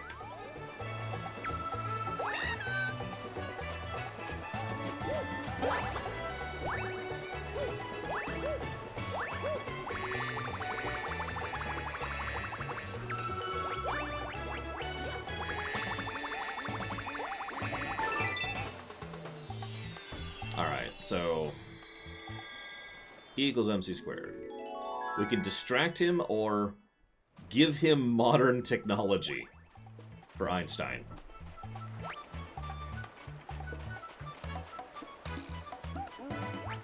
Oh, I know, Cashel. Like I said, physics needs to be restructured. Crap, where did the star go? I wasn't looking. Where was... Oh, shoot. I wasn't looking. Where's the star?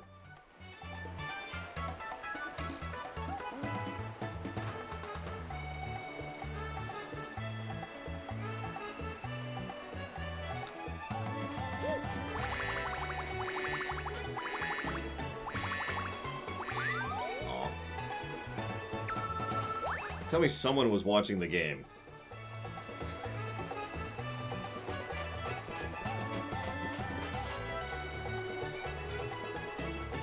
I'll give them state-of-the-art technology.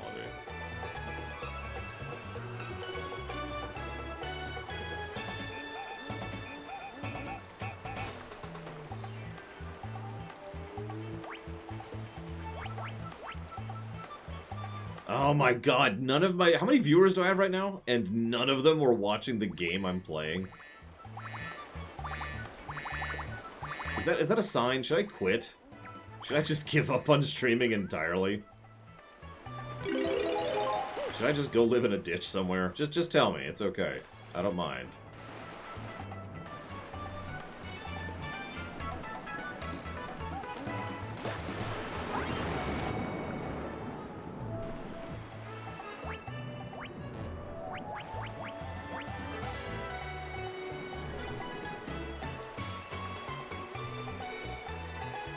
I mean, we have been in this level for a long time, so that's probably part of the problem here.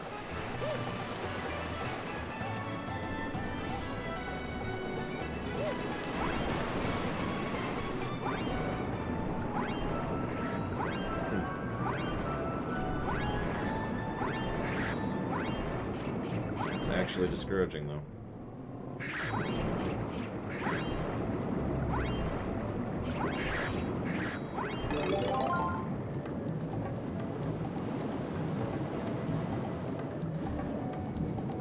Why is it double the price, Arthur?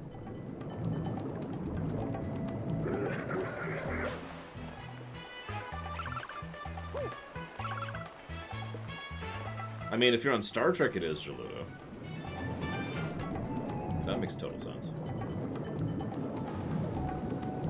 Well, I would not recommend buying bits then, because holy crap, that is way too much markup. Double markup is too much markup.